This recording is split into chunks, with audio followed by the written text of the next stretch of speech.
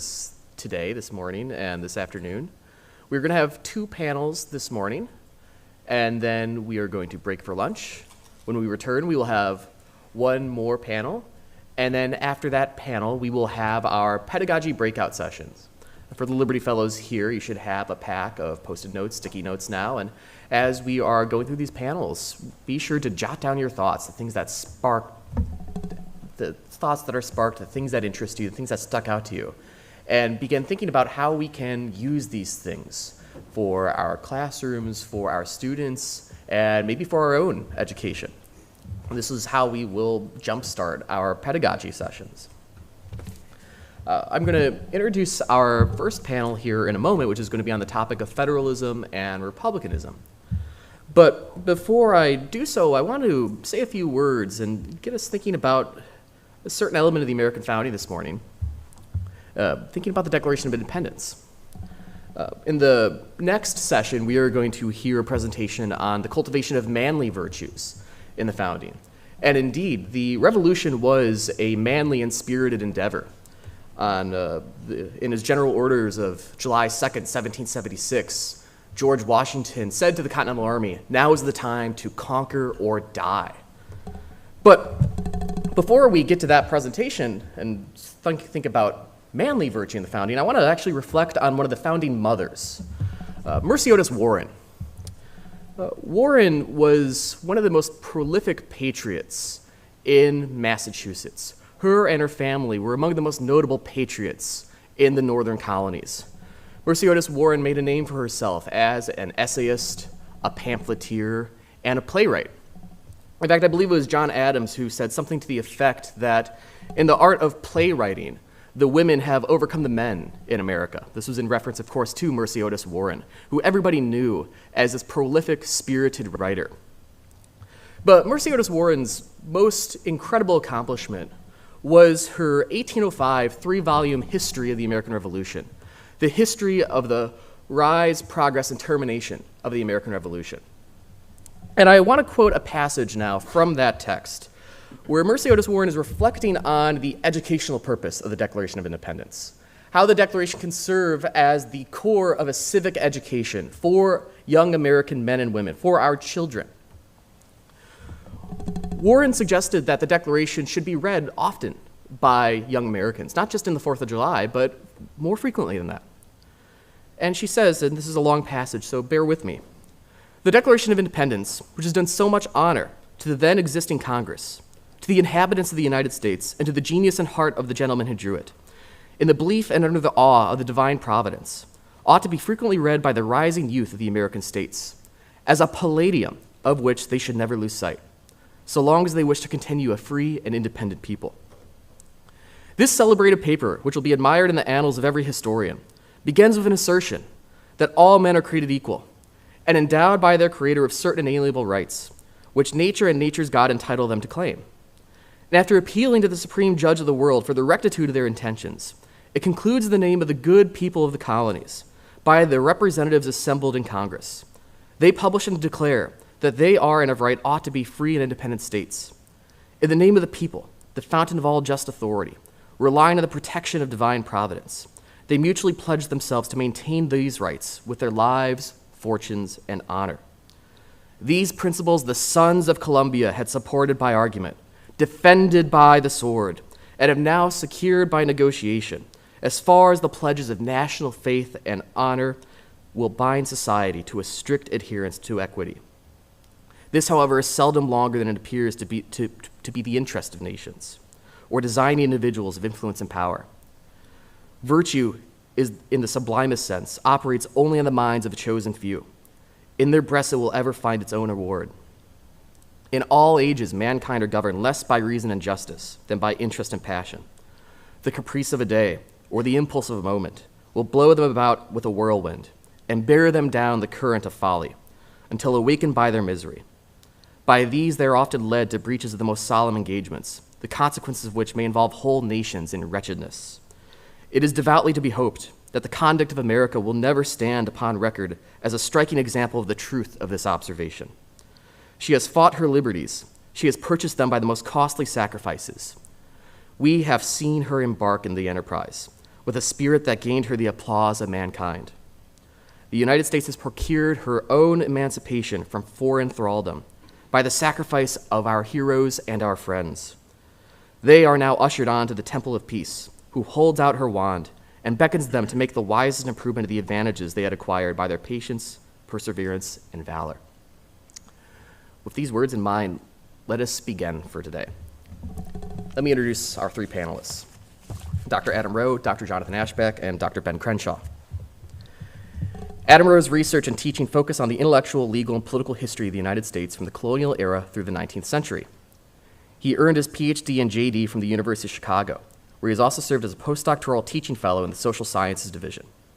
In addition to his scholarly publications, Adam has published book reviews and essays in the Wall Street Journal, Compact Magazine, First Things, and other popular journals. Before returning to academia in 2024, Adam served as the federal judicial clerk for Judge J. Campbell Barker in the Eastern District of Texas. Jonathan Ashbeck is assistant professor of politics at the Institute of American Constitutional Thought and Leadership at the University of Toledo. He is the editor of Winning the Crowd, The Politics of Popular Film, and his popular work has appeared in both scholarly and popular avenues, including the Review of Politics, American Political Thought, Christianity Today, and the Public Discourse. Ashbeck holds a PhD in politics from Hillsdale College. His areas of teaching and research include the American constitutionalism, the liberal and conservative traditions, political theology, and the politics of literature and film. Ben R. Crenshaw is a postdoctoral research associate at the Declaration of Independence Center at the University of Mississippi, where he teaches courses on American politics and religion. He also holds a PhD from Hillsdale College, where he specialized in 18th century American religious and political thought prior to and during the founding era. He has contributed works on Christian theology and on the statesmanship of Winston Churchill. He and his wife Sarah and 3-year-old son Philip live in North Mississippi. Please welcome first Dr. Adam Rowe.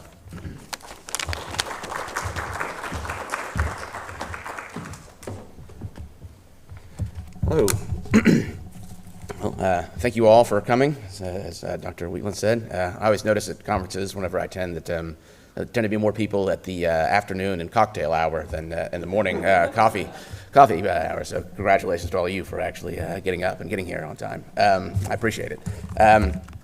Okay, so yeah, our topic today is federalism and republicanism. And I thought I'd start with a quote from a poem by Herman Melville. Melville is most famous as a novelist, Moby Dick, but he also tried his hand at poetry. And during the secession crisis in 1860 and 1861, he wrote the following: "Power unanointed may come, dominion unsought by the free, and the iron dome, stronger for the stress and strain, fling her huge shadow athwart the main. But the founder's dream shall flee." So what's he saying there? The Iron Dome, of course, is referring to the Capitol building, which is then being constructed. It's literally like there's scaffolding all around it, and it's half built. And what he's saying is that his worry is not that the nation is going to dissolve, that the nation is going to be destroyed by the secessionists. His fear is that the attempt to secede is going to provoke an assertion of power by the national government, by the centralized government, that is incompatible with the founders' theory and design. And this fear is that he's attributing this as the founder's dream is going to flee by this assertion of power, right? And I guess today, I think federalism still is a very important concept in American civic education and in our system. You can't really understand the American government and how it works without this idea of two sovereigns. But I don't think we today emphasize it nearly as much as something that is absolutely essential to the founders' concept of free government itself, and that is the key to their whole sense of achievement and what they had created. So I want to try to in my talk today kind of try to recover a little bit of why that is, why they thought this balance between central and local power, state and federal power, was so crucial to ordered liberty. And one way to think about this is that if you look at American history, political history, from the colonial era through to the Civil War, the great theme that confers an epic unity on this entire period that unites it is this question: is how do you reconcile the power and security and stability of a great empire like the British Empire with the political liberty that it inherently adheres only in autonomous communities and small communities. And so that is the question that is the question that the colonists are wrestling with in the imperial crisis that ultimately leads to the American Revolution, right? The American colonists are not separatists at the beginning. They are proud and loyal British subjects who are trying to find a way, trying to find a mechanism or a principle that will allow them to protect their traditional rights while the rights that they've relied upon as colonists, and these are communal rights. These are the rights of Massachusetts. They have the rights of Virginians, with their loyalty as British subjects. And there are all kinds of ways in which they attempt to do this, right? They begin to talk about the distinction between internal and external taxation, right? That's one way of trying to do this. They refer to their colonial charters as having established certain basic rights that the English Parliament and King cannot infringe upon. They invoke the right to representation, that an English right to representation, no taxation without representation, right? Eventually Jefferson comes upon the theory that basically that the colonies are all united to the king, who has no legislative power, but the own with their colonial legislatures are in fact the equivalent of parliaments. So Parliament has absolutely no jurisdiction or authority over the colonies. And all of these, again, are attempts to try to find some way of saying, yes, we do belong to the British Empire, but we still have local rights, that there are certain rights that the central power cannot infringe upon, right? And again, it's only on July 4th, 1776, which is more than a year after the fighting had begun at Lexington and Concord, that they finally take the fatal step of saying, okay, we can't do it. We have to separate. So with separation, with independence, right, that basic constitutional argument, and it is a constitutional argument. They are having an argument with England over the British Constitution, right? It doesn't disappear, and in fact, it doesn't really even change. It just transfers to the American context, right? It's the same problem that they were having with Britain. Recurs in trying to organize their own national existence, right? And the first solution to this is the Articles of Confederation, right? And basically, it's not a very inspired or thought out solution. It's essentially just they make the states sovereign, and they kind of trust the states themselves to maintain the national existence through a kind of a view of enlightened self-interest. And spoiler alert, it didn't work, right? So it's at that point that they begin to, that they have to start to really think about how to kind of reconceptualize the national organization, how to once again reconcile local autonomy, the local rights of the existing states that have had a very long history, a very long distinctive history, with the power necessary to sustain a powerful, united national existence, right? And at that point, as they're doing this, really all the important constitutional innovation had been going on at the state level, right? And one of the most important of these is the Constitutional Convention, which is, we take it for granted today that there was a constitutional convention that framed the Constitution, but this idea that like there can be a lawmaking body that is higher than any of the constituted governments it creates is kind of an interesting one, right? I mean, it's not clear in what way a constitutional convention would be different than a legislature, right? And yet that is a very important innovation because it allows Americans to say, when you talk about the sovereignty of the people, you have to try to find some institutional way of making that a reality, right? Otherwise, the sovereignty is basically just the government, right? And that's the theory of the British Constitution, is that the people are sovereign through Parliament. That's what represents them, right? In America, we say no. Congress and the legislative body does not. It represents us only through the powers we've delegated through this higher lawmaking entity, which is the Constitutional Convention, that is then ratified by the people. And so as they are thinking about how to borrow these constitutional innovations that they've had, that have been going on at the state level into a national government, the framers of the Constitution begin to see this as an opportunity, this kind of crisis under the Articles of Confederation, of solving two of the great problems in politics, the most eternal problems in politics. One, as I've already mentioned, is how do you reconcile the power of a great empire and the security of a great empire with the political liberty that inheres in small communal republics. The other is how do you reconcile the right of majority to rule with the protection of minority rights, right? And they begin to see the federal system as the key to both of those issues, both of those problems. So, and to give you just a quick idea of what I think is one of the best statements of the founders' thought, I'll read for you just one quick paragraph from Henry Adams, the grandson of John Adams, or the great grandson of John Adams, and John Quincy Adams, the grandson of John Quincy Adams. and one of the greatest historians of the early republic. He writes, a quick water break. So.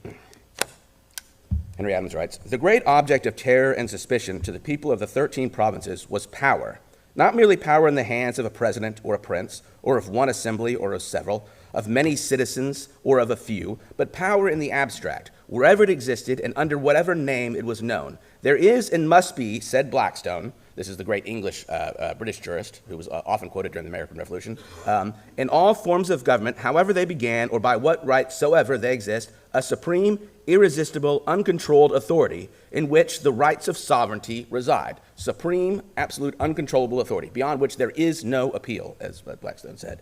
And Parliament is the place, quote, "where that absolute despotic power, which must in all governments reside somewhere, is entrusted by the Constitution of the British kingdoms." Supreme irresistible authority must exist somewhere in every government, was the European political belief, and England solved her problem by entrusting it to the representative assembly to be used according to the best judgment of the nation. America, on the other hand, asserted that the principle was not true, and that no such supreme power need exist in a government, that in the American government none such should be allowed to exist, because absolute power in any form is inconsistent with freedom, and that the new government should start from the idea that the public liberties depended upon denying uncontrolled authority to the political system in its parts or in its whole. So that's the key idea here, right, is that first of all, there's the assumption that there is, in every government, the European experience, and this had come out of the civil wars of the 17th century and everything else, the European political thought had been that this idea of balanced constitutions and organic law and natural law, these things are all well and good as fictions, but basically, you got to figure out where power ultimately resides in any community, and if you're not very clear about that, you're going to discover it in blood, right? You're going to discover it in chaos and in war, and that's how it's going to be asserted. But Americans are asserting no. You can, in fact, create a system which limits absolute power everywhere, right, in its parts and in its whole. So the key idea here is that when and this is what the Anti-Federalists and then ultimately John Calhoun will also say, they'll say, look, either sovereignty resides in the states or the national government. You can't say it's not at one or the other, right? Sovereignty must be at one level or the other, and the nationalists are trying to transfer it to a national government. The nationalists didn't say that. The nationalists said, no, the people are going to retain their sovereignty. And the key here is that, and under the Articles of Confederation, the problem is that the states can do whatever they want. The national government is clearly inferior in power to the state governments. We're going to create a system in which there is no superior, right? In which the law that we create, the Constitution, is supreme. But no, the Constitution as supreme does not create a supreme power at one level or another. And that's the key innovation here that the founders think that they have hit upon. As John Jay wrote, the American people are sovereigns without subjects. And I'll add, I think that the two kind of animating concepts that help understand the American commitment to federalism at the founding are sovereignty and their idea of how they've kind of, in some sense, either eliminated that idea or kind of proven that the European concept of sovereignty is not true, that you don't need a sovereign power entrusted to the state, or taking it back and giving it to retained by the people. And then the other is self-government, right? That's the other, and that's a phrase that Lincoln is most fond of using. He doesn't talk about democracy. Lincoln will talk about self-government, right? Because democracy has been tried many places. That's just the majority has absolute power. But self-government implies something else, something more interesting and elusive, I think. But anyway, as John Jay wrote, the American people are sovereigns without subjects, right? So here, there basically is there's no relationship of a state and its subjects, or a monarch and the subjects. The people themselves are sovereigns as a political community.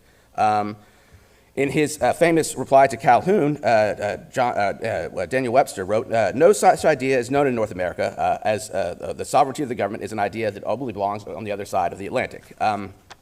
So again, the key point here is that Calhoun is saying basically the states are sovereign, and that's why the states ultimately have a right of nullifying a federal law.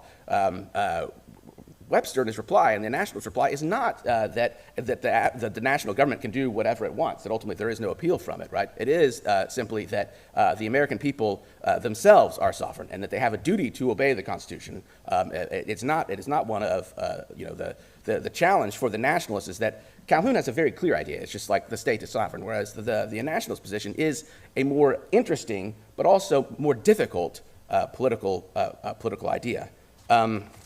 And here is Justice James Wilson in the famous case of Chisholm versus Georgia. He writes, "The only reason I believe why a free man is bound by human laws is that he binds himself," right? And so there, I think, is one of the best concepts, best statements of what self-government means, which is that it is not that you have that you obey a power superior to yourself. It is that, and it's not that you have the right to do whatever you want, right? It is that you voluntarily bind yourself to a law, and that's self-government. It's not the right of the people to do whatever they want, or the majority to rule as they will. It's a more difficult process and problem of both assertion and restraint, right? The people have to have enough self-assertion to insist on their rights, but they also have to have enough restraint to obey a law that no one is commanding them to obey, no one can force them to obey. And at the same time, right, the federal system assumes that the way that you inculcate this virtue is by leaving as much as possible for people to resolve, to deal with themselves. The government should only get involved when people cannot, go for those things that the people cannot do for themselves. And that is also very important as a federal principle, because it means that basically whatever a local government can do, it should do on its own. It shouldn't look to a national government, nor should the national government insist on imposing itself. So as the political theorist Francis Lieber wrote, "Without local self-government, in other words, self-government consistently carried out and applied to the realities of life, and not remaining a mere general theory, there is no real self-government. Self-government is founded on the willingness of the people to take care of their own affairs, and the absence of that disposition which looks to the general government for everything, as well as on the willingness in each to let others take care of their own affairs. It cannot exist where the general principle of interference prevails." And you'll be hard-pressed to find any principle that has more kind of universal acceptance among American nationalists in the early republic than this one, right? It's that you have a national government that exists for national interests and national affairs, right? And particularly, foreign policy, interstate commerce, things like that. But basically, anything that pertains to a particular state should be done by that state, and there is no reason or power for the federal power to intervene in that. And again, I'll flag just the important part of the Constitution where this is most manifest, which is the statement that this Constitution and the laws of the United States, which shall be made in pursuance thereof, and all treaties made or which shall be made under the authority of the United States, shall be the supreme law of the land. So you can often read that to mean that it basically makes the federal government supreme, but it doesn't quite, right? Because it says that the Constitution and the laws which shall be made in pursuance thereof. So if a law is not in pursuance of the Constitution, if it's unconstitutional, it is not a supreme law of the land. And a state has not only the right but the duty to say so, right? The problem, of course, is that it doesn't. The key here is that it doesn't actually say that state officials or federal officials have a superior ability to comment on what the Constitution is. Everyone has the duty to read and understand the Constitution for themselves. And there is a challenge here, right? Which is that as the British English political philosopher Walter Bagehot wrote in his book on the English Constitution, he said the Americans like to say that the people are sovereign. But when in a quick crisis, when you most need the sovereign power, you cannot find the sovereign people, right? To say that the people are sovereign is, in a sense, to say, it exists everywhere and nowhere at the same time, right? It is much harder, and we see this during the Civil War, where everybody's kind of arguing about what the Constitution says, but it's not clear who has ultimate power in that situation. So I wanted to conclude just by saying, especially in the aftermath of the Civil War, we tend to look, historians and a lot of political theorists will look at the early republic as being as a curiously incomplete system, right? Like in the Capitol itself sometimes symbolizes this, right? It's like half built. That they tend to think of this as being a system that had been pushed to a certain point, but that the federal system had not kind of been developed to its logical endpoint. And I don't think that's correct. And the historian Alan Nevins, one of the great historians of the 20th century, wrote of the American Republic right before the Civil War. He said that as a nation, the country was as invertebrate as a jellyfish, right? There is no central spine kind of holding this country together. It's all just sort of diffuse. And I think that's an accurate statement, or a somewhat accurate statement of the situation in the antebellum period.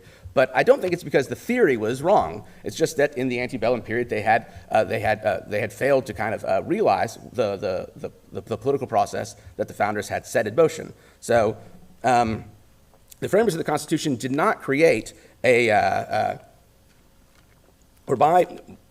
creating a federal system that basically withholds ultimate authority from any part of the government, the founders were creating a political process without a clear destination. It was for Americans themselves to fulfill this political process. As the great historian Jack Rakov writes, if one treats federalism solely as a legal arrangement for dividing the sovereign powers of government without measuring the alternating political currents that flow along its complicated circuitry, its essential character will remain elusive.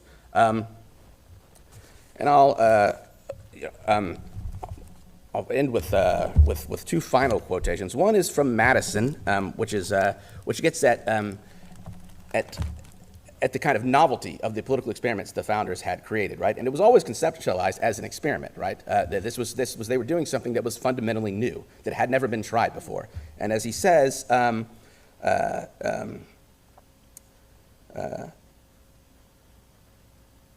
but why is the experiment of an extended republic to be rejected merely because it may comprise what is new? Is it not the glory of the people of America that whilst they have paid a decent regard to the opinions of former times and other nations, they have not suffered a blind veneration for antiquity, for custom, or for names to overrule the suggestions of their own good sense, the knowledge of their own situation, and the lessons of their own experience? He is saying it's the proud boast of Americans that we are developing something fundamentally new. And the idea of the state, of the territorial sovereign state, had emerged, as intellectual historians say, like in the 16th century. So the Americans had this idea of the territorial sovereign state, but they thought they were creating something, a new kind of theory of political organization. It's an irony that we sometimes look back at this period as one in which we see the Americans trying to develop that which they thought they were moving beyond, right? That the war itself kind of forced them to do. And so here I'll conclude with a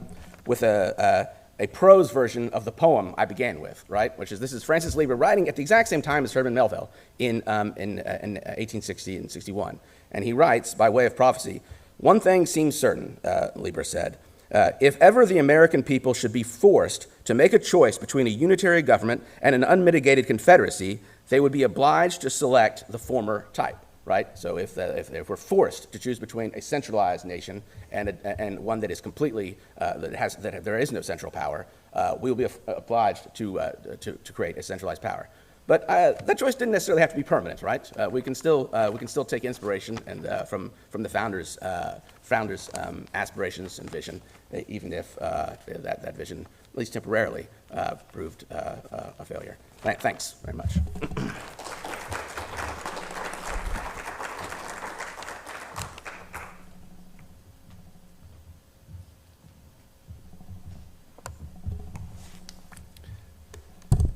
Well, good morning. I've been asked to speak about James Madison and give a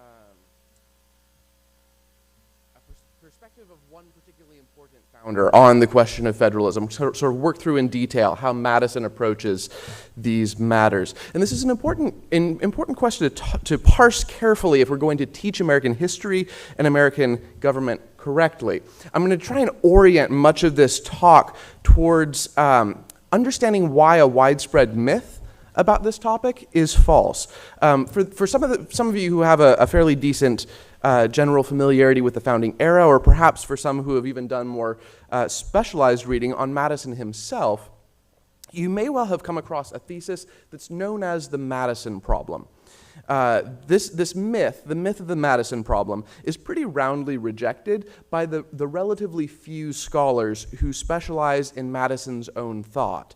But it probably remains the dominant conventional wisdom among scholars of the American founding and that era generally. So to start out with, what is this alleged Madison problem? Basically, it's the claim that Madison was radically inconsistent across different periods of his career in terms of the kind of union that he wanted and that he asserted that the U.S. was.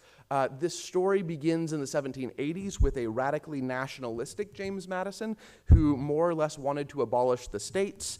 He was disgusted with the Articles of Confederation, wanted to create a purely national government, far more nationalistic than the Constitution would end up being, and he defends a nationalistic interpretation of the Constitution in the Federalist Papers.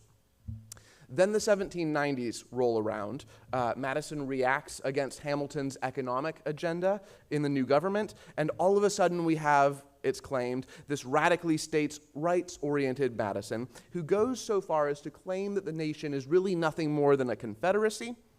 And here's in large part the crux of the issue, that the states have the right to interpose to prevent the enforcement of federal laws within their boundaries. And then, finally, the Revolution of 1800 takes place, Madison's Democratic Republican Party takes power, and with his fears of Federalist policy alleviated, Madison now goes back to being nationalist again, most specifically in the 1820s and 30s, when he denounces South Carolina's nullificationist theories, which the Madison problem myth generally sees as being more or less equivalent to state interposition. So, is Madison in favor of interposition/nullification? Is he against it? Is he both, depending on when it benefits him? The answer to these questions is actually going to be relatively simple, but in order to get to that simple answer, we're going to have to work through in some detail a fairly complicated way of thinking about federalism, or about authority in governance generally, in order to understand the categories that Madison's using. We have to start, in fact, way back at the very political beginning, which for Madison is a state of nature. Human beings possess by nature certain rights and needs that can only be protected and provided for effectively in political community. But humans are naturally equal in the sense that they're equal in authority. No one has any authority to rule another person. Every person has full authority under God to rule him or herself. And so by nature, there is no legitimate governance. Any political rule is going to have to be constructed artificially. That construction, that social contract, is going to be a question of taking that inherent authority and distributing it to political authorities. Kind of the question of authority for Madison is the central question that will play out in these things. I used the word social contract a moment ago. Madison usually says social compact. These are close enough for our purposes, I think, to use them interchangeably, although they're not precisely the same. But to be technical, the distinction I do want to make is that for Madison, we actually have to talk about not just one social compact, but two of them. The first social compact, or what Madison sometimes calls the societal compact, is the agreement by which isolated individuals in a state of nature bind themselves together into a political society. Now, for us moderns, society, no article, generally means a sort of quasi-private, quasi-public realm where we can do things without getting the government involved, and it's kind of vague and amorphous. Discard that thought. Crumple it up, throw it away. That's not what Madison means. For Madison, a political society is a society just like any other formal grouping of people might be, except it has more comprehensive ends. It's 100% public, it's 100% political, and it is in fact the main locus of governance at all times. What it means to join a first social compact, to become part of a political society, is that one transfers the authority to govern almost all areas of one's life to this new artificial person that is the society, incorporating oneself into it to become a part of a whole. That incorporation is really fairly drastic. If some of you lean libertarian, I don't want to make your hair stand up on end, but when Madison starts talking about what a political society may require of its members, he starts using all purposes whatsoever type language. His most precise formulation is that a society has the authority to demand of its members anything they could innocently do. If it's not positively immoral for you to do X, your society has the authority to demand that you do it, and that decision is made by simple majority vote. Whatever 50% plus one vote of the members in the society choose, that's what the society requires. Okay, now before that sounds too terrifying, good news, there are some limits here. First, societies are only authorized to pursue the end goals of the first social compact. Remember, individuals don't just hand themselves over to a society for no reason. They have rights that they want protected, and they want to establish better conditions for flourishing. Those ends might be broad, but they are finite. And so if a society begins to systematically act contrary to those ends, people have a right to revolt. They have a right to say, no, this is usurpation. It's not legitimate. Second, the means that a society uses to those ends must respect the equality of the society's members. This also ties back to Madison's philosophical starting points. Because each person in the state of nature possesses equal authority, says Madison, no one's subject to anyone else's rule, no one would voluntarily void that equal status by agreeing to a first social compact in which the benefits and the burdens are unequally distributed, where some are the de facto burden-bearing class, while others de facto live off of their efforts. Again, that means if society begins to systematically impose burdens on some in order to benefit others, the citizens have the right to revolt. And third, notice that I said one transfers authority over almost all areas of one's life to the society. There are some rights for Madison that one has no right to transfer. This can be a little confusing, as I tell my students when I teach this in class. The world shouldn't be this complicated. I'm sorry it is. When the Declaration of Independence refers to all rights as being in some sense inalienable, it's using the term loosely. When Madison uses the term inalienable or reserved rights, he's using the term strictly. These are areas of life, the authority over which is permanently bound to the individual and can never be surrendered to governance, even conditionally. The prime example here is religious freedom of conscience. For Madison, government never has the authority to govern or even regulate that. It remains in the state of nature permanently. Okay, so society has a great deal of power, but it's limited in these three ways. We come now to the second social compact, or what Madison sometimes referred to as the constitutional compact. Life in a mere political society, life under only the first social compact, would be really inconvenient. For one thing, it's a pure democracy. No representatives. The whole people have to gather to approve every law. And if you recall your Federalist 10, that's set up for failure because it's going to be dominated by factions, groups that oppose individual rights or that oppose the common good, and thus undermine the whole point of political organization in the first place. So societies almost always set up an institutional government to make decisions for the society on a day-to-day basis. In the second social compact, the people of the society establish a constitution, acting as a unitary societal whole to transfer to a government whatever authority they choose. Now, importantly, this is another area where much of the scholarship gets Madison wrong, although the scholars who focus on Madison's thought, I think, by and large, recognize this. Institutional government has no impetus of its own, no energy that's strictly its own. It's not independent of the people. It's a vehicle. It's a channel for the society's will and nothing more. Its purpose is to act as the society's agent, channeling the society's decisions about how to achieve the ends that the political society exists to accomplish. And because governments are merely agents for their societies, the society can give or withhold authority at its pleasure. This introduces another limit on governance in practice. A society may transfer to its government most of the authority over its individuals, but then protect certain areas of life with a Bill of Rights or something equivalent. That's common in the state governments. The society may also grant only enumerated powers to the government, as is the case in the U.S. Constitution. But it's up to the society what authority it wants to give the government to use and what it wants to withhold from the institutional government. Okay, so we've got individuals in the state of nature who have total authority over themselves.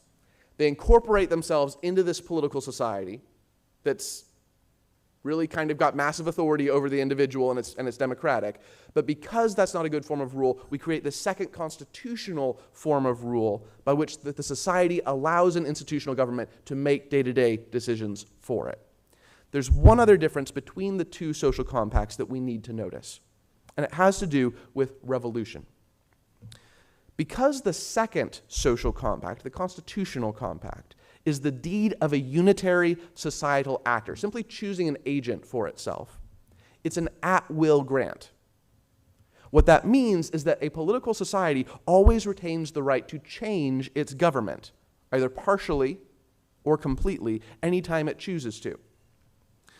But notice that the first social compact is different. It rests on the pledged faith of a large number of individuals to abide by collective decision-making and to submit themselves to that. What that means is you cannot exit the first social compact except under duress. There's no right to break one's word and leave the society just because you changed your mind. Nor does the first social compact have any quasi-legal provisions for exit, with one exception, which is if you're migrating to another area outside the society's jurisdiction, you have the right to leave under the right circumstances. Otherwise, the only right to exit the first social compact without the agreement of the omnipotent majority is to claim the natural right to defend oneself if the society begins to act abusively. Okay, having run through an already fairly complicated system, there's one more complication that I need to throw out there. Because if we're going to talk about federalism, we need to understand how this applies to the U.S. Union, the American Union specifically. Notice, in 1787, when the Constitution is drafted, you don't have a collection of atomized individual humans who might form a first social compact. Nor, with apologies to Lincoln, do you have a united American society which might form a second social compact over itself. What you have, as we heard just a moment ago, are a number of sovereign states, societies with their own governments, that have formed a loose and swiftly failing treaty or league of alliance and friendship. What that means for Madison is this: the U.S. Constitution is both a first and a second social compact. It both creates a union, a society, and establishes a government over it, but here's the key. The individuals who form that society are not individual human beings. They're the state societies themselves. Remember, for Madison, a society is a much more human thing than it is for us. It's an artificial person, and it can do personish things like possess natural rights or like form a social compact, and that's what the states did when ratifying the Constitution. Also, one other detail here, that as Madison points out in Federalist 39, and as we also talked about just a moment ago, the federal union, the American social compacts, are weird in that the state parties only partially incorporate themselves into a society. It's a real sovereign union, but only with respect to those areas of life that the state societies hand over for central governance. Okay.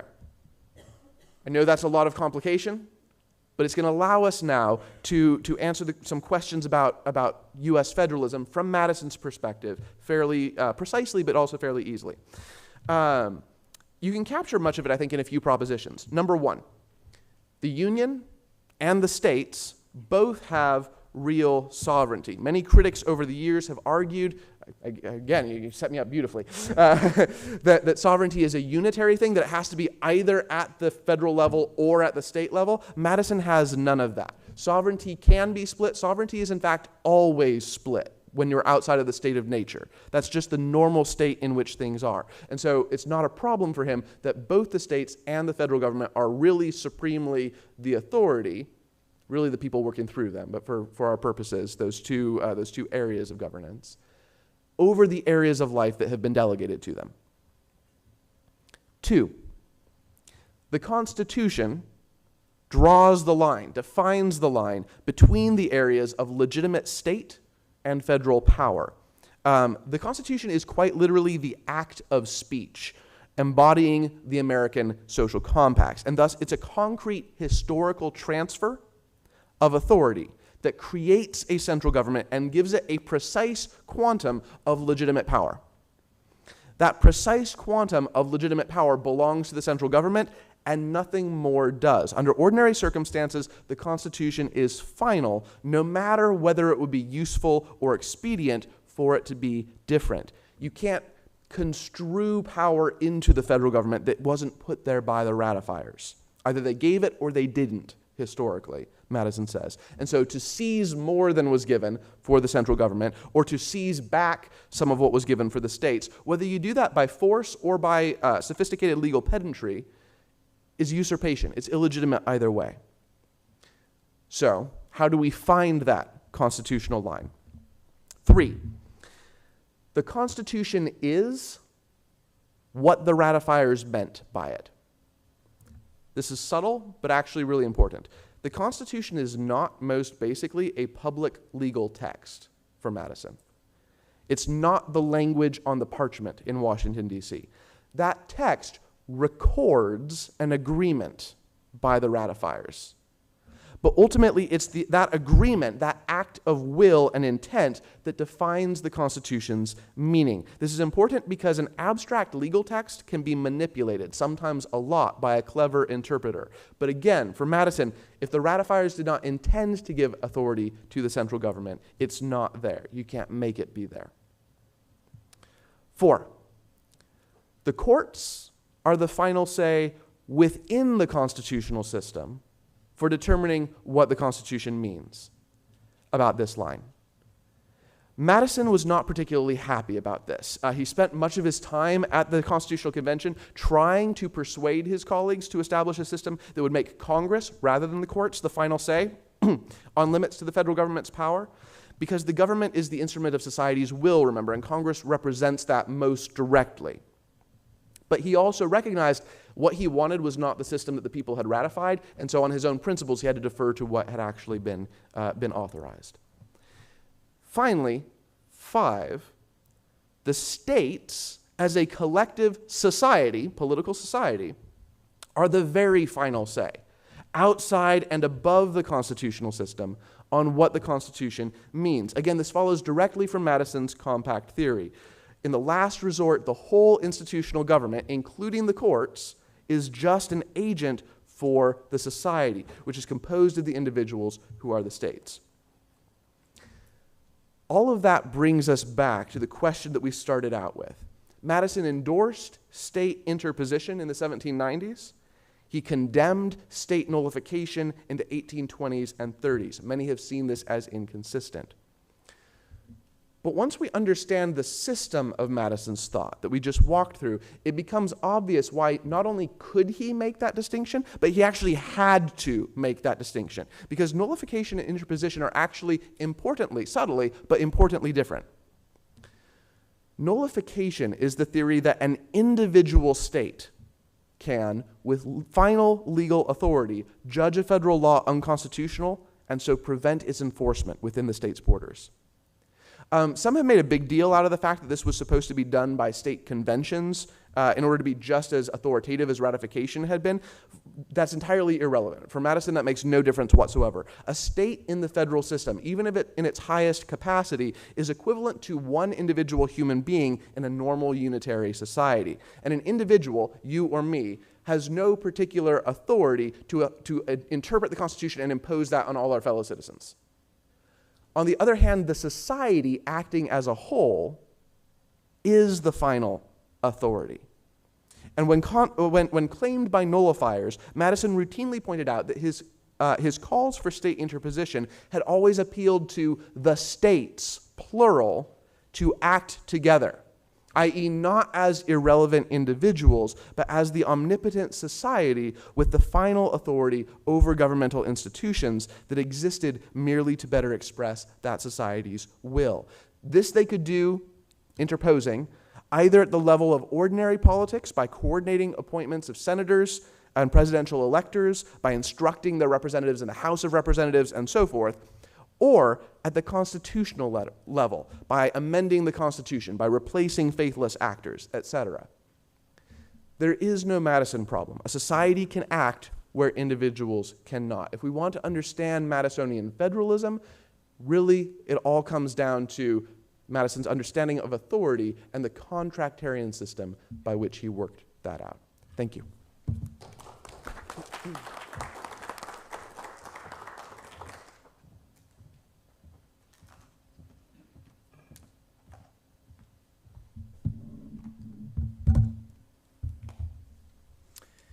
Well, good morning. I see that Adam and Jonathan have been talking about federalism, which is great, but we're going to shift gears now, and we're going to talk about republicanism for a while.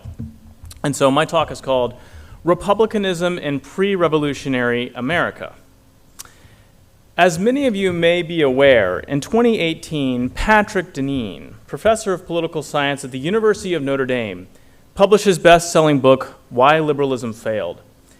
In this book, Deneen advanced the thesis that America had been founded as a liberal political regime, a limited government that represents and protects the rights of the people, but that liberalism contained the seeds of its own destruction, seeds that have since germinated, grown, matured, and produced its deadly fruit of civilizational atomism and collapse. In surprising fashion, however, Deneen lumped Thomas Hobbes, John Locke, and the founders of America together as liberals. Perhaps unsurprisingly, Deneen never cited the American founders in their own words as being liberals or as espousing so-called liberal beliefs or principles. So this naturally opens the following question. Did the American founders think of themselves as liberals? If you had showed up in 1776 or 1787 and asked George Washington, Alexander Hamilton, John Adams, Thomas Jefferson, Robert Livingston, Roger Sherman, or countless others, are you liberals? What do you think about liberalism? Their answer to you would undoubtedly have been, what is a liberal? The American founders were not self-conscious liberals. While you will find an occasional reference to liberal or liberalism in the writings of the founders, such as some of George Washington's letters, these are almost always references to an expansive and liberal education or mindset that would widen people's intellects and horizons. If our founders were not liberals, then what were they? What did they call themselves? Well, they were Republicans. They were Republicans, small r, not the political party, but Republicans who belonged to a republic. So then the question becomes, what is republicanism? Now, we could consider the venerable Greek idea of the res publica, the thing of the people, or the people's thing. Republican government has something to do with the people. It comes from them, or is directed by them, or works for their benefit, or something of this nature. But we could also look closer to home by consulting John Adams. Adams, in his April 1776 pamphlet, Thoughts on Government, made a number of very poignant and interesting observations about the nature of American government. But he leads up to this ringing conclusion. He says, quote, "There is no good government but what is Republican," end quote. Thus, good government is Republican government. And what is Republican government? Adams tells us, quote, "The very definition of a republic is an empire of laws and not of men," end quote. Now, by this, Adams did not mean the absurd. He did not mean that Republican government comes down from heaven by God or is delivered by angels or is spontaneous in nature. In other words, that good government excludes the efforts and involvement of men. No, laws by definition are made by men. So the Republican government Adam has in mind is human government. But by law, in contrast to men, Adams simply meant that which is right and just versus that which is arbitrary and capricious. So Adams' argument is that Republican government is just government. Good, but this still does not give us many details as to what the founding generation believed Republican government contained or implies. So in other words, we want more details still. Now, I don't often invoke Abraham Lincoln in talks on the American founding because while Lincoln was a great statesman, it's not good practice to use him as a heuristic to understand America's founding. However, I will make an exception in this case because I think his words at the end of the Gettysburg Address are fitting for our investigation of Republican government. And this is what Lincoln has to say, quote, that this nation under God shall have a new birth of freedom, and that government of the people, by the people, for the people, shall not perish from the earth. So in this talk, I want to focus on government of the people, by the people, for the people as an apt description of Republican government. Of the people refers to the origins of government, by the people refers to the form of government, and for the people refers to the ends of government. So for the remainder of my talk, I'm going to speak on the nature of Republican government by considering the origins, forms, and ends of government, although I'm going to do it in a slightly different order. I will start with the origins, then go to the ends, and then talk about the form. And additionally, I'm going to do this primarily by looking at the thought of Reverend Jonathan Mayhew, who was a very important congregational minister in Boston prior to the Revolution. He died in 1766, just after the Stamp Act crisis concluded.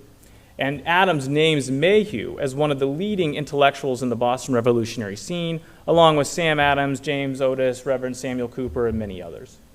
So although he was a minister, Mayhew wrote and preached often on political matters. And because he was less of an innovative political thinker and more of an enforcer of traditional social and political mores, Mayhew can serve as an excellent representative of the New England consensus regarding government. And then one more thing on Mayhew.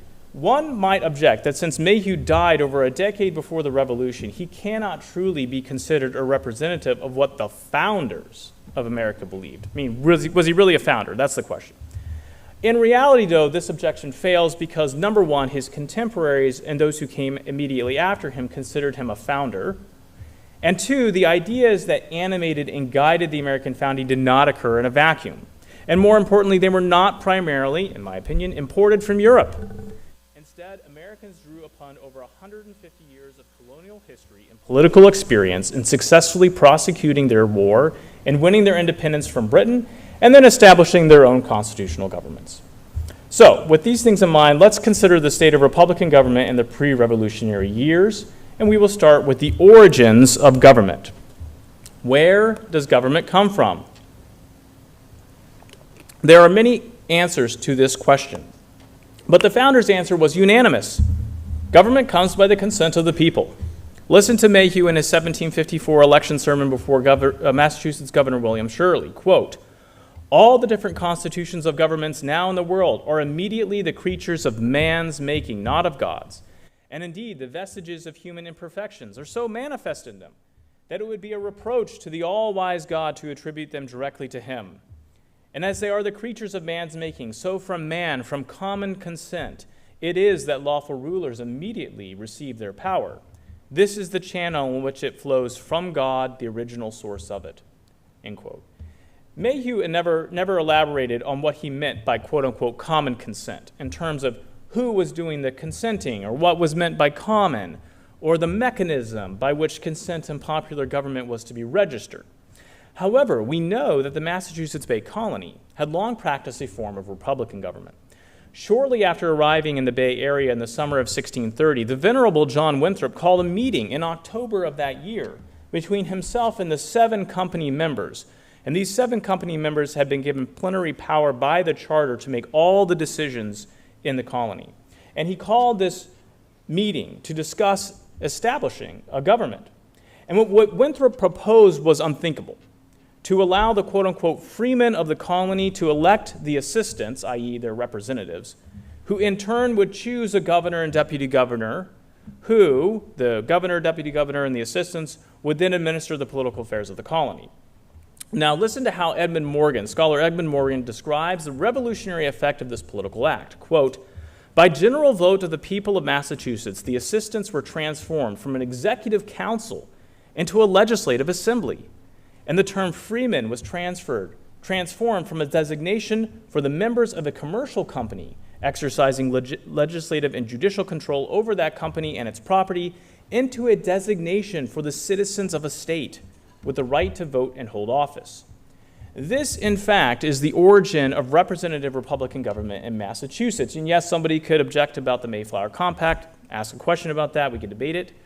In 1644, not even 15 years later, the legislative body in Massachusetts split into a bicameral chamber. Henceforth, the Massachusetts General Court would consist of two chambers, the upper house, the Senate, and the lower house, the House of Representatives. Thus, by Mayhew's era in the 1750s and 60s, representative government by the consent of the people was well over 100 years old in Massachusetts. Those who were consenting, however, were still the freemen. This is kind of a technical term in British and colonial American history. Adult males in the colony who were established inhabitants. They were not criminals or troublemakers. They owned property, which was typically a freeholding estate worth 40 shillings per the 1691 charter. And this idea of the freeman having the franchise may be unsatisfying to our egalitarian sensibilities, but it is still a legitimate form of consensual government by the people. The freemen were represented by the assistants, their representatives in the legislature, and then the freemen in turn represented all the non-voting people of the colony, their wives and children, single women, adolescents, non-property holders, and so forth. This form of representative Republican government is less likely to be arbitrary, as the people have a say in those who administer their government, and the people are not just any rabble, but responsible property-owning men who are free and supposedly upstanding citizens in society. Now, all of this is well and good. However, there's a further wrinkle.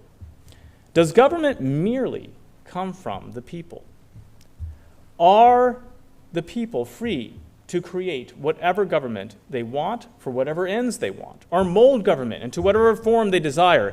In other words, are the people alone sovereign? Are they alone the source or fount of political authority and legitimacy? Mayhew's answer to this was no. He believed that government was also an ordinance of God, just as much as it came by the consent and the will of men.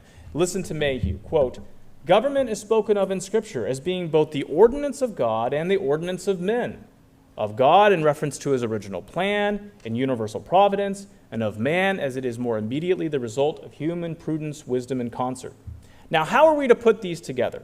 How can government come both from God on the one hand and from men on the other? Are these not mutually exclusive, or at least somehow in conflict?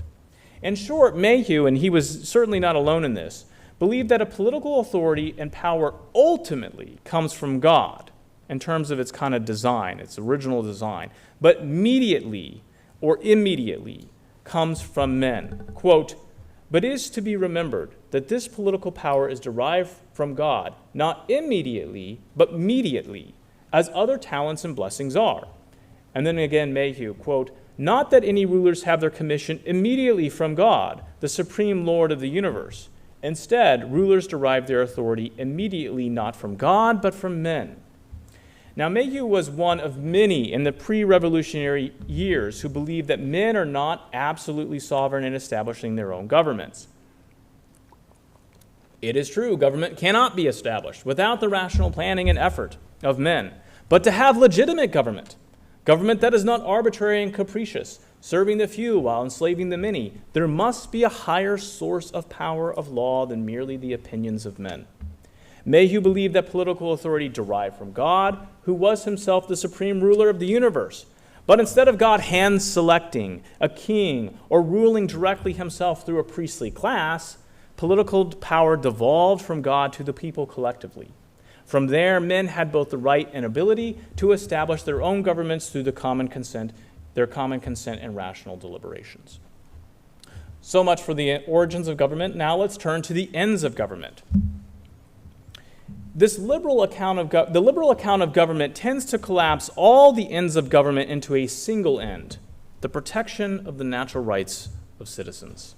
To be clear, Republican government does require the protection of the rights of men, but it also does more than this. What did Mayhew think? He agreed that government is partially established for the protection of men's natural rights. In speaking on the very famous passage about government in Romans 13, Mayhew declared this, quote, "According to St. Paul, The magistrate is ordained of God for a terror to evildoers, and for a praise to them that do well. His office is to preserve the liberties and natural rights of his subjects, one of the most important of which is the rights of that of private judgment, and an unmolested enjoyment of man's own religion. Jonathan talked about that. Elsewhere, Mayhew said this. He spoke in favor of, quote, the defense of the natural and legal rights of the people against the unnatural and illegal encroachments of arbitrary power. Yet Mayhew, like virtually every other political thinker or statesman in the pre-revolutionary years, believed that government was primarily established for one overriding purpose, to uphold and defend the public welfare, what we talk about today as the common good. Mayhew asserted this, quote, the end of magistracy is the good of civil society. The sole end of all government is the good of society. And he also said the usefulness of human society is determined by its subservience to the general welfare. What did Mayhew mean by the public welfare or the good of society? Well, basically, everything.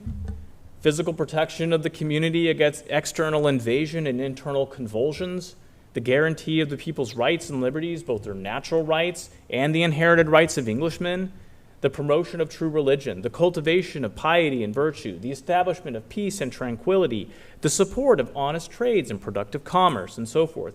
And if you wanted to look at the Massachusetts Constitution of 1780, which its final version authored by John Adams, he does a very good job there of defining the common good as the protection, safety, prosperity, and happiness of the people. And so this leads us to the next end of government. Republican government in the 18th century also included another very important end, perhaps the highest end. Not the first end, mind you, but the highest end, the happiness of the people. Returning to John Adams and his thoughts on governments, Adams had this to say about the end of government. Quote, we ought to consider what is the end of government before we determine which is the best form. Keep that in mind. That'll be important, and we'll return to it. End and form of government are related. Upon this point, all speculative politicians will agree that the happiness of society is the end of government, as all divines and moral philosophers will agree that the happiness of the individual is the end of man. End quote. Mayhew would not have disagreed. And his 1754 election sermon, Mayhew concluded that, quote, the end of government then, as a divine ordinance, must be human felicity. In fact, since government is both a divine ordinance of God, is both a divine ordinance and God is perfectly good, it could not be any other way. Here's Mayhew again, quote, it is not conceivable that the all-wise and good God should ordain government among men, but with a view to its being subservient to their happiness and well-being in the world. To be sure, not that it may be subservient to a contrary one, their misery. Government is not supposed to make you miserable. Pretty basic. Yet this does not tell us what happiness is. What makes for a happy life? Is it a quote unquote life well lived? And what is a life well lived? Who decides? Is this an open invitation for every person to define their own understanding of happiness and then pursue it with the expectation that law and society must not only permit this but actively support it? Well, Mayhew also helps us in this regard, for he developed a very thorough assessment of the nature of human happiness. Happiness for him consisted in both temporal and eternal, in earthly goods, but also spiritual and eternal goods. And this had four parts that I'll run through briefly. Number one, civil virtue and happiness. Number two, magisterial happiness. Number three, a kind of spiritual or eternal happiness. And number four, rational happiness and the body politic. So we'll take these one at a time. Civil virtue and happiness.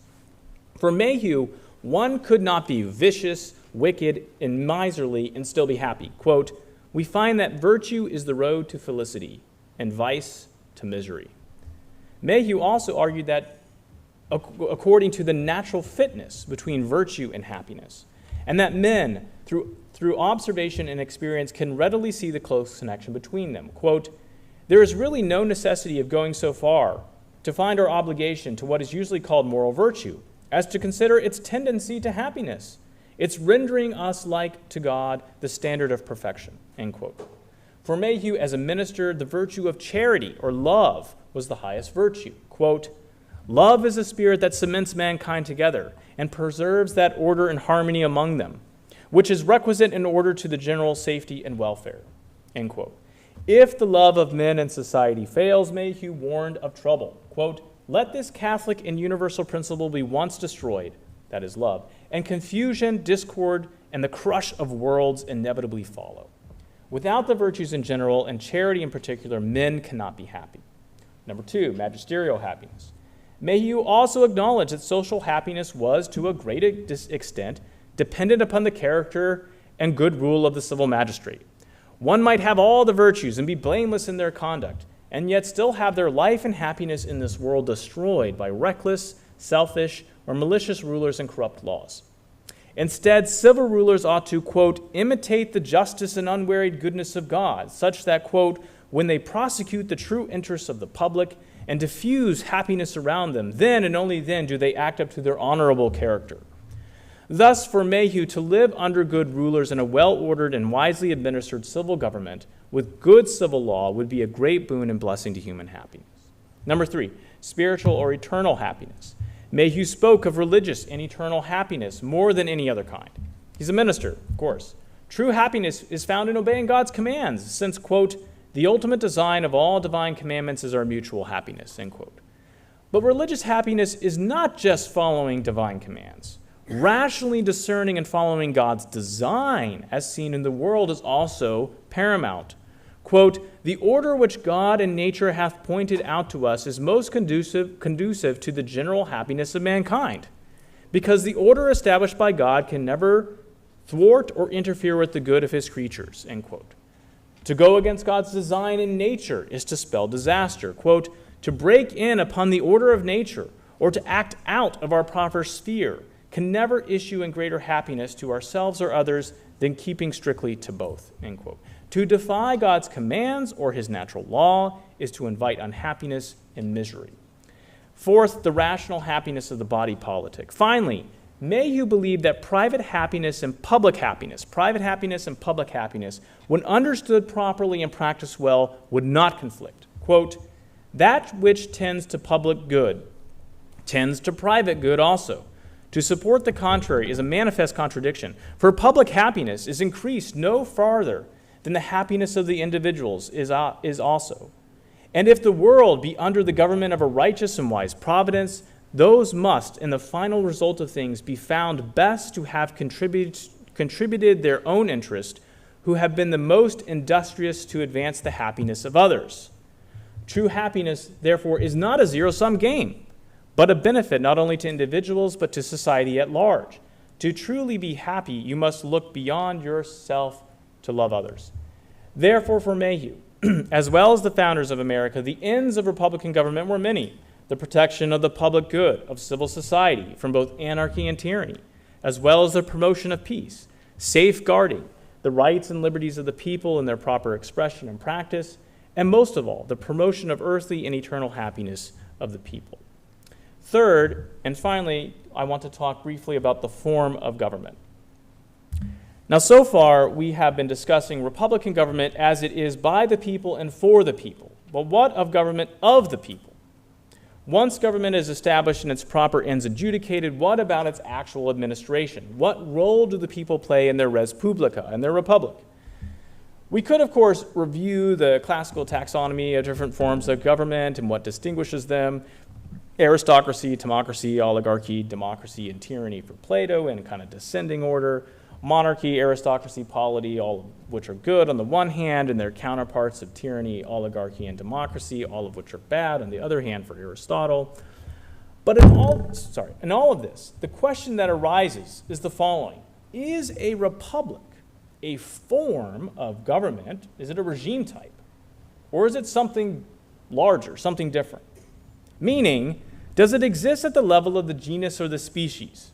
Returning once again to John Adams and his thoughts on government, Adams declared confidently that, quote, of republics there is an inexhaustible variety, because the possible combinations of the powers of society are capable of innumerable variation.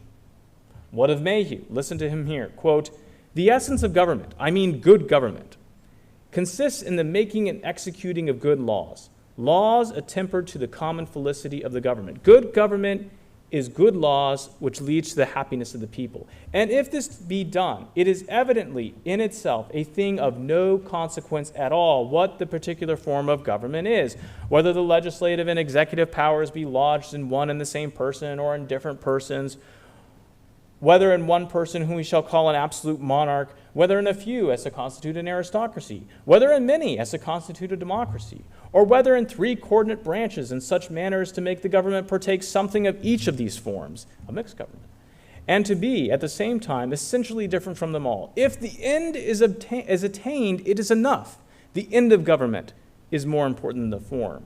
Here we find Mayhew arguing, as John Adams did at the beginning, that legitimate government is republican government, a government of laws, not of men, and that laws are good only so far as they attain for and accomplish the proper ends of government, the common felicity or happiness of the people.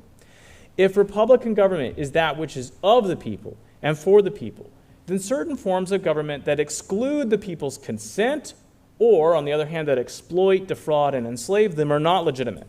This would include, like illegitimate forms of government would include oligarchy, the government of the wealthy for the sake of those few wealthy, tyranny, the government of one for its own sake, and a plebiscitary mobocracy, a government of the many that's anarchic and chaotic, which, if you read the founders like Madison, they will say that democracy has that characteristic at times.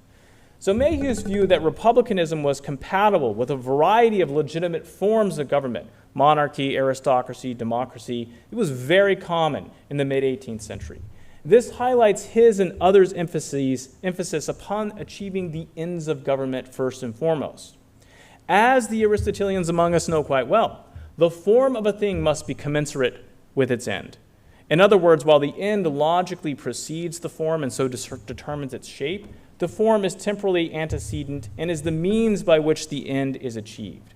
In this case, while the proper ends of republican government determine the acceptable range of political forms or regime types, what determines which form should be implemented will be contingent. The character, habits, dispositions, the capacities of the people, the geography and terrain, the status of other great powers nearby, the political history and inherited traditions that have been honored and passed down, and so forth. Like Montesquieu before them, the founders believed that for a government to be good, it had to fit the particular people it was established for.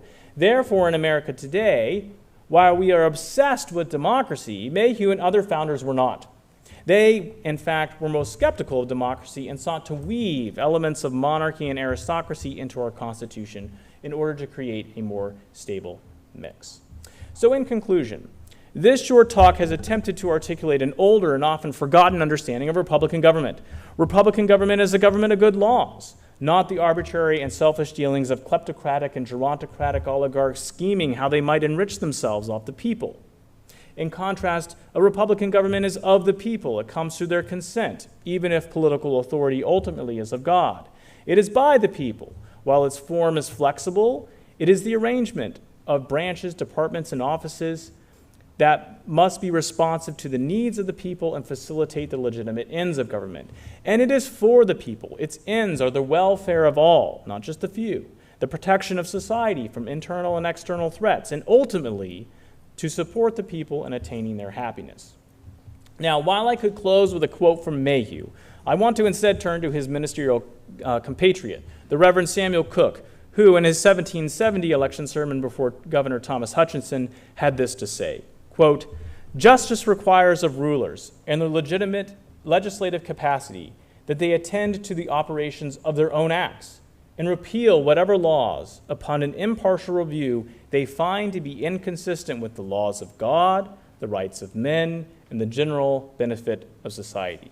This the community hath a right to expect." Thank you.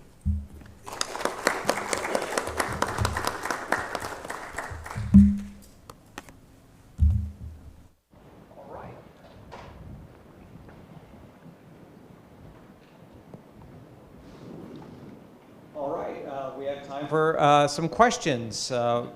Please raise your hand and I'll bring you the microphone.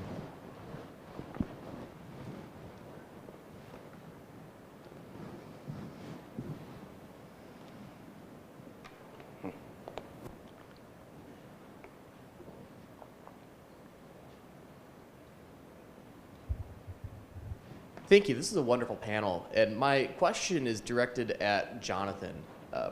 Thomas Jefferson had a proposal that a constitution should be rearranged every 20 years or so, for each new generation. That each generation should have a convention and create its own constitution. And Madison, if I remember correctly, has a response to that. Could you explain that response and why Madison believes that it is not wise to simply throw out your fundamental constitution as the years go by? Yeah, no, that's a great question. The response is a bit complicated, actually. So Jefferson's principle, right, is the earth belongs to the living. He believes that a past generation does not have the right to govern the current generation any more than one nation has the right to govern another. And Madison actually is quite sympathetic to that principle. In fact, he cites it later on in his career to justify the proposition that you don't have a right to run up a huge national debt that you're imposing on your children and grandchildren for them to pay. On the other hand, Madison sees massive practical problems, prudential problems, with putting that into radical practice, because ultimately I think he's more attuned than Jefferson to the fact that governance is dangerous, that it can very easily be abused, and that when a society manages to set up good institutions that promote the legitimate ends of governance well, that's something to be treasured. That's not actually just something that the past is binding us with, but it's also, if you will, a gift that the past is giving to the present. So Madison still believes that the society has to presently consent to those laws, but he's willing, in the case of institutions that have been explicitly consented to by one generation, to say as long as a later generation doesn't explicitly revoke that consent, they can be understood to be tacitly consenting to them. A great question. Next question.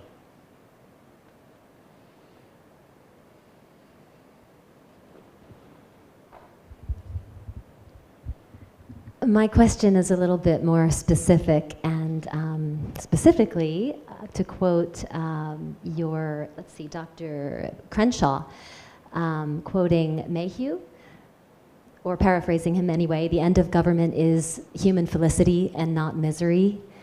This kind of pulls in the concept of the balance of powers, but specifically the property tax issue, which is a big issue in Florida right now. And our governor has been talking about eliminating, because it does cause misery for a lot of people, and certainly there is no happiness without a home, and many people are being forced out of their homes because they can no longer afford the property taxes, which to me seems to be a problem with the local governments abusing their power and raising property taxes off the charts to a point where it's no longer possible for a lot of people to pay their property taxes. So I'm just wondering what your thoughts are, any of you actually, because it does involve the balance of power and also the ends of government being human felicity. How do we reconcile the abuse of power at the local or state level with respect to property taxes and people actually having the opportunity to be happy, to stay in their homes, to be secure? Yeah, that's a great question. I'm not as familiar with the situation here in Florida, but like there's two comments here that I'll make, and they're kind of two extremes. One extreme is you go to Amdani in New York and say, well, everybody's got to be happy, and so the government's going to seize all property or distribute wealth or whatever. Like, you could use the felicity of the people as an excuse to do great trouble. On the other hand, you could have just kind of a very strict and procedural enforcement of a kind of legal regime in which you say, well, this individual has the right to do this, or this company has the right, the state has a right to collect property taxes in order to fund itself and so forth. And so instead of considering the effect, the kind of aggregate effect of individual siloed laws, which in themselves may be technically okay, instead of considering the effect on the happiness of the people, you get too narrow and procedural in your administration of government.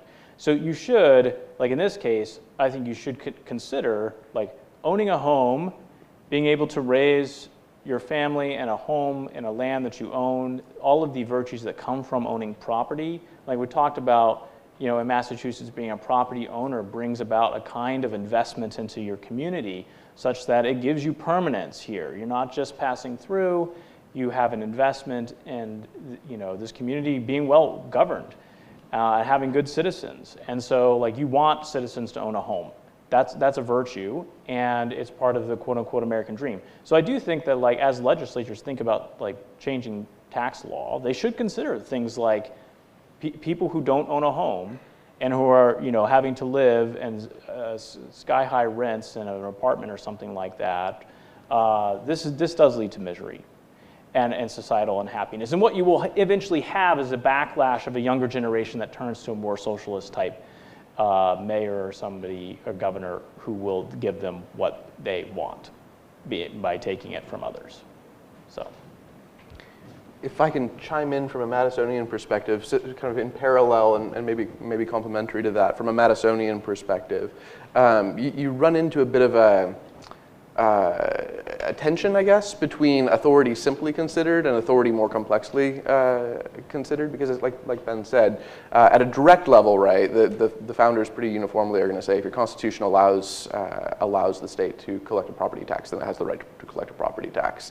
And Madison specifically is going to say at the societal level, you've certainly given control over that aspect of your life to the society, and as long as it's imposing it equally, it has the right to do that. On the other hand, you do also get into questions like, if this is done in such a way that it's actually making the individuals in the society as a whole worse off, that's bad.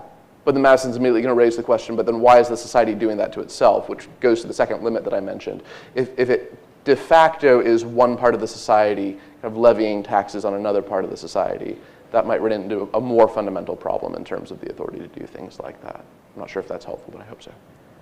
And I'd add just that it illustrates, I think, something about why these questions are so difficult, and why although the founders spoke 250 years ago on these things, we're still debating what they meant by what they said, right? Because I mean, at a high level of generality, right, we can all agree that the end of government is the happiness of the people, but then immediately you get, okay, what does that mean, right? And it's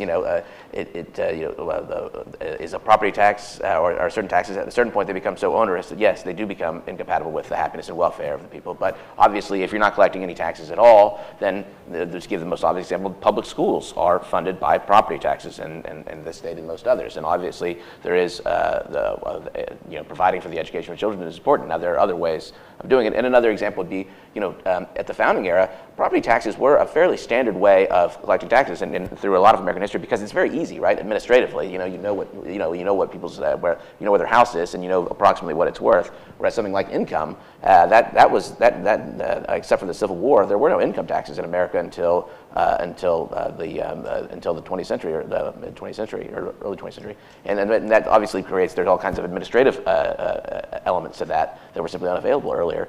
And so what that raises, of course, is that all these questions are in a sense prudential as well, right? There are principles such as consent and of the governed, which is limited by prudential consent. Well, how often can we get people's consent, right? And so I guess the one way I have thinking about this is that that kind of political principles are indeterminate because human language is indeterminate, right? 2 + 2 is 4. Anyone who can understand that will agree with that, right? But when you get into political principles, inevitably there is ambiguity and room for disagreement, which is why we are having the conversation continues. We have time for one more question.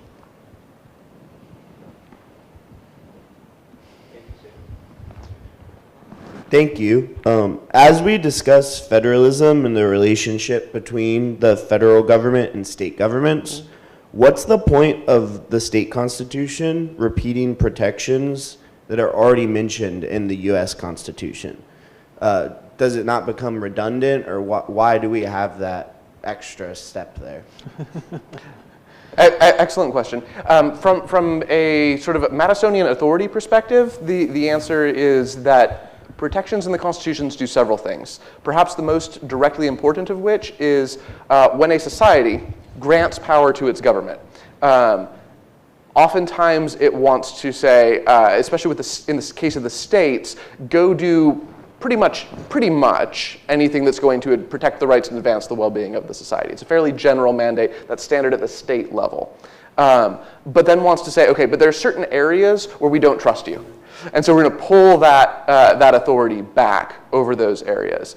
So one of the reasons to have similar rights protected at the federal level and at the states is simply because they're different societies pulling back authority from different governments.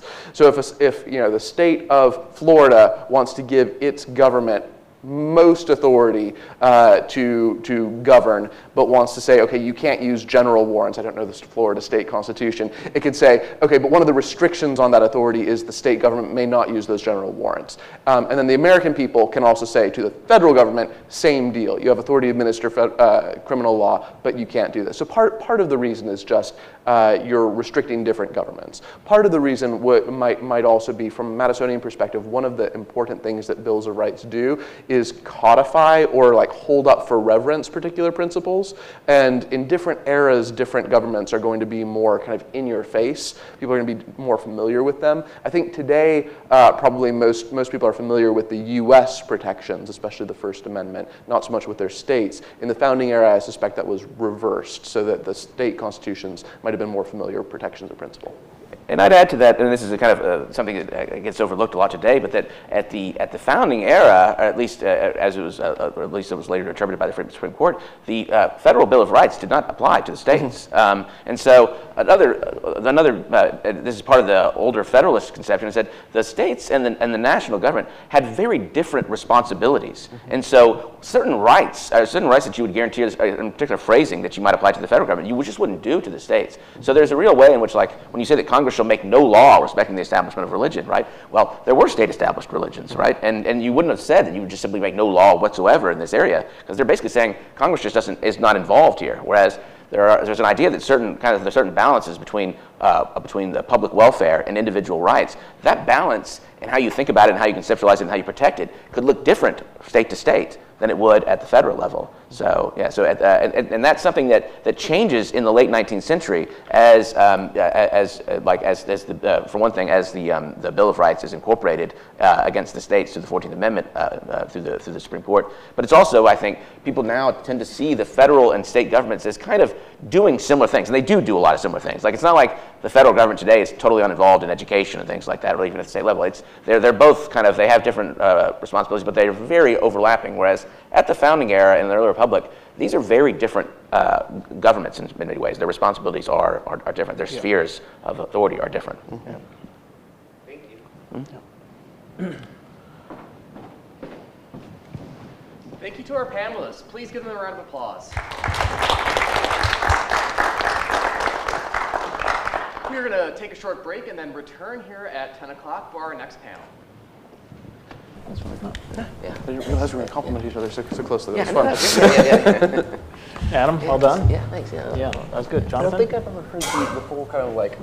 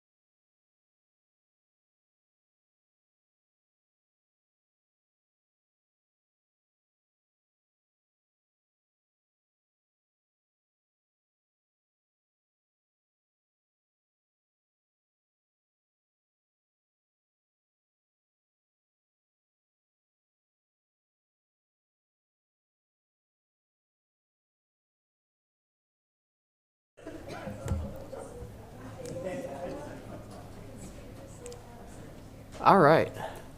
Are we good to roll? All right.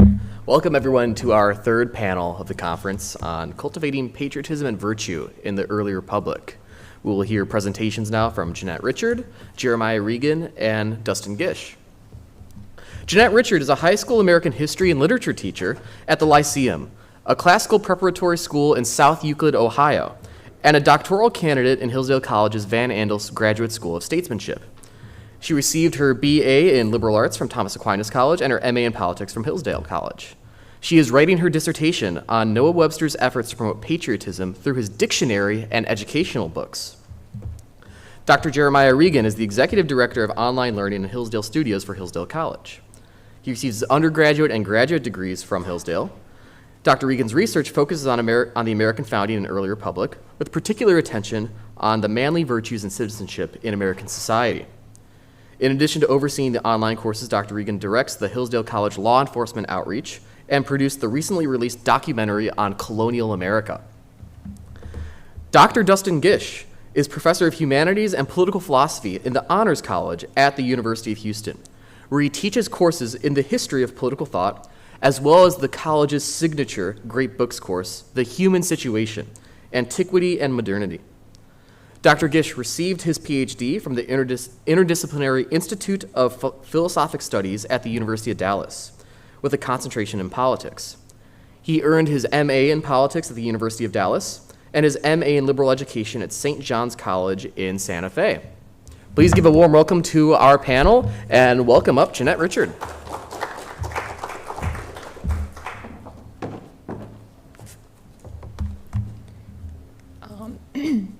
Thank you to Dr. Wheatland and everyone at the New College of Florida for giving me the honor of addressing you today. And thank you to you all for attending, and to you all for the important work you do in educating the future citizens of our great country. I will speak to you today about Noah Webster, who is one of our founding fathers. He's been called the schoolmaster of America for his work to promote American education in the early republic. While Webster is not one of the first who comes to mind in the catalog of America's founding fathers, he played an important role in establishing the American Republic during the course of his long life.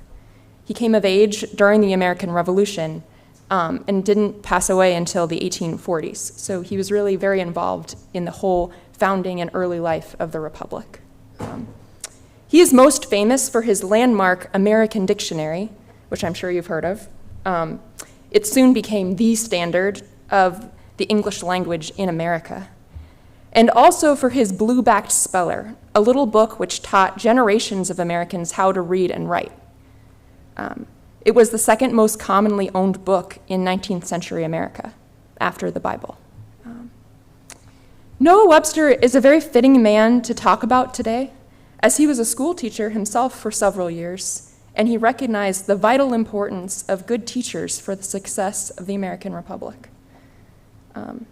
He writes, "Education should be the first care of a legislature, not merely the institution of schools, but the furnishing of them with the best men for teachers.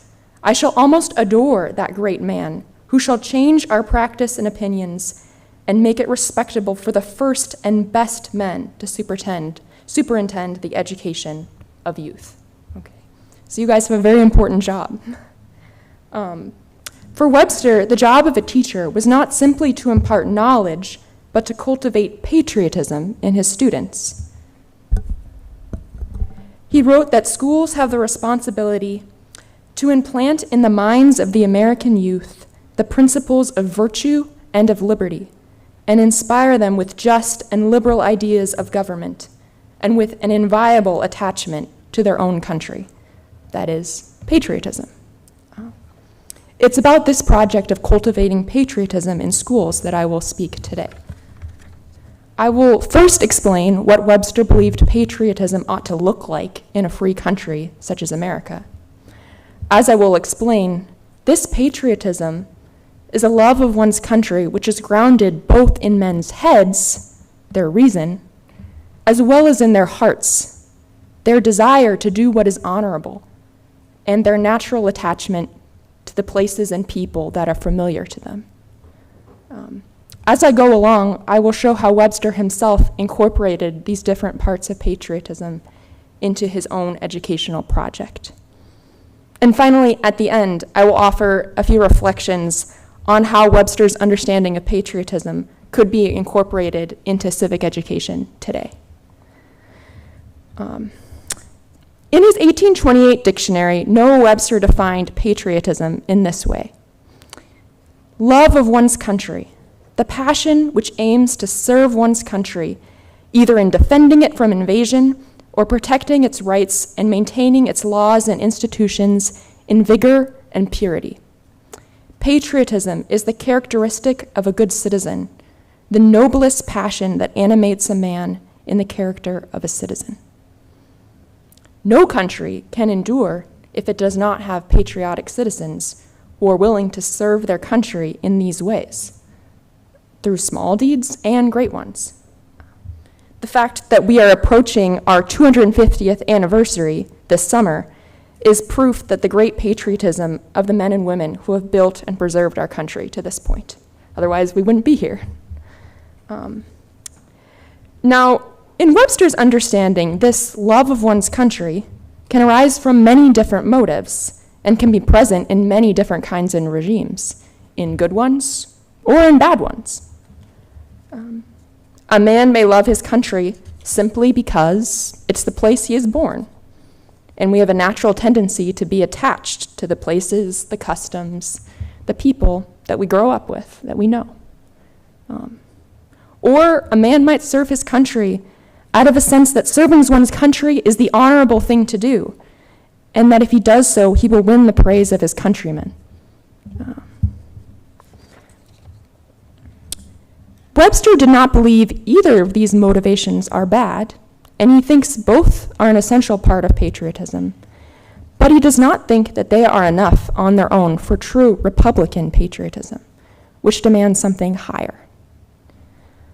Webster was concerned that the desire for honor and the love of what is familiar can easily lead us astray. Tragically, many men throughout history have been duped through propaganda into supporting a regime which does not actually seek the happiness of its people. Indeed, he claims that 9/10 of mankind throughout the history of the world have been in this position. The example of North Korea today comes to mind, where children are trained in a false patriotism to revere a brutal dictator as basically a god. But the citizen of a free country is not a slave who serves his country unwillingly out of fear, or a fool who is duped into supporting a regime which is bad for him, or a child who loves something good but without understanding it. The free citizen loves and serves his country willingly because he recognizes that it is good. That is, he recognizes with his reason that its laws and institutions promote his own happiness and the common happiness of everyone, as Dr. Crenshaw was saying before. He loves his country most of all for that reason. This is how Webster described his own patriotism. I am attached to America by birth, education, and habit, but above all by a philosophical view of her situation and the superior advantages she enjoys for augmenting the sum of social happiness. So he's saying he loves his country most of all because it makes its citizens happy. And that's the best reason to love your country. Another reason, in a republic, the free citizen is the ultimate source of authority behind the laws. So it's our responsibility to determine what laws will best promote the happiness of everyone. So our love of country can't be a blind loyalty, but must be a rational love which can recognize the good and the bad so that we can direct the affairs of our country well. So for patriotism, for Webster, to be good and Republican, it must be grounded in the reason of its citizens. And for this, of course, citizens have to be educated. He says that the requirements for education in a republic are much higher than any other form of government because of this responsibility as free citizens. They have to know and understand the laws of the country so they can see how the laws serve the happiness of everyone, if they're good laws, and to work to change them if they are not. So when Webster is talking about educating citizens in patriotism, he doesn't mean propagandizing them, but giving them the ability to recognize something that's actually good for them. Webster saw that in the 1780s, there were many American citizens who did not have an adequate education. Some did not even know how to read and write. Giving these men the right to vote without public education to use their votes wisely, he thought was absurd. Actually, he used the word syllogism, which means like a incoherent grouping of words, which is rather appropriate given that he's talking about not being able to read and write well. Consequently, one of the primary goals of all Webster's educational efforts was to teach every citizen the basics of reading and writing, because once you have those, you have the necessary tools to learn everything else which you will need in order to think clearly about political matters. He worked to simplify the process of learning English in his school textbooks and readers, and with his dictionary, he sought to clearly define words, especially the kinds of words that are necessary for political matters, equality, freedom, but a host of other words besides.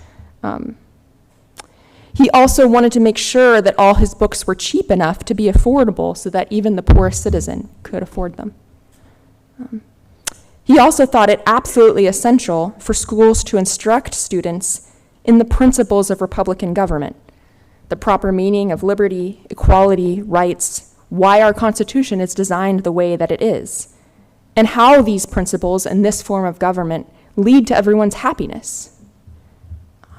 Just for an example, in his treatise against slavery, he argues not just that slavery is wrong, immoral, but also that it makes everyone unhappy, masters, slaves, society at large.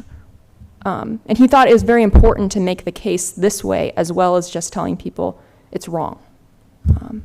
He wanted to show them how it was wrong. His hope was that by helping citizens to understand the laws, they would have a rational love for their country and would not be duped into a false patriotism which does not discriminate between good and bad correctly.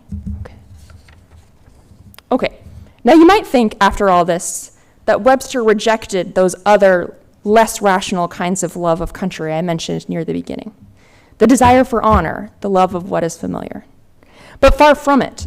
Webster also believes that men's desire for honor and their natural love of what is familiar are essential parts of patriotism too, if they're properly subordinated to man's reason. So men's hearts, not just their heads, must be educated in patriotism, and that is also the job of a school teacher. So I will take up each of these in turn. First, honor. The desire to do what those around us consider noble and honorable, peer pressure, as we commonly refer to it at school, is a very powerful motivation which leads men to do patriotic deeds. As Webster recognized, men seek to be honored, sometimes even more than they seek to be happy. This desire can be kind of dangerous.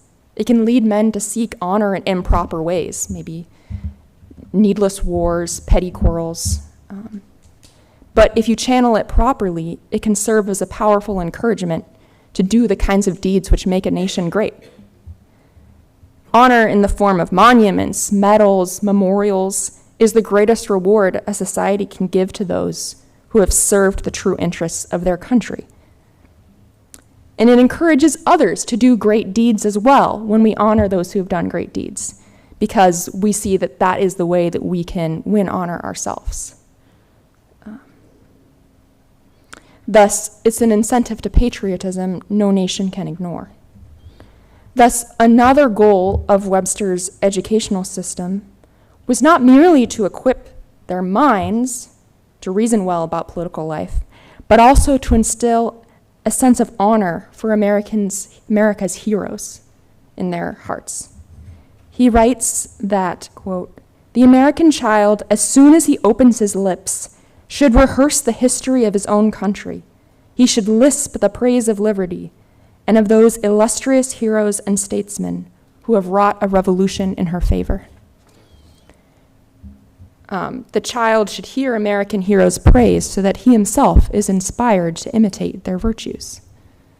He proclaimed, quote, "Let them catch a portion of the patriotic flame, and by learning to revere these sentiments, may they be led to follow the example."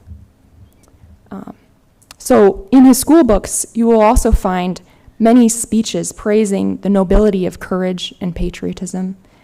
And he describes the great deeds of the American Revolutionary heroes in laudatory terms. He also praises other men throughout history, such as the Romans, or even just, there's one story in his school books that just tells the story of a little girl on the pioneer frontier who acted very bravely when faced with, I think it was an Indian attack or perhaps bears or something, I can't remember. So by praising these acts and having children read about these great deeds, you help encourage them to do great deeds themselves. Secondly, then, we'll turn to the love of the familiar.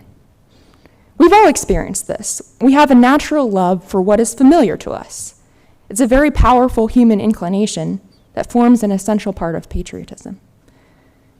Men in general have a strong prejudice for what is familiar to us, more than what's unfamiliar to us. We trust the people who talk or dress or behave similar to ourselves more than people who are different. And we trust the people who are engaged in a common work with, the same family, the same business endeavor, social club, political society, more than people who don't have that in common. People are attached to the places that they know. That we'll argue our state's better than your state, and mostly it's just because that's the one that we know. Also, our ways of doing things. We like the ways we do things better than the ways other people do things. It's just human nature. This can be dangerous as well. It can cloud our judgment or lead us towards bigotry, towards people who are different. But if it's directed properly, it's also, as Webster calls it, the very soul of patriotism. It helps unite our fellow citizens together because we are engaged in one of the most important common endeavors together in a political society. So in his own time, Webster was particularly concerned about disunity among the states. People in Georgia not getting along with people in Massachusetts, say. And he wanted to try to use this love of the familiar to try to bind people throughout the states together more. He also wanted to make sure that Americans thought of themselves first as Americans rather than looking to England or France, which was kind of common at that time. We were very used to looking to England as the standard for how we ought to behave. So he wanted to form a healthy, natural patriotism to unite us to each other and to detach us from Europe. At the time Webster was writing, most of the school books which we used in American schools were British books, and they contained a lot of information about the geography and history of Britain and not really much about America. Webster instead insisted that Americans must have American textbooks, just so that they become more familiar with the character, habits, laws, history, and geography of the United States, and not just their own state, but the state as a whole. He says that for American children, their first ideas, attachments, and habits should be acquired in the country they are to govern and defend. This way, through familiarity with their own country, an attachment to its laws and interests will become deeply fixed in their hearts. In his language books, he also worked to create a universal standard of English pronunciation throughout the country. That way, if we talked more similarly, he thought maybe we wouldn't be as prejudiced against each other. So as we see, Webster worked to educate both the head and the heart of the American youth, their reason as well as their sense of honor and their love for what is familiar. Okay, now as Webster grew older in life and he grew in experience of the world and the imperfections of human nature, he also became more and more to see that all three of these efforts to promote patriotism would not do any good unless men were converted to true Christianity. He thought that the reason of men is fallible. They often fail to see what's actually good for them. So we need divine revelation to help us. He said that men's sense of honor is easily perverted. Society often overlooks what's truly good and noble, and sometimes people praise evil men. So we must use God's standard of honor. He believed that love of what is familiar can easily devolve into bigotry towards those who are unfamiliar. But true Christianity teaches that all men are our neighbor and thus worthy of love, even if they are not in our immediate circle or speak with a drawl. So he became increasingly convinced that instruction in Christianity was the most essential part of civic education in America. And he worked to promote the study of the Bible. And he thought teaching people to read and write would also help them read and write the Bible, most importantly. Okay, so what does this all mean for how we should approach civic education today? What would Noah Webster advise? I'll mention a few things, but then I would love to hear more about this in the Q&A and hear your thoughts. In the realm of reason, we have to teach our students to understand the principles of our republic clearly. In doing so, we must be sure to explain how these principles are good. Like, why should they care about something like trial by jury, for example? They need to see why it matters to their own happiness and the happiness of everyone else. And I think we have to do this in really tangible ways. Secondly, in the realm of honor, I think we must inspire our students to see that our American ideals of self-reliance, hard work, generosity, justice, love of freedom, courage to explore and innovate, all these are very noble. And I think we have to do this particularly by highlighting the great men and women of the past who have shown these virtues. Not that we say that they're perfect, but we honor what is truly honorable about them. If we want to have explorers who are going to go to Mars, we have to honor Lewis and Clark and Sacagawea. If we want principled statesmen and lawyers, we have to honor someone like John Adams, who defended the soldiers who committed the Boston Massacre despite huge public outcry, because he thought everyone deserved a fair trial. As regards love of the familiar, we must make students familiar with our own country if we want them to love it, through its geography, folklore, heroes. Additionally, I think we ought to focus especially on what unites us together as a people, rather than what divides us, so that our students see everyone as fellow citizens and not a member of some other subgroup who's different than me.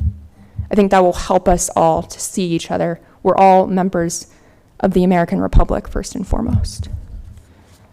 Finally, Noah Webster would certainly advise us that the truths of Christianity contain what is necessary for our political happiness in our own times, just as then, and must not be neglected in our schools if we wish our country to flourish for another 250 years. Thank you.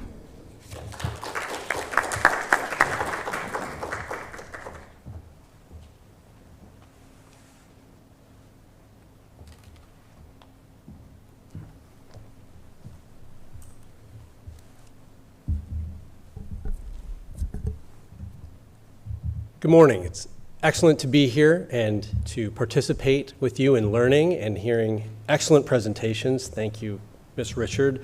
Her talk, along with the others, has caused me to reflect on the genius of our founders in the deep and comprehending and comprehensive view they had on human nature, society, and government, and also my compliments to the organizers of this event who have helped bring to the fore and demonstrate the unity of thought and the clarity of thought of our founding generation. So thank you, Dr. Wheatland and the AV team and the hosting team. This is an exciting time to be in Florida. Your state and New College are doing so much to restore the American spirit and to revitalize American principles, put them into practice in our current setting, in our 250th anniversary of our founding, in fact. So it's a pleasure to be here. I'm going to talk about the manly virtues, what Americans said about them, the laws that they passed to cultivate and preserve them, and how they actually lived, given what they said and the laws that they passed. The purpose of this presentation is to examine the ways that early Americans cultivated courage, perseverance, vigilance, when called upon, valor in battle, and other martial virtues through their culture and through their laws. So by way of recap of some of the other presentations we've already heard, I will present the founder's view in summary. The purpose of human life is happiness. For most American founders, this would mean the possession of morality, of complete virtue, so that means the possession of all of the virtues, at least to some extent, piety, proper use of liberty, and sufficient material goods to afford the exercise of liberty. That would put them in the company of many great thinkers, including Aristotle. Virtues such as courage, vigilance, perseverance are necessary for complete character, for full virtue, and therefore they're necessary for happiness. These especially are the virtues that prevent moral compromise. They prevent wilting in the moment of confrontation or challenge, that moment when moral conviction needs to stand firm. And they prevent the failing of the other virtues. They also allow for the things that Ms. Richard just discussed, patriotism. Patriotism requires knowledge in the head and loyalty in the heart, and then it also requires some strength in the arms, because sometimes to defend your liberties, you must fight foreign enemies or domestic criminals. That takes a certain type of virtue that is not merely intellectual. On the intellectual side, these virtues prevent prudence from becoming a euphemism for cowardice, for example. Many times we hear of prudence and think maybe that person is preserving their own interests instead of doing what's right. So on the theme of happiness, in other words, in sum, it's good for men to possess these virtues because men, real men, are sturdy and consistent and brave. Virtues are also important for the society. These virtues help make free society possible. There's the basic sense. The more virtues the people possess, and we heard this in the presentations yesterday, the less vice, the less injury to the rights of others will pervade the society. Virtuous citizens are less likely to injure one another. So you don't need as much enforcement mechanism in the government. Citizens who possess manly virtue are more likely to assert their morality through what Tom West and other scholars call the law of fashion, or basically peer pressure. You won't allow bad things to happen in your society to the extent that you have a say over it. John Adams describes the law of fashion as governing the indecencies of behavior beneath the inspection and censure of law and magistracy, which must be restrained and corrected by satire. In other words, there are plenty of human behaviors that we don't want to pass laws about. We want citizens to say, that doesn't sound right, or you shouldn't say that. I doubt John Adams was envisioning perhaps the modern Harpy memes or the Karen memes. He was talking about serious things like sexual depravity or body humor out in public in front of children. If you go to a sporting event today or a large public gathering, you may encounter that type of thing. We see shirts with descriptions that would have fallen afoul of censorship or blasphemy laws in the past, and people readily wear these out in public. Or they say things that used to appear only in rated R movies. John Adams would say, regular citizens should stand up and say, turn that shirt inside out, or don't talk about those types of things in front of children. That's what we're talking about. Manly virtue enhances federalism. I didn't originally have this point in my presentation, but after this morning, it's necessary because manly virtues provide capacity for citizens to perform duties towards their republic. They allow them to perform or participate in the common defense, and in domestic law enforcement, which means the government can perform its duty to protect its citizens while remaining relatively small and inexpensive. A summary of that could be put that Americans in the founding and the early Republican period understood themselves to be the source of government authority, and when they noticed a violation of a duly enacted law which had been passed with their approval by their chosen representatives, they felt it was their duty to express disapproval, and in the case of emergencies or particularly flagrant violations, to intervene. In other words, American citizens felt an obligation to shape and maintain their own society, and these virtues, courage, vigilance, perseverance, are necessary to do that. We should think about this in the historical context. There was no state or federal bureaucracies like what we have today, which pass regulations to govern ordinary life. Instead, we had laws passed through elected representatives. There were also no professional, full-time police or fire departments until at least the 1840s, and then only in the largest cities. Regular citizens were responsible to help put out fires and to help catch criminals and prevent riots. And we'll see that as we describe some of the laws from the early American Republic. Americans delegated these responsibilities far less in the first century of our existence than we do today, and they thought that was proper. The duties of citizens were not limited to the rather passive duties of voting, paying your taxes, and obeying laws. The duties of citizens, in order to properly enjoy the rights of citizens, required some more vigorous work. So we'll take a look briefly at how Americans thought about these based on how they spoke about them, how they sang about them, and how they preached about them from pulpits. We'll start with a letter Thomas Jefferson wrote to his nephew, Peter Carr. After providing a list of what anyone would call an excellent classical education, books to read, Thucydides, Xenophon, Plato, Jefferson instructs his nephew, in order to assure a certain progress in this reading, so in order for this classical liberal education to sink in, consider what hours you have free from the school and the exercises of the school. Give about 2 of them every day to exercise. He means physical exercise. For health must not be sacrificed to learning. A strong body makes the mind strong. And then he makes his recommendation as to the type of exercise that his nephew Peter should engage in. I advise the gun.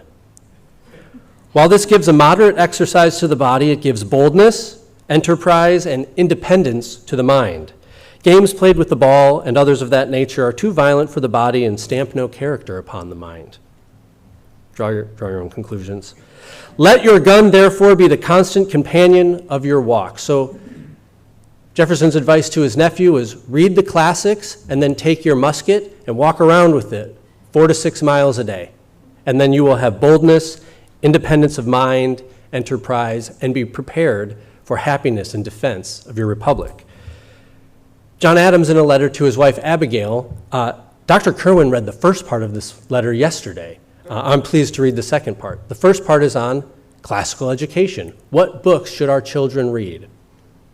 Adams continues, it should be your care, therefore, in mind to elevate the minds of our children, that's the first part of the letter, and exalt their courage, to accelerate and animate their industry and activity, to excite in them a habitual contempt of meanness, abhorrence of injustice and inhumanity, and an ambition to excel in every faculty and virtue. If we suffer their minds to grovel and creep in infancy, they will grovel and creep all their lives. But their bodies must be hardened. So in other words, in order to have their minds exalted, in order to prevent groveling, they must have hard bodies as well as fertile minds.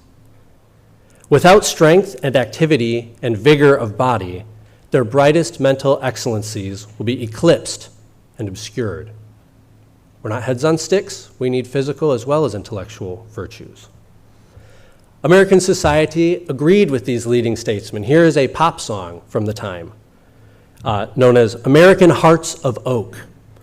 Come rouse up, my lads, and join this great cause in defense of your liberty, your property, and laws. 'Tis honor we call you, stand up for your right, and ne'er let our foes say we are put to the flight. This is a pop song about patriotism, requiring courage. How about a hymn? So we just heard a pop song. Let's listen to a sacred song. Who made our soldiers men of might and taught their fingers how to fight and how to aim their shafts aright in the decisive hour.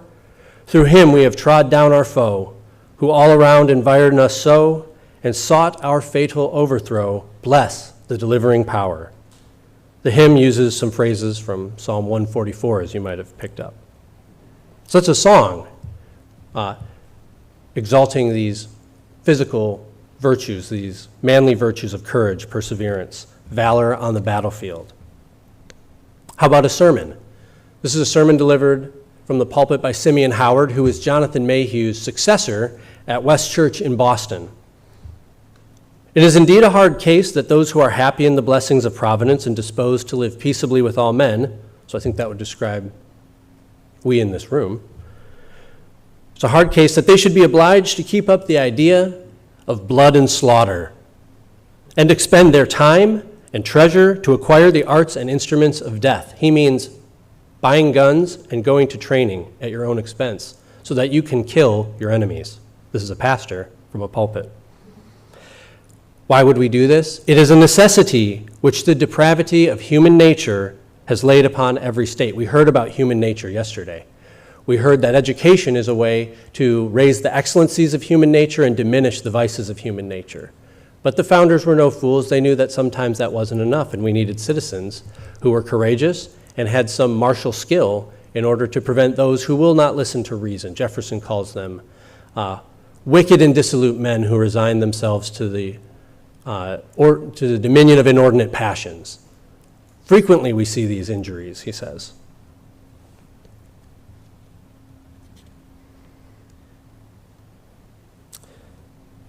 So the depravity of human nature, the existence of wicked and dissolute men injuring the rights of others, takes us back to the reason we need government in the first place, to secure our rights. The purpose of government, indeed, is to protect rights. But the protection of rights, according to early Americans, was not solely the responsibility of government. In other words, citizens did not delegate in its entirety defense of rights to the government. They retained some responsibility. Men are endowed by their Creator with rights, after all. They owe them to God, and therefore have a duty to take it upon themselves to preserve them to the extent that they can. Government is a means of such preservation, but manly personal defense of rights is another. So we've seen in brief how Americans talked about these virtues. Let's see how they put them into practice. And it's important to remember, especially in the early republic, laws that were passed represented the will of the people, I would argue, to a greater extent than they do today. The people's elected representatives are passing the laws the people are asking for the preservation of their own society. So when we listen to these laws, we should see them as obligations citizens are formally putting upon themselves through their elected representatives. The first I'll reference is the militia law, which is actually the second militia law of 1792. This is a uniform militia law, and it's telling that it did not come about under the Articles of Confederation, but under the Constitution. The Articles of Confederation did not give the national government the power to create a uniform law for militia. This 1792 law required all men all free men between the ages of 18 and 45 to enroll in the militia and to acquire for themselves, at their own expense, a musket or rifle, flints to strike the powder, 20 to 24 rounds of ammunition, what we would call today a backpack, a war belt, and a bayonet. This is a full combat load. There's some debate, I don't think in Florida, but elsewhere, about whether the founders intended Americans to possess weapons of war. Were Americans allowed to own weapons of war? Well, yes, they were in fact required to own weapons of war, to buy them at their own expense. In a modern context, we would think of a man going out and buying an AR-15, buying about 10 magazines and enough bullets to fill all of those magazines, having a backpack, body armor, and a belt, probably with a pistol on it. He had to buy this. The law further required that those enrolled in the militia train. They left it to the states to determine the scheduling of the training and the administration of training though Congress did prescribe the mode, which was Baron von Steuben's infantry manual. But the man had to buy his war equipment and then go train. Almost every state required training 4 times a year. Kentucky, which had a really good militia, trained 5 times a year. In essence, the government is requiring, the national government and the state government in partnership is requiring that all citizens follow Thomas Jefferson's advice to Peter Carr.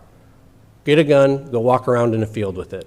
That will provide defense for our nation against foreign enemies and domestic criminals, and it will also fortify your spirit, exalt your mind, give you independence and enthusiasm for the country. Washington writes of this law, by giving such a tone to our establishment, he means the militia establishment, by making it universally reputable to bear arms and disgraceful to decline in having a share in the performance of military duties, and find by keeping up in peace a well-regulated and disciplined militia, we shall take the fairest and best method to preserve for a long time to come the happiness, dignity, and independence of our country. So this is patriotism in action. The militia, Washington argues, will make people have greater affection for their country, will make them feel a greater tie to their land. They're responsible for shedding blood on its behalf, perhaps. And notice that Washington brings back happiness, the purpose of human life, and the thing which the Declaration of Independence says the government should attempt to preserve the conditions of.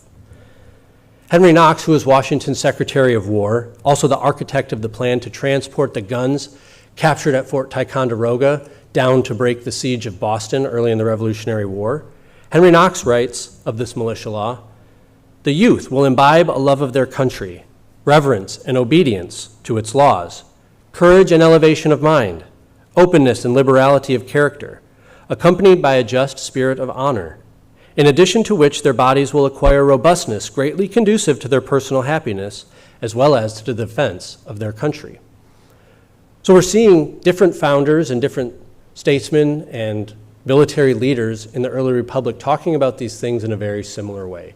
We need them for personal happiness. We need them to sustain our republic both in the affection of our citizens and in the actual defense of the republic against enemies. And the militia law did not end in defense against foreign enemies or even regionalized riots and tumults, as they were called at the time. If you have men who are trained, equipped, and carrying the expectation that they defend the rights of themselves and their neighbors, you can use them in local law enforcement. Most law enforcement in the early republic was relegated to one full-time elected law enforcement official per county. That would generally be a sheriff. Some municipalities had an undersheriff to go along with them. Some had constables. Coroners sometimes had law enforcement authority. But in general, a county would only have one official law enforcement officer. But there were a bunch of men who were armed and trained who could be called upon to enforce the law in a variety of ways. We call these citizen assistance laws because the citizens assist law enforcement. And remember, these are laws that they asked their representatives to pass. They obligated themselves to participate in the defense of their own rights through the law. Some of them are funny. New Hampshire had a law that allowed the sheriff to require citizens to help him remove illegal fish traps from the river. The sheriff could call upon citizens to remove unruly demonstrators from town meetings, to enforce Sabbath laws, but the rubber hits the road a little bit more in the necessity of physical virtue when we look at putting down riots or the posse comitatus or the hue and cry coming up.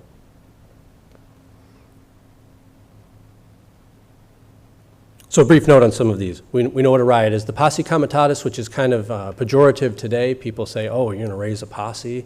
That was actually a very noble function of citizenship in the early republic. Posse comitatus translates to the strength of the county or the strength of the country. And what it meant is the regular citizens would make sure that the laws that they wanted were being enforced. The sheriff would call upon them, and they would get their kits, which means their weapons and their packs, and they would go stand against the band of robbers or go track down the murderer, assisting the sheriff to do that.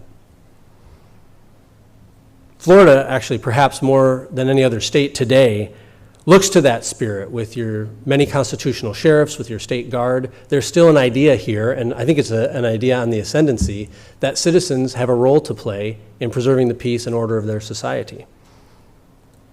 Let's look back to the founding era. New Hampshire had a law, for example, that empowered sheriffs and other law enforcement officers to enlist the assistance of citizens in executing their duties. It reads like this: every sheriff, deputy sheriff, or other officer in the execution of his office for the preservation of the peace or for apprehending or securing any person or persons for violating the same or of any other criminal matter or cause, be and hereby are empowered to require suitable aid and assistance in the execution of his said office.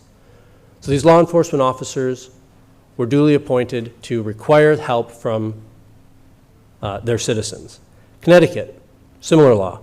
Law enforcement officers were authorized and fully empowered to put forth pursuits or hue and cries. Hue and cries are kind of like the posse comitatus in the moment. The sheriff sees a crime occurring, and instead of raising the posse, he just says, you, and you, come with me, we're going to stop this. So in Connecticut, the sheriff can raise the hue and cry. After murderers, peacebreakers, thieves, robbers, burglarians, great word, and other capital offenders. Should the criminal sought be killed or maimed or hurt while being apprehended, every assistant justice of the peace, sheriff, deputy sheriff, selectman, or constable, so these are all the formal law enforcement officers, and all and singular persons being aiding and assisting to them, so that's the regular citizens, shall be freed, discharged, and indemnified, as well against the public as against all and every person or persons whatever, from any charge relating to their enforcement action. So this means citizens who participated lawfully in preserving their rights, should they harm, injure, kill, maim the offending party, they were protected from any civil suits or any criminal prosecution. They were therefore encouraged to do the right thing as their sheriff directed them. Massachusetts likewise protected citizens from legal or civil repercussions related to their acts of assistance, declaring that if any such person or persons shall be killed or wounded by reason of his or their resisting the persons endeavored to disperse or seize them, the said justice, sheriff, deputy sheriff, constable, and their assistants shall be indemnified and held guiltless. So it's one thing for a society to say we require you to be courageous, to have perseverance, to have vigilance, and in fact to take up arms against those who are disturbing the peace. And it's another thing to add, we will also ensure that your life isn't ruined through frivolous lawsuits afterwards. It's easy to think about Kyle Rittenhouse, whatever the prudence of his actions were he living in Massachusetts at that time, first of all, the sheriff would have called him, he wouldn't have had to show up on his own. But taking the actions he had taken, he would have been honored rather than prosecuted and sued. Okay, so this does sound like it could be a little bit messy, having minimally trained citizens responsible for the defense of the nation and the preservation of laws. How did these laws work? Not perfectly. In 1844, for example, citizen militia were unable to quell a riot in Philadelphia that resulted in the deaths of dozens of citizens and militiamen. Militia performed poorly outside of Washington in the War of 1812. Famously, the White House was burned by the British. But often, these laws worked quite well. The Whiskey Rebellion was put down bloodlessly by citizen militia. Militia performed admirably in Baltimore in 1812. After the British sacked D.C., they wanted to keep their reign of terror going, and they were stopped cold by American militia outside of Baltimore. Militia also performed very well as volunteer soldiers in the Mexican-American War. And many other riots, besides this 1844 riot in Philadelphia I referenced, were put down bloodlessly as citizen to citizen, the wayward thoughts were dispelled. That's the way Henry Lee puts the conclusion of the Whiskey Rebellion. The rebels were educated, the wayward rebels were educated by their brethren without having to use their guns. They were persuaded by their fellow citizens, in fact, to cease their violation of the law. There's other anecdotes, but for the sake of time, I'll skip them, and if anyone's interested to hear them, we can talk about it afterwards. I'll conclude by stating that we should think today, in our changed circumstances, about how we train ourselves and our students to better participate in our society. We should reject the idea that courage, vigilance, perseverance, indeed manliness, are toxic and that they are dangerous. They are dangerous, actually. When they're properly trained, they're dangerous to evil and they're supportive of good. So as teachers and as parents and as citizens, we should think about ways to cultivate and direct these virtues towards their proper ends as means of preserving our society and leading to the happiness of our citizens. Thank you.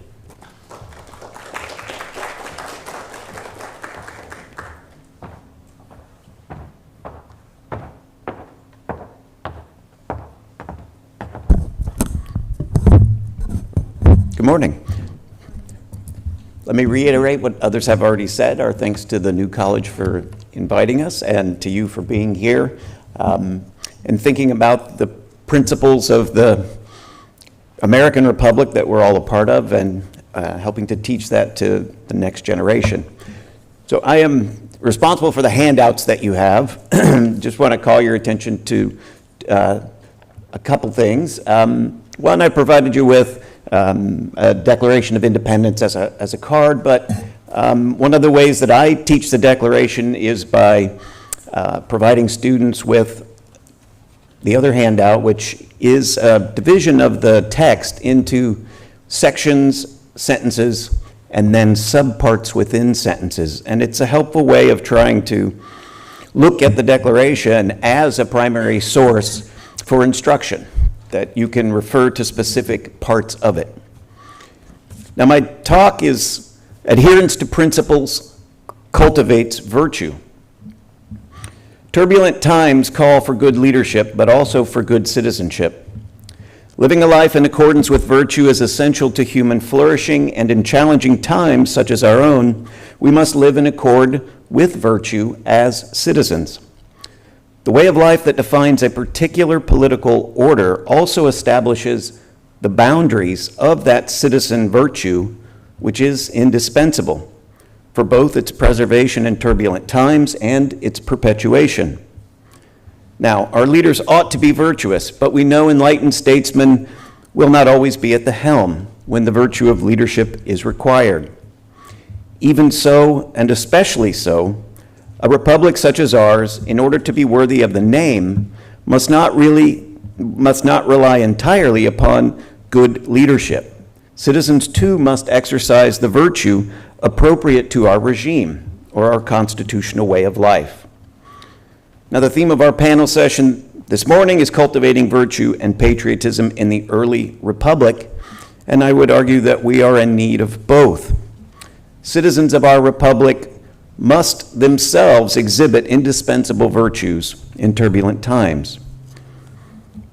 Now, that our times are indeed tempestuous is beyond dispute. A glance at the national news reveals daily the extreme disorder into which our polity sometimes has been driven by political storms which may threaten to shipwreck our republic, storms that are assisted and at times caused by failures in leadership. The virtue that is called for must be exercised then by citizens themselves. Courage and discipline are required, as we have just heard, but so too is prudence, that quintessentially political virtue which Aristotle defined as the faculty to see, through deliberation about particulars, the best possible course of action given the circumstances. Prudence, or practical wisdom, in other words, makes possible good judgment in action, not only in our pursuit of what is good for us as individual human beings and as family and friends, but also in choosing what is good for us as a political community, what is better and worse, and at times what is necessary for the preservation and perpetuation of our political order. Prudence is then the indispensable virtue not only of those at the helm, but also of those responsible for sailing the Republican ship of state. It is the indispensable virtue not only of ruling, but also of citizenship, especially in turbulent times. Now, this virtue, prudence, of course, is practical in nature, but it is not merely a technical expertise. Neither is it, strictly speaking, theoretical or contemplative. Prudence in itself does not seek to establish universal principles regarding what the good is and what ought to be done simply, but rather through deliberation and choice, prudence aims at what good can be attained right here and right now, what ought to be done at this time, under these circumstances, and in this place. Prudence, rightly stood, then, is not just improvisational, nor can it be reduced to scripted technical responses to circumstances. Nor does prudence deliberate about or apprehend universal principles. But in deliberating well about what action would be best for human beings regarding particulars, it must take its bearing from principles. Prudent action is guided and tethered by principles. Without principles defining its boundaries, prudence collapses into mere cleverness or expedience or managerial skill. Calculations that may suffice to navigate safely in the face of ordinary obstacles, but cannot be relied upon to sustain a political order in turbulent times. With our American regime, those principles, I would argue, are to be discovered first and foremost in the Declaration of Independence. The Declaration establishes the moral horizon within which prudential political judgment becomes intelligible as virtuous action. The Declaration articulates self-evident truths and principles, those ends towards which good political judgment, prudence, must be directed, and which shine as beacons of light, helping us prudently navigate our ship of state during tempests in a manner that will hopefully and most likely affect the safety and happiness of all of us. Now, without an adherence to the Declaration's principles, established as the guidelines and guardrails of judgment, prudential decision-making becomes unmoored, and the political order begins to drift away from its foundation into unprincipled, uncharted waters. Citizens, tempted by a reliance on the seeming strength of norms or the false promise of technocratic mastery, become complacent or indifferent, losing sight of the principled ends that must govern practical means. And what is worse, while yet preserving its constitutional structure, our polity can be diverted from its proper course by neglect of the Declaration's principles, susceptible to being misled by the sophistry of leaders who counsel the pursuit of self-interest and stability at the expense of justice and right. The vitality and justice of our American political order depend on our preservation of its foundation and its ends through the exercise of prudential judgment as the constitutional means by which to defend, preserve, and perpetuate our pursuit of the enduring principles articulated in the Declaration. Now, to discern those principles, I would argue, we must look more closely at that document which laid the foundation for our political order, our Declaration. And it is altogether fitting that we do so now, not merely because the times are especially turbulent, but because this is the year of our semiquincentennial celebrations of the signing of the Declaration of Independence in 1776, and therewith the founding of America as a union of free and independent states, and as a new nation. So for the purposes of this session, I propose that we think about this imperative to remember the principles of the Declaration through the rhetoric of John Quincy Adams. Now, John Quincy Adams, eldest son of Abigail and John, they succeeded quite admirably in educating John Quincy. John Quincy is America's greatest diplomat, simply put. He dedicated his life from the age of 14 to serving his country. The handout you have in front of you is one of his speeches, his July 4th, 1821 speech to the U.S. House of Representatives. And I'm going to walk through this speech in the hope that you find it useful as a primary text for teaching your students. Now, the very interesting thing about this speech is that it is on foreign policy. But why has he chosen to deliver it on July 4th? Now, as Secretary of State, John Quincy Adams became Secretary of State in 1817. He would be Secretary of State until 1825 when he was elected president. So why choose this particular July 4th to talk about not just the Declaration, but foreign policy? Well, in fact, this is the speech that is leading to what will be President Monroe's annual message in 1823, introducing what we know as the Monroe Doctrine. But in this speech, what Adams is doing is indicating that American foreign policy, in order to be just, must be inspired and guided by the spirit and the principles of the Declaration. He's tying the Declaration not only to our Constitution and to our political order, but to our foreign policy. Now you might look on the third page as he starts to get into the speech.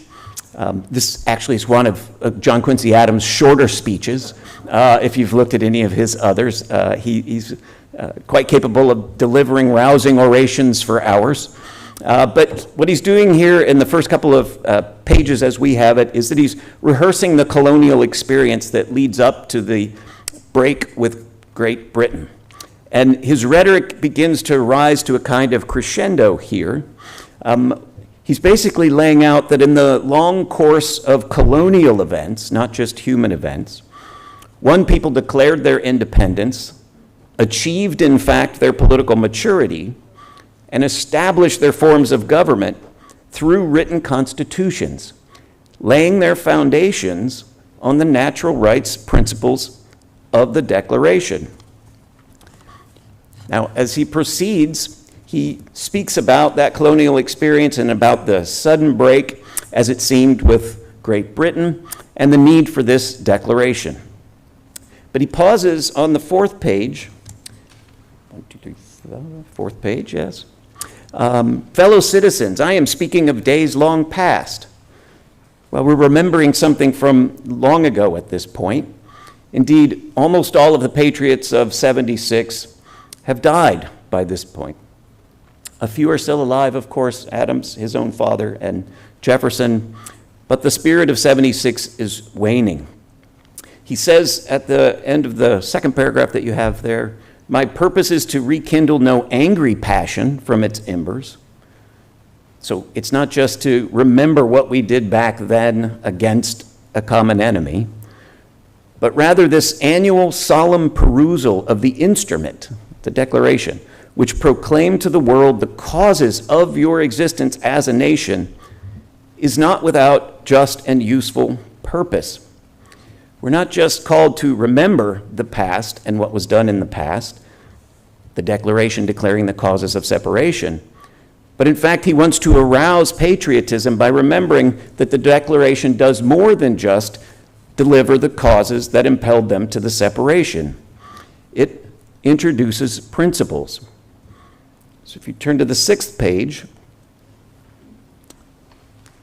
again, calling on his fellow citizens, yet fellow citizens, these are not the causes of the separation assigned in the paper, the Declaration, which I am about to read. The connection between different portions of the same people and between a people and their government is a connection of duties as well as of rights. So of course the Declaration declares the causes and points to the rights that are being violated. But it's also establishing principles. He says, in the long conflict of 12 years which had preceded and led to the Declaration, our fathers had been not less faithful to their duties than tenacious of their rights. But he's reminding his audience that the Declaration not only declared those causes that impelled the original 13 states to separation, but it declared both rights and principles. At the bottom of the page, he says, then it was that the 13 united colonies of North America, by their delegates in Congress assembled, exercising the first act of sovereignty by right ever inherent in the people, but never to be resorted to save at the awful crisis when civil society is solved or dissolved into its first elements. And they declared themselves free and independent states. And 2 days afterwards, in justification of that act, of course, the act was taken on July 2nd, issued the unanimous Declaration of the 13 United States. So what's striking here is that he's pointing to what is in fact the very first principle in the Constitution, the fact of popular sovereignty, the first time in the history of the world that a people declared themselves to be a nation. He then strikingly reads the entire Declaration of Independence, all of it, including the grievances, which we typically skip over, and including the names of the signers of the document. He reads it so that it is entered into the congressional record. Quincy Adams believes that this first principle, the principle of popular sovereignty, is the most radical of all the principles in the Declaration, that the people declared themselves to be free.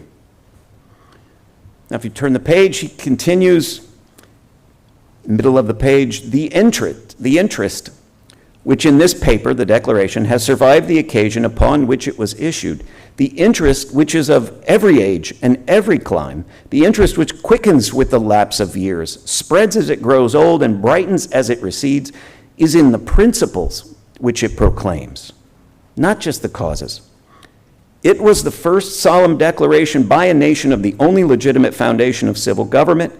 It was the cornerstone of a new fabric destined to cover the surface of the globe. Destined to cover the surface of the globe. It demolished at a stroke the lawfulness of all governments founded upon conquest. It swept away all the rubbish of accumulated centuries of servitude. It announced in practical form to the world the transcendent truth and principles of the unalienable sovereignty of the people. The stress here is upon not just what the Declaration had to say to an American audience, but what it had to say to the world. If you turn the page again, also where he begins to say fellow citizens, calling for the audience to wake up, fellow citizens, he recalls to mind that the Declaration and its principles were for the sake of action, not just for remembrance.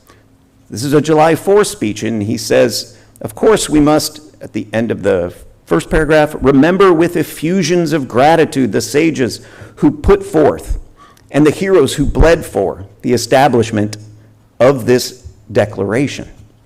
And by the communion of soul, a communion of soul between generations, in the reperusal and hearing of this instrument, to renew the genuine holy alliance of its principles, to recognize them as eternal truths, and to pledge ourselves and bind our posterity to a faithful and undeviating adherence to those principles. So long as we adhere to the principles of the Declaration, the Republic shall endure. At the bottom of the 9th page, the Declaration of Independence pronounced the irrevocable decree of political separation. Of course, it declared the causes that impelled them to the separation between the United States and their people on one part and the British King government nation on the other. But it proclaimed the first principles on which civil government is founded and derived from them the justification before the world, earth and heaven, this act of sovereignty. But it left the people of this union, collective and individual, without organized government. So, he then goes on to point out that the Declaration and its principles establish not only the foundation for what will be the Articles of Confederation. He argues in another speech that the Articles failed to follow the principles of the Declaration, but the state governments that were being written at the time, the first written constitutions, were founded on the Declaration and its principles. He also argues in another speech that the Constitution, the federal Constitution of 1787, put into effect in 1789, established a union, a true nation based on the principles of the Declaration. And here in this speech, in the second paragraph on the 10th page, he points out that it is also the Declaration and its principles which is the foundation for our foreign policy. The states themselves were organized, their governments, all in republican forms, all on the principles of the Declaration. The Confederation was unanimously adopted by the 13 states, and treaties of commerce were concluded, in which, for the first time, the same just and magnanimous principles consigned in the Declaration were solemnly recognized. Which is to say that America has done more than declare the causes of separation. It has stated the principles of good government, and it has also made those available to mankind. He asks this question at the bottom of the page. What has America done for the benefit of mankind? Well, let our answer be this. America, with the same voice which spoke herself into existence as a nation, proclaimed to mankind the inextinguishable rights of human nature and the only lawful foundations of government. America in the Assembly of Nations, since her admission among them, has invariably, though often fruitlessly, held forth to them the hand of honest friendship, of equal freedom, and of generous reciprocity.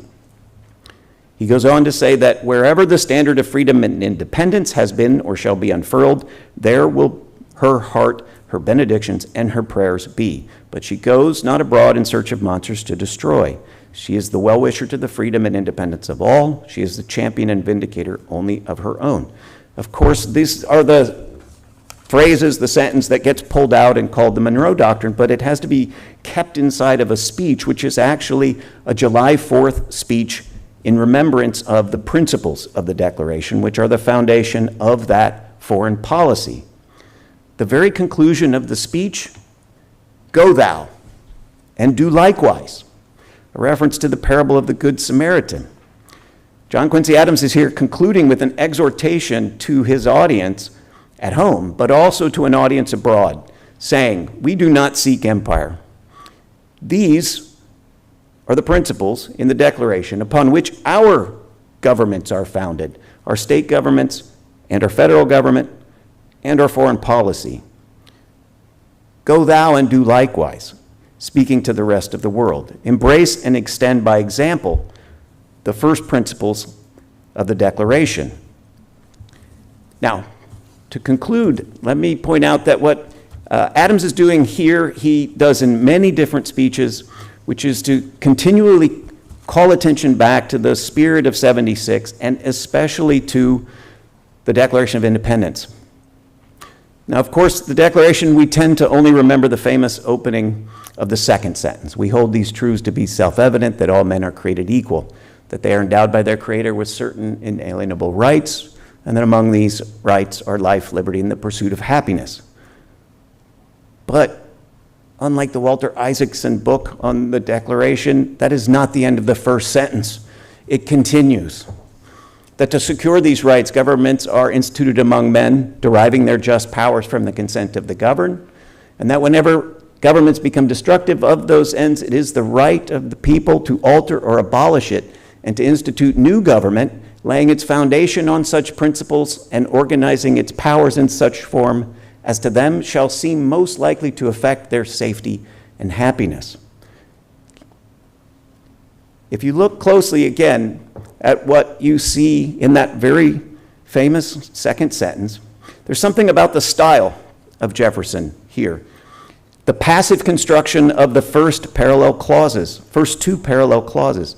It's quietly being said here that all men who are created equal, and that they who are endowed with certain inalienable rights, cannot act as the agents of their own being, nor are we the authors of our inherent and inalienable rights, as Jefferson wrote it. As created beings, we must recognize about ourselves that we are insufficient causes of our own existence, as well as of our nature. We are neither self-generated nor self-endowed. However, we are sufficient to be, and of right ought to be, self-governed, responsible for securing the natural rights with which we have been endowed. Jefferson's first two clauses thus point subtly not only to that which we possess by nature and of right, but what we must secure. He also points to the fact that in other important respects we may be limited, so too governments that are instituted among us are limited. We are their creators, and as such, we have the power to render them just by our giving consent to be ruled by them. But we retain the power to revise or to abolish them if they fail to secure the ends for which we instituted them in our judgment. The faith implicit here in human reason to grasp first principles and in human ingenuity to institute governments founded upon such rights and such principles is truly a celebration of our worth as thinking beings, but it also imposes solemn obligations, binding us as moral beings to act with purpose and in accordance with what is right, precisely because we are capable and competent by nature to know what is right to do. These truths we may hold to be self-evident, but we are not the cause of their being so. Our holding them is not what makes them axiomatic. By our reason alone, we are sufficient to grasp them, but once apprehended, these self-evident truths have a hold on us. If we reason rightly, we are bound by them and to them. They hold us. And as John Quincy Adams reminded the People's House in his anniversary speech, we must not only commemorate and celebrate our Declaration of Independence, but also hold and adhere to its principles and cultivate the virtues that such adherence to these principles requires, both at home and to encourage the world abroad. We must do it in order for our republic to endure. Thank you.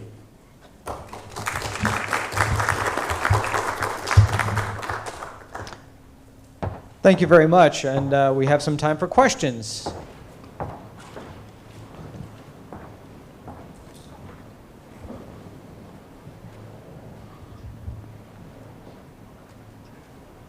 Hello, and thank you all for your presentations today. That was lovely.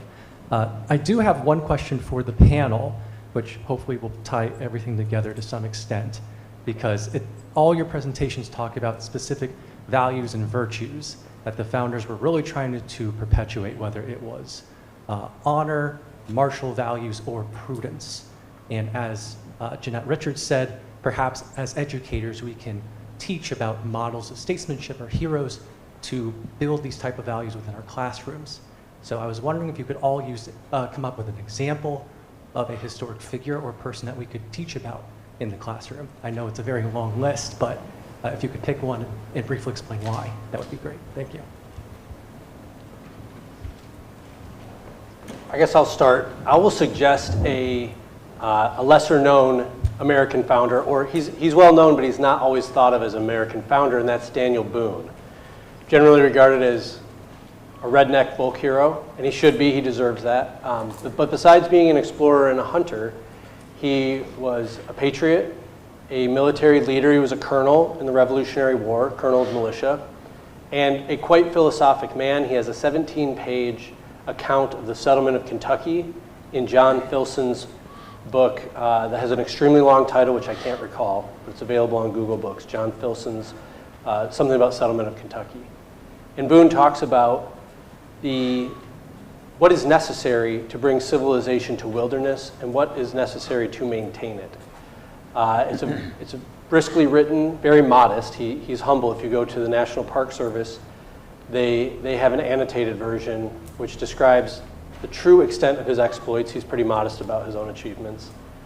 But he fought the elements, he fought Indians, he fought the British, and he loved his family, he loved his neighbors, and he was a builder. So there, Daniel Boone might be fun for school children to read about. Not well known as a statesman or founder, but I say he belongs in that company.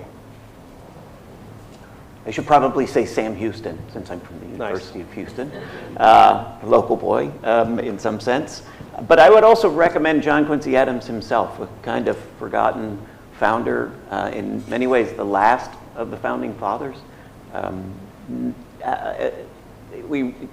I tried to indicate just quickly some of the ways in which he attempted to continue and complete the founding by, in a generation past the start of the nation, reminding people that they had to return always to these principles and revive them and keep them alive. But also just in his very career. At 14, he was assigned to attend the minister to Russia. And from that moment on, his life was one of dedication to country and service to the nation.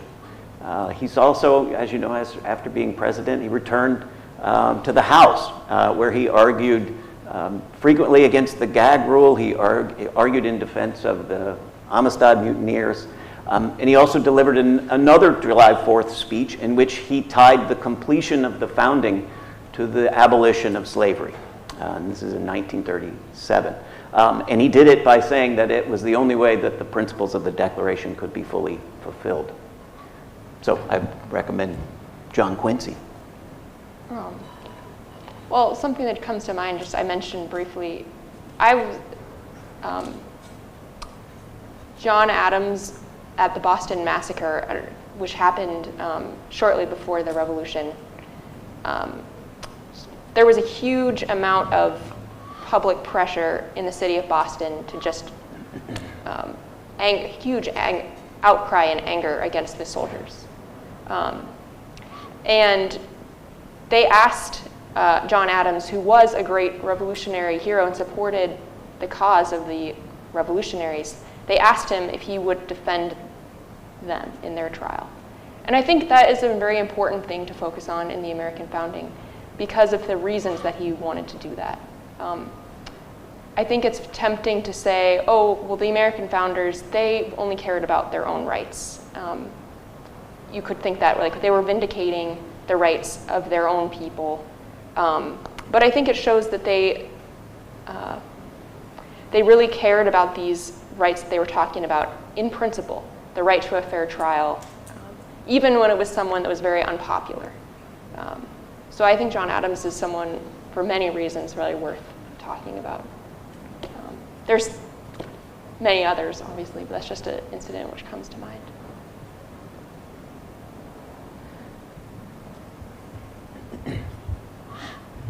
You've hit on a lot of like complicated text today. As a teacher of like struggling readers, how would you advise and how to tackle these, like the Declaration of Independence or a political speech? We see a lot in standardized tests. Students don't have the background knowledge to really understand the context of those texts. So what would be some strategies or advice that you would give teachers in how to get, not just for testing purposes, but in general to understand the context of these speeches and other historical documents? I'd start by saying, with the Declaration of Independence, it's such a short work. It fits on one page, front and back. And of course, you could use it as an occasion to talk about the colonial experience, to talk about all the things that led up to the Declaration itself. But you can also just look at it in and of itself as a primary source. The language of Jefferson moves from these sentences, which they are not long and rambling. They're very clear in the style that he's using, although he can vary the style. So when in the course of human events it becomes necessary for one, it's a very long opening.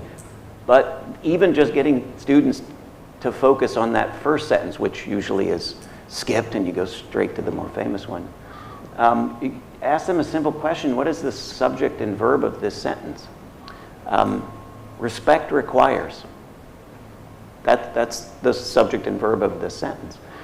So even at a sentence level, you can break it down and say, well, this respect that is required is for the opinions of mankind. So this document isn't just a historically bound, timely one declaring in this particular situation what we find we must do, but rather it's speaking to the world, and as I tried to argue, speaking to the world not just about what they're doing, but the principles that are guiding what they're doing. And those are, as they say, self-evident truths, but also foundational for understanding all good government, not just what will be, they hope, the good governments of the free and independent states and eventually of the federal union. The speech of John Quincy Adams, I wouldn't recommend many of the others, except maybe graduate students because they're so long. But this one in particular is fairly short, and it goes well with looking at the Declaration text, because he rehearses a little bit in a few paragraphs the background, what led up to the signing of the Declaration through the colonial experience, but especially it uses Declaration as the principled ground upon which to talk about something that is in the news this week. It has been for several weeks, which is that the Monroe Doctrine is still the foundation in some way of our principled foreign policy, and it would be fantastic if more students were directed to understand that, I forget what it's called now, the Monroe Doctrine is actually the Monroe Doctrine with some corollaries, but you know, when it was first presented by James Monroe as president, it was really John Quincy Adams as Secretary of State who had laid the groundwork, and it points to the Declaration's principles. And that would be wonderful for people today to remember. My recommendation. I would reiterate, don't skip the grievances. Some of the grievances seem redundant. You have Dr. Spalding's book, which is going to do an excellent job of providing guidance and the historical facts behind them. But many of those grievances talk about very real and particular violations of rights. Ravaged our towns, burnt our coasts, destroyed the lives of our people.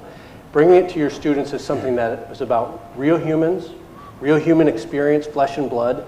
That makes the principles mean more to them, and remind them that this is a great historical document, it's a great explanation of principles, probably the greatest political expression of principles, but it's their document.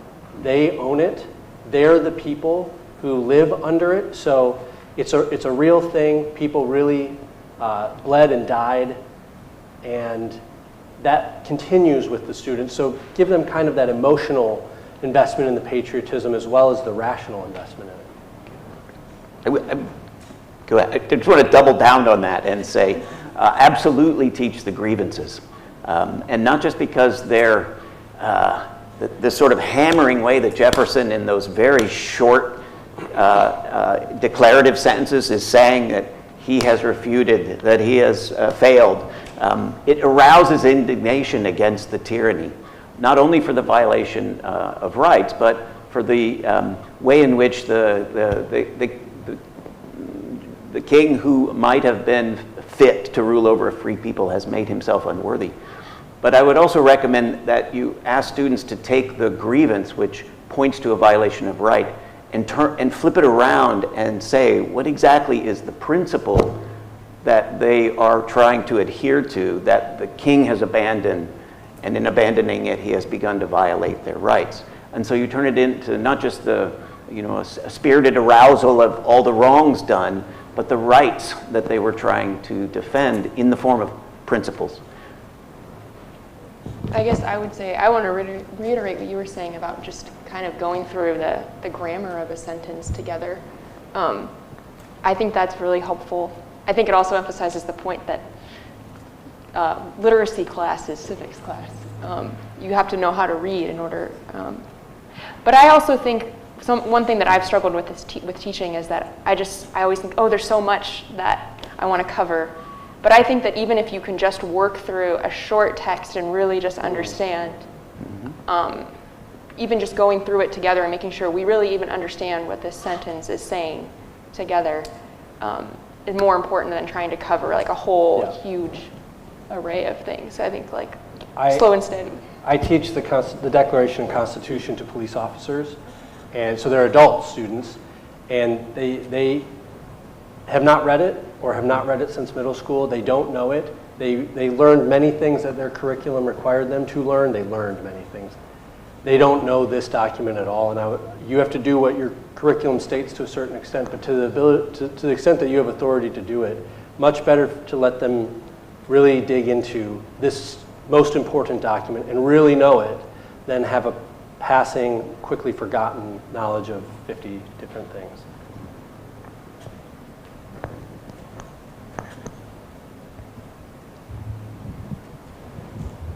Thank you all for being here. And since we're talking about virtue, thank you for the virtue of humility, as it took me a few hours to read this John Quincy speech. And I learned a lot of history of things that, he would use 2 words, and it led to this whole history lesson. But I'm curious specifically, right, because we have to understand this in order to teach it well. The Latin, so I found that this was referring to the Aeneid that's at the end of this speech.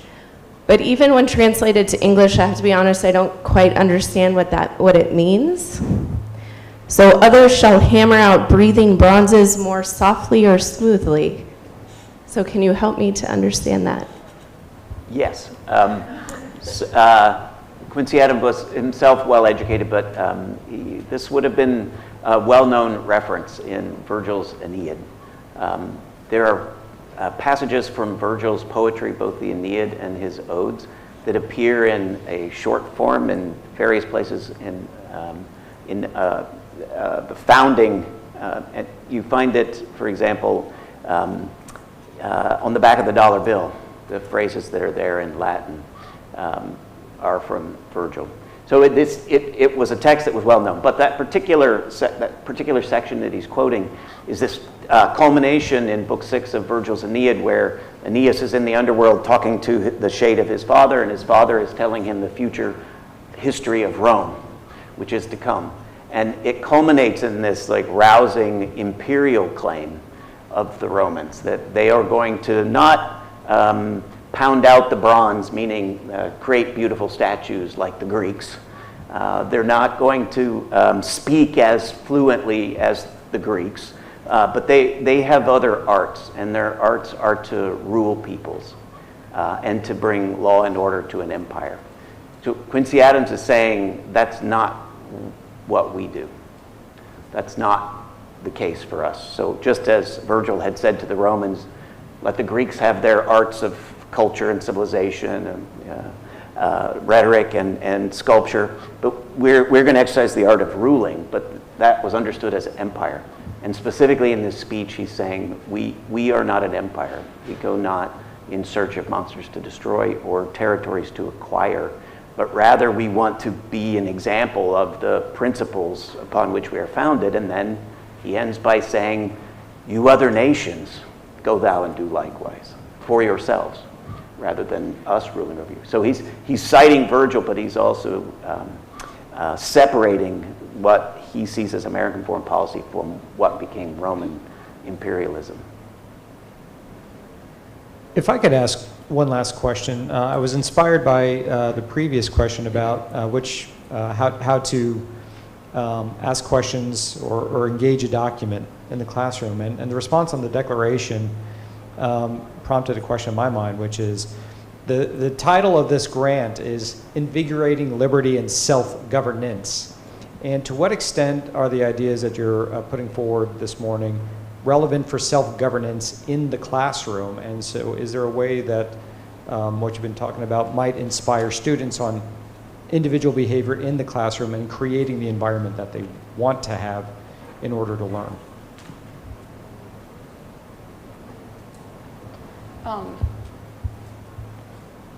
Well, I guess I would say that sort of with the understanding that you are trying to teach them to be a free citizen, you respect them enough that you're trying to help them understand what the principles of our country are. So that I think that when you read these documents, they're very serious documents, and I think that when you read them, they encourage you to take that seriously. And in my view, reading that, it raises the tenor of the classroom. If you realize this was a great man or a great woman who had these thoughts and are saying these things and in these kinds of terms and language, and even just filling their minds with this kind of language, I think raises the tenor of the classroom a lot. Is that kind of what you were getting at with your question? I'll admit at the beginning I don't have a particular prescription for this, but if we think about the spirit of 1776 being appreciation and proper exercise of rights and participation and completion of duties, that's counter to the modern mentality in which we're almost passive receivers. We look at digital media, things happen all around us that aren't within our control, and we need to look at ourselves as beings of action with rights to enjoy. We get to do things. We're free. You're very free in Florida. We're free in this country. So we have to figure out what we're going to do with that freedom, and then think about how do we serve our society? What are the useful things we can do that contribute to our happiness in doing them, and then to the happiness of our neighbors in them receiving.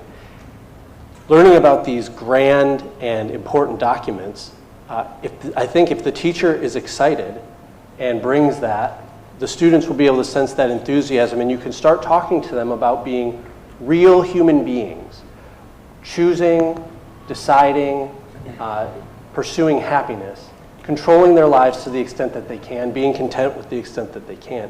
Your enthusiasm, which probably comes from, I mean, you're attending this session. That's a really good start. You're pursuing knowledge. And then asking the types of questions you are so you can really understand these documents and then speak about them with confidence.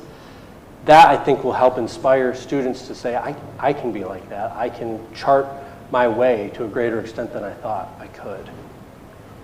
I would just add, with respect to self-governance, it's not enough to be able to articulate your rights. I think that most teenagers are quite capable of articulating what they believe to be are their rights. It's a little more difficult to remind them that with the rights come some reciprocal duties, that others have rights too, not just you.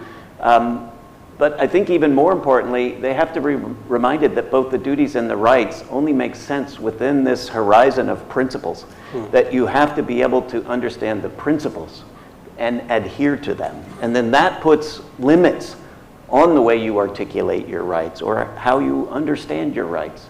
And the adherence to those principles then translates what is otherwise license, pursuing your rights however you feel you should, but having principles in mind and adhering to them when you're attempting to articulate your rights and understand your duties. So I think that would be an important part of self-governance, is not just rights and duties, but remembering and adhering to principles. Please join me in giving a round of applause for our panel here.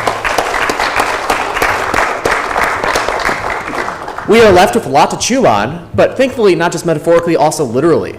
We are going to break for lunch, and with thanks to the New College Foundation, we have catered barbecue lunch here. And so we will reconvene at 1 o'clock. I encourage you to get some food, relax, rest your minds. And also, if you have the chance, I know that some of you are here at New College for the first time, I encourage you to stretch your legs, take a stroll around campus. We have a wonderful campus here. We're right next door to the Ringling Museum. And so if you have a chance, if not over the lunch break, at least when this conference concludes, I encourage you to come and check out our campus. Thank you, and we will see you again in this room at 1 o'clock. The lunch is right outside. Going out this way? What an excellent document to yes. choose. We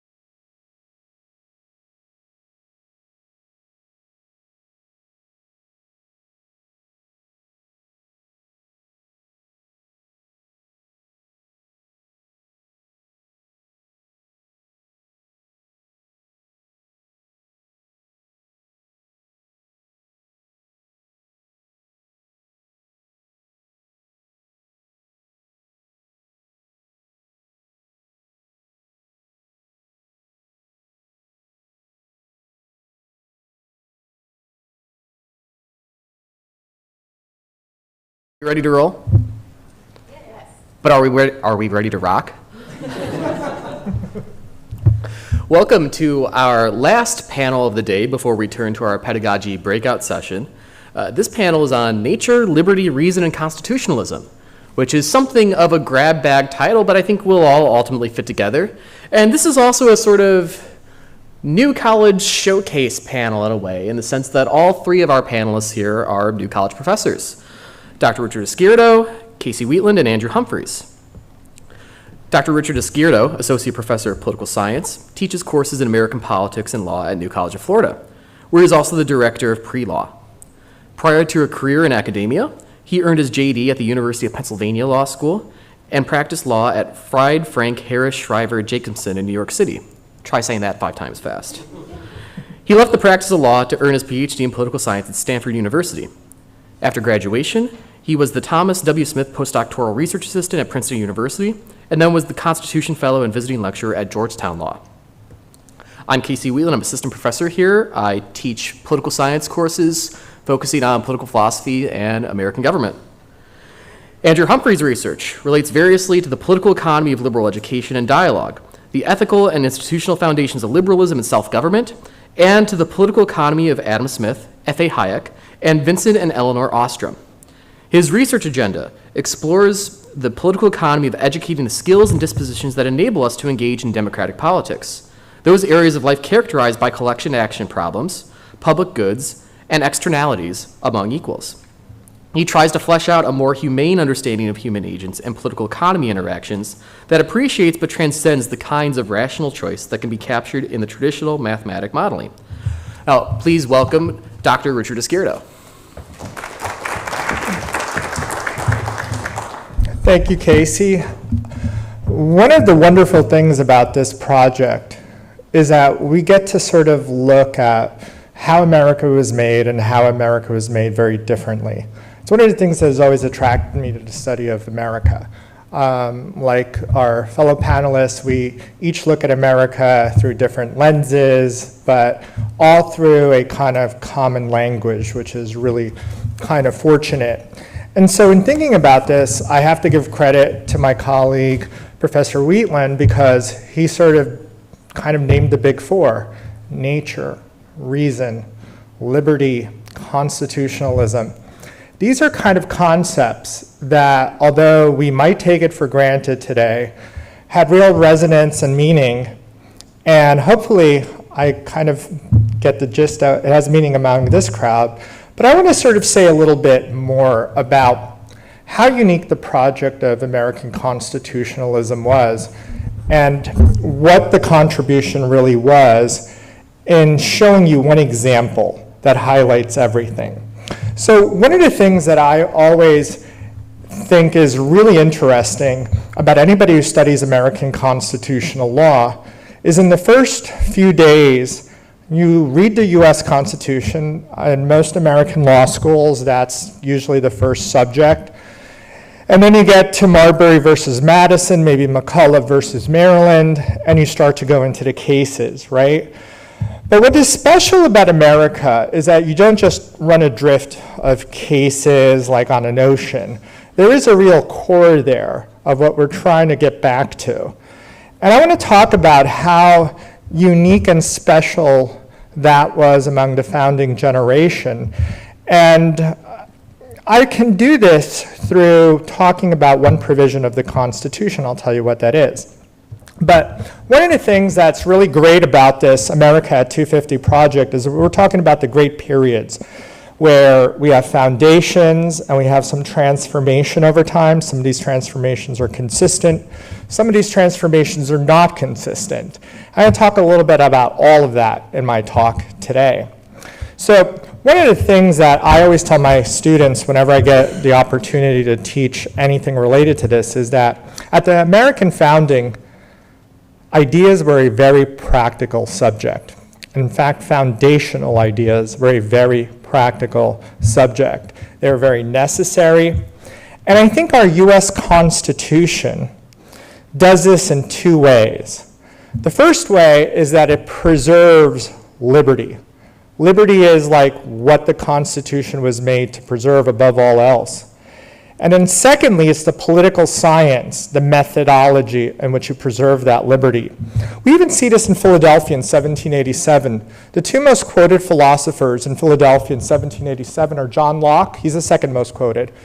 He's quoted for different reasons than the first most quoted. John Locke is quoted for liberty, ideas of property, ideas of liberty, tolerance and religion, liberty of the individual, all of those sort of things. And the first most is a Frenchman, it's Montesquieu.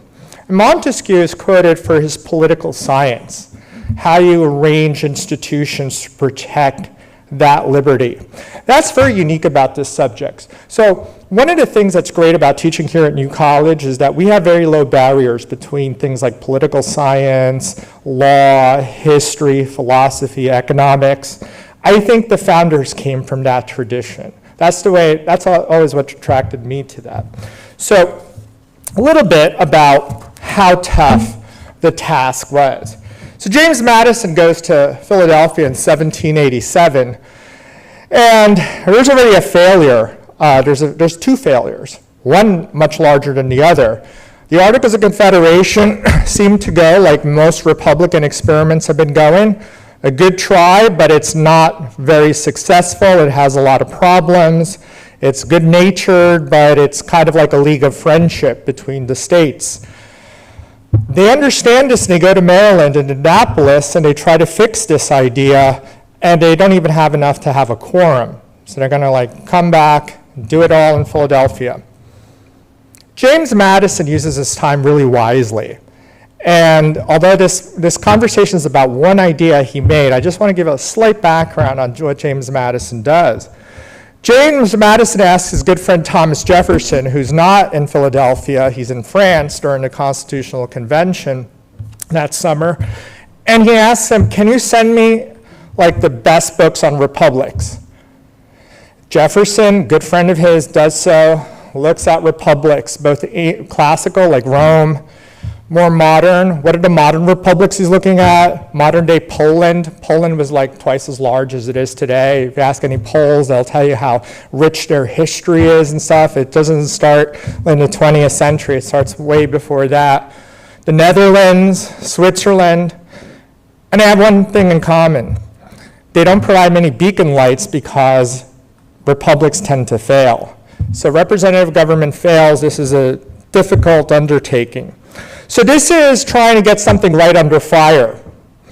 No one who comes to Philadelphia in 1787 thinks they're going to write a new constitution. I often tell my students on the first week and a half of class that there's something, when I used to practice law, we called first mover advantage, that whoever kind of goes first gets an advantage, and that everybody has to react to it. So they're all coming, they're thinking they're going to amend the Constitution, except Jimmy Madison. He had read all about republics, and he thinks that the Articles aren't going to make it. We're going to go the newest example of a failed republic, and he has the Virginia Plan. And this is a deft piece by James Madison. He goes first. And so while it's shocking to the other delegates, they have to react to it. I always tell my students, look at the counterfactual. What if I'm from New Jersey, my fellow Jerseyan William Patterson went first with the New Jersey plan? We probably wouldn't have had the US Constitution. It's really a deft move by Madison. Madison's really thinking really a few steps ahead. It's commonplace to say somebody plays chess while others play checkers. They used to say that about Larry Bird, how he played basketball, but I think it really is true with James Madison.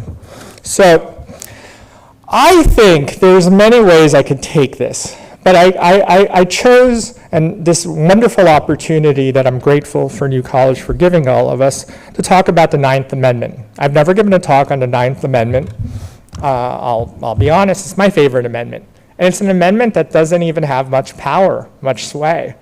There's never been a Supreme Court case, either at the federal or state level, that has been overturned because it violates the Ninth Amendment. But I like it for a lot of reasons, so we're going to talk about it.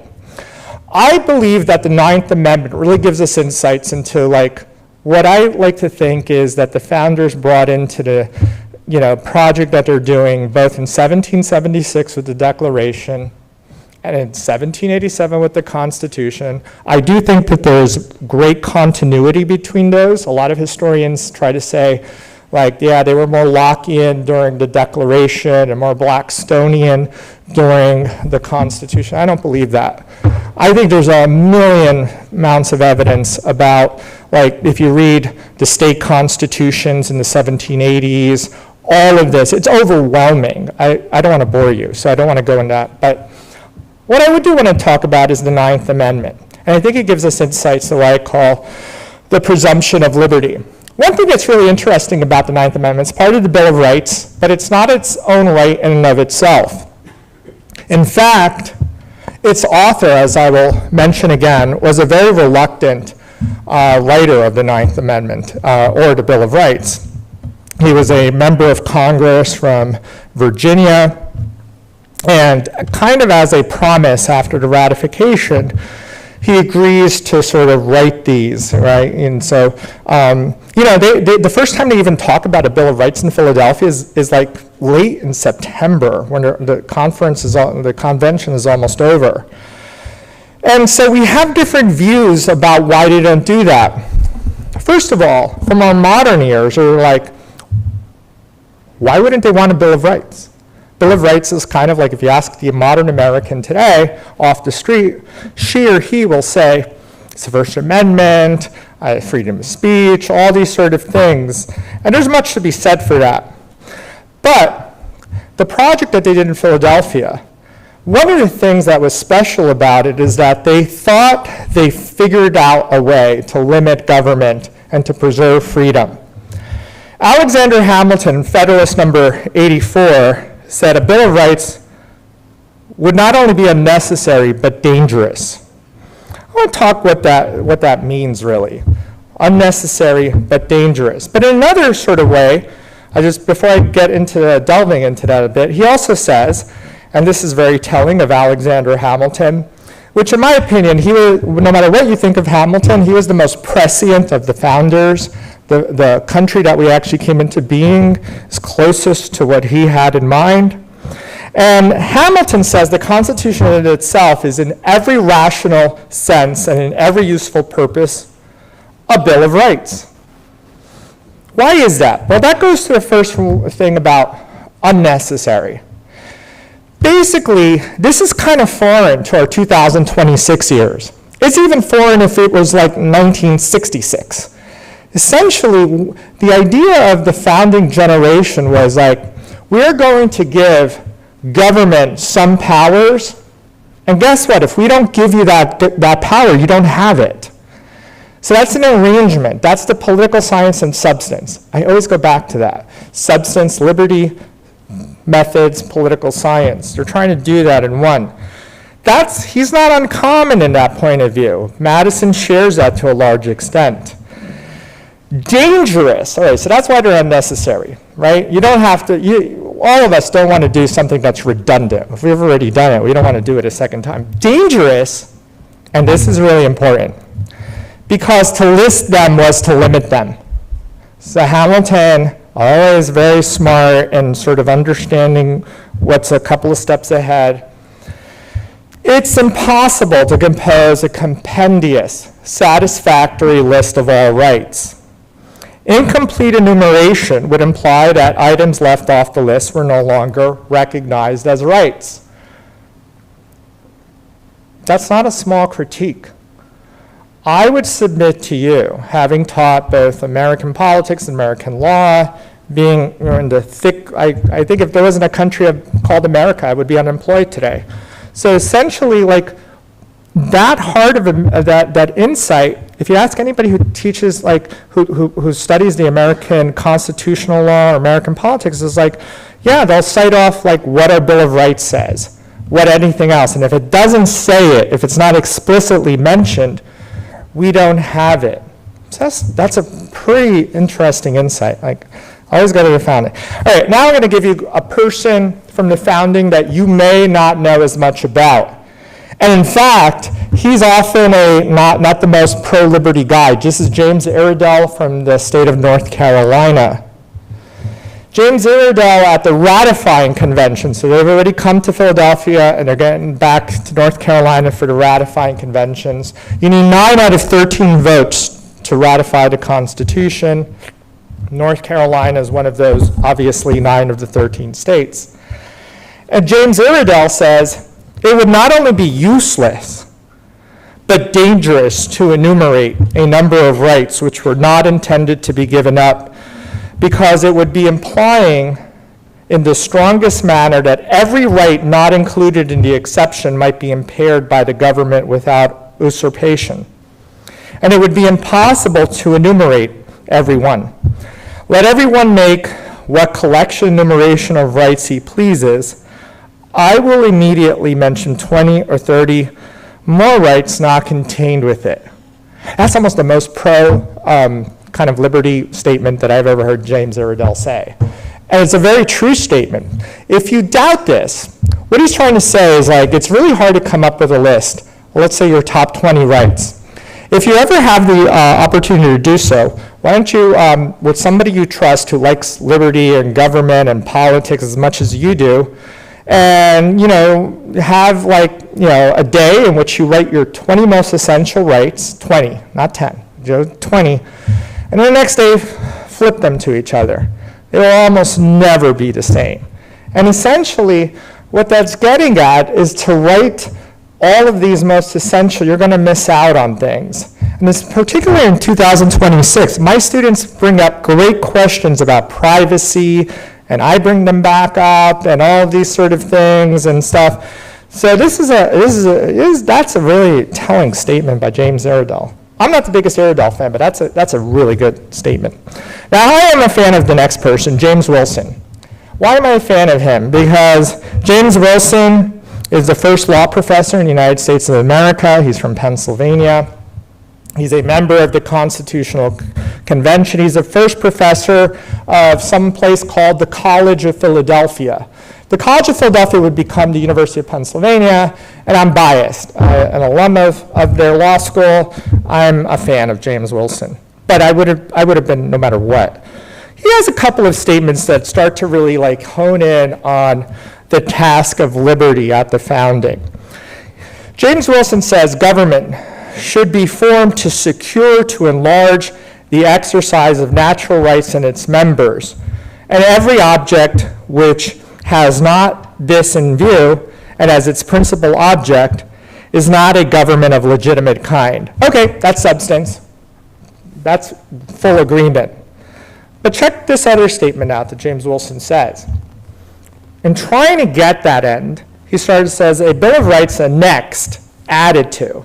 And by the way, we take it for granted that the Bill of Rights is just added at the end of the Constitution. That wasn't totally consensus at the time. There were many who thought that it would be like, imagine you're doing a paper and you're editing it in Word and you're taking out words and putting phrases in. That could have been Amendment 2. The fact that we don't have that and we have it as a list at the end is kind of interesting because that wasn't secured. But he says that a Bill of Rights annexed, added to a Constitution, is an enumeration of the powers received. If we attempt an enumeration of everything that is not enumerated, it is presumed to be given. The consequence is that an imperfect enumeration would allow all implied powers into the scale of government, and the rights of the people would be rendered incomplete. A lot of these arguments are, if you name rights, is the implication that what you don't name, you don't have those rights? I always tell my students, one of the things that law often does is things by implication, right? Like reference or something like that.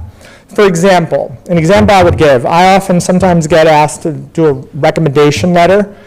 And what if I wrote a recommendation letter that says, for somebody named Jimmy, Jimmy was very punctual to class and always polite. Sincerely, Richard Alexander Izquierdo. Right? That's not a negative letter. It's good to be polite and on time. But what am I not saying about him, right? There's always implications. So if you list these rights, is the implication that if they're not listed, they don't go up to that level and they don't have the same thing. the same kind of precautions and preservations to them. James Madison, a reluctant writer of the Bill of Rights. So that's how I always find that interesting. He's like kind of reluctant because he's kind of doesn't think it's necessary. He's not against it, but he's not kind of like thinking. And one of the things that James Madison is cautious about is like, I will write them, but I don't think it's the number one thing I need to do. So now we're going to talk about the Ninth Amendment. The Ninth Amendment, like all of the Bill of Rights, is pretty simply stated. And I like it because in one sentence, it does a lot. And if you study the Bill of Rights, one of the things that the Bill of Rights is really obvious to anybody who reads the first 8 provisions of it is that these are rights that keep a tyrannical government at bay.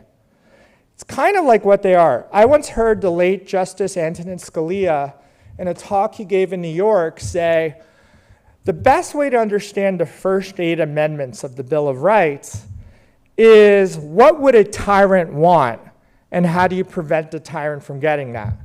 So a tyrant wouldn't want you to have free speech, free exercise of religion, you make it criticisms of the government, definitely would not want the Second Amendment. I mean, give me a break. The Second Amendment, like a tyrant definitely does not want a Second Amendment. The 20th century sort of shows us kind of like the first thing tyrannical governments do is take people's guns away.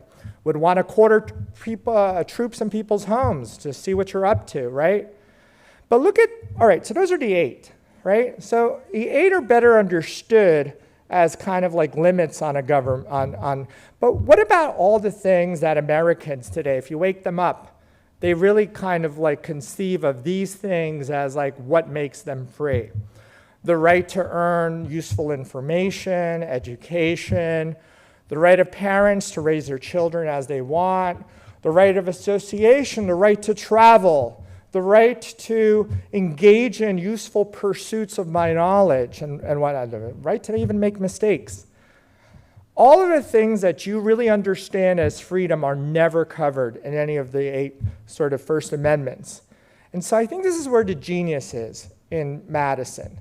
And I think this is like somehow today a kind of small tale of how we in 2026 are living in a country that is kind of blessed to have that sort of first take on things, but we have a little bit of a different understanding, and I think I can make that clear by talking about the Ninth Amendment. The language of the Ninth Amendment says as follows, and I quote, "The enumeration in the Constitution of certain rights shall not be construed to deny or disparage others retained by the people." That's it. Now, drafted by Madison, again, he reluctantly wants a Bill of Rights. And actually, if you like the Bill of Rights, you probably have to give some credit to the Anti-Federalists who kind of like pushed towards that edge. And I often tell my students, don't think of the Anti-Federalists as like people who lost out in the debate or as cranks. A lot of the things that they actually warned about came to being. That America would have a larger military. One of the things about American exceptionalism is America, until the Cold War afterwards, always had a fairly small military, and it always had a draft. That federal courts, the Anti-Federalists said, would overrule state courts. Congress would come to tax heavily. All of those things came to pass. And so I think oftentimes the Anti-Federalists, by giving the name Anti-Federalist, is kind of the people that came up short. I often tell my students states' rights advocates is kind of like a better kind of understanding of them. Okay, so Ninth Amendment. I just mentioned a little bit about it, what it was. I'm going to talk a little bit right now about the structure of the Ninth Amendment. The Ninth Amendment is not an enumerated right. It's an unenumerated right. It's not saying that parents have the right to raise children. It's not saying that you have the right to travel. It's not saying that you have a right to association, a right to contract, a right to anything. The things that if they took it away from us tomorrow, we would sort of see as like taking away what we really consider as liberty. Basically, James Madison, the genius in this provision is that it's a catch-all.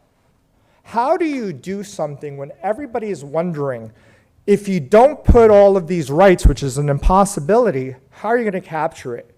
So it's a catch-all provision, but it's also a provision that states what America is about. The natural rights baseline, that you, because you come into civil society, the root of those is still those natural rights. A few other things about the Ninth Amendment. The Ninth Amendment, like all of the Bill of Rights, only applies to the federal government, not the states. Barron versus Baltimore would further effectuate all of these things about the Bill of Rights not applying to the states. After the 14th, through the idea of incorporation, they do come to the states, but not at the beginning. And again, Madison understood the difficulty of the task, what liberty rights to include. James Wilson, again, to list them is to limit them, the implications of that. And the real possibility that, when you do this project, you have to have something that is cohesive for the country. I look at the Ninth Amendment as one of our clues and insights into what I think that the founders had as a presumption of liberty. I'm going to talk a little bit about that. One of the fun things about understanding law and how it relates to politics is because it gets you inside the mind of the founders, I think. And the mind of the founders were that presumptions and baselines were really important. So one of the things that in modern times, both conservatives and liberals have had a tough time figuring out, what's this mean, right? Like, we have the history, we have the catch-all provision, but even if you believe the text of the Constitution, how is it going to be implemented in a way that's kind of meaningful? And both the right and left have had problems with this. Yale law professor and DC Circuit Judge Robert Bork, during his Supreme Court confirmation hearings in 1987, called the Ninth Amendment, when asked by it, a forgotten amendment, and famously stated, and I'm quoting the great late Justice Robert Bork, not Justice, Judge, "I do not think you can use the Ninth Amendment unless you know something what it means. For example, if you had an amendment that says Congress shall make no, and then there is an ink blot, and you cannot read the rest of it, and that is the only copy you have, I don't think that the court can make up what might be under the ink blot." So Madison is reduced to an ink blot. This is a very constituted, very smart professor, right? Kind of interesting. So I just want to sort of say, so why did the late Judge Bork say that? I think Judge Bork simply reflects the wider sentiments of both judicial conservatives and judicial liberals. Both camps have narrowed the meaning of the Ninth. There's some fear of the Ninth. It's like a Pandora's box. What will you open up? Like, what kind of things? And then the justiciability, right? Some rights are enumerated. They deserve protection for sure. What about the unenumerated rights, right? It talks about these rights. And is it proper for courts to identify them? Notice, one of the things about constitutional law that's always fascinating to me is that we have two American principles in almost every constitutional law case at once.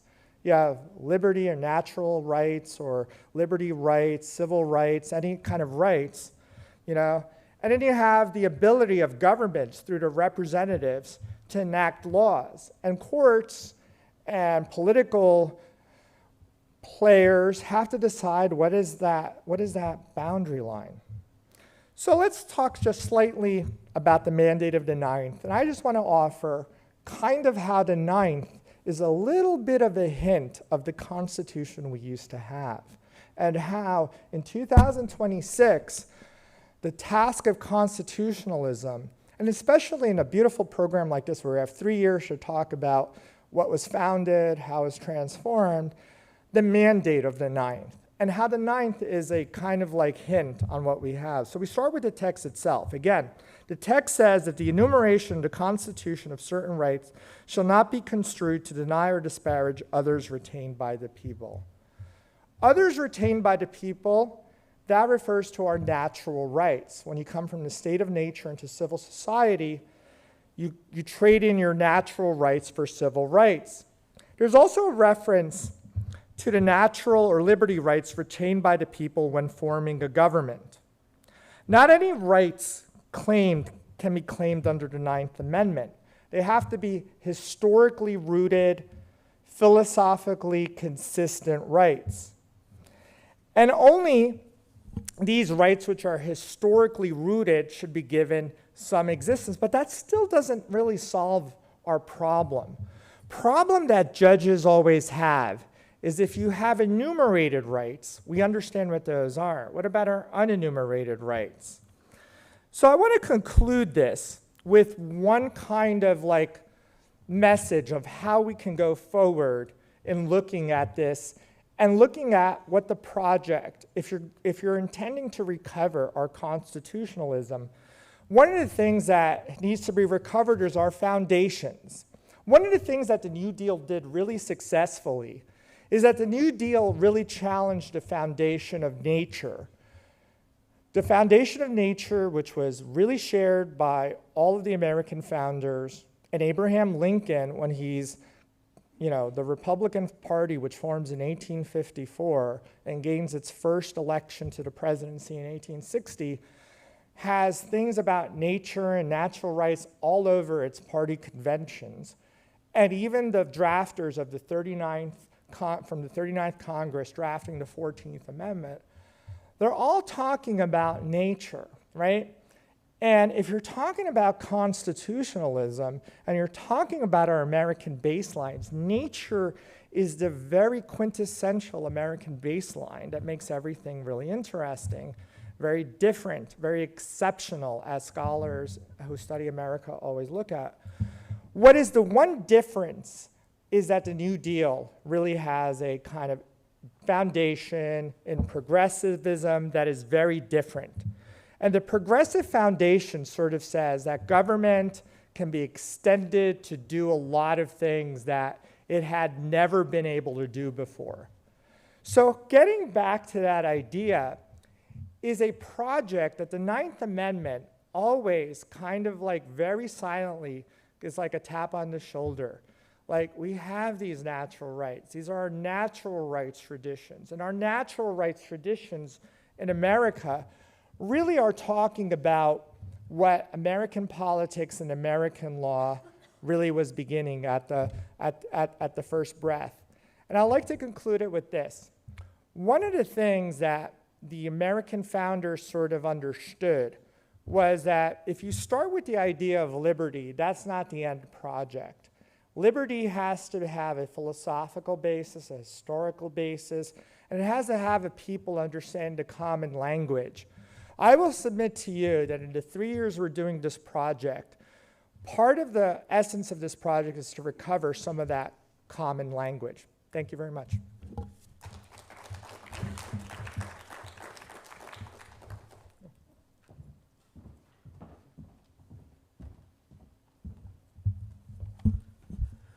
I hope you're not sick of seeing me up here.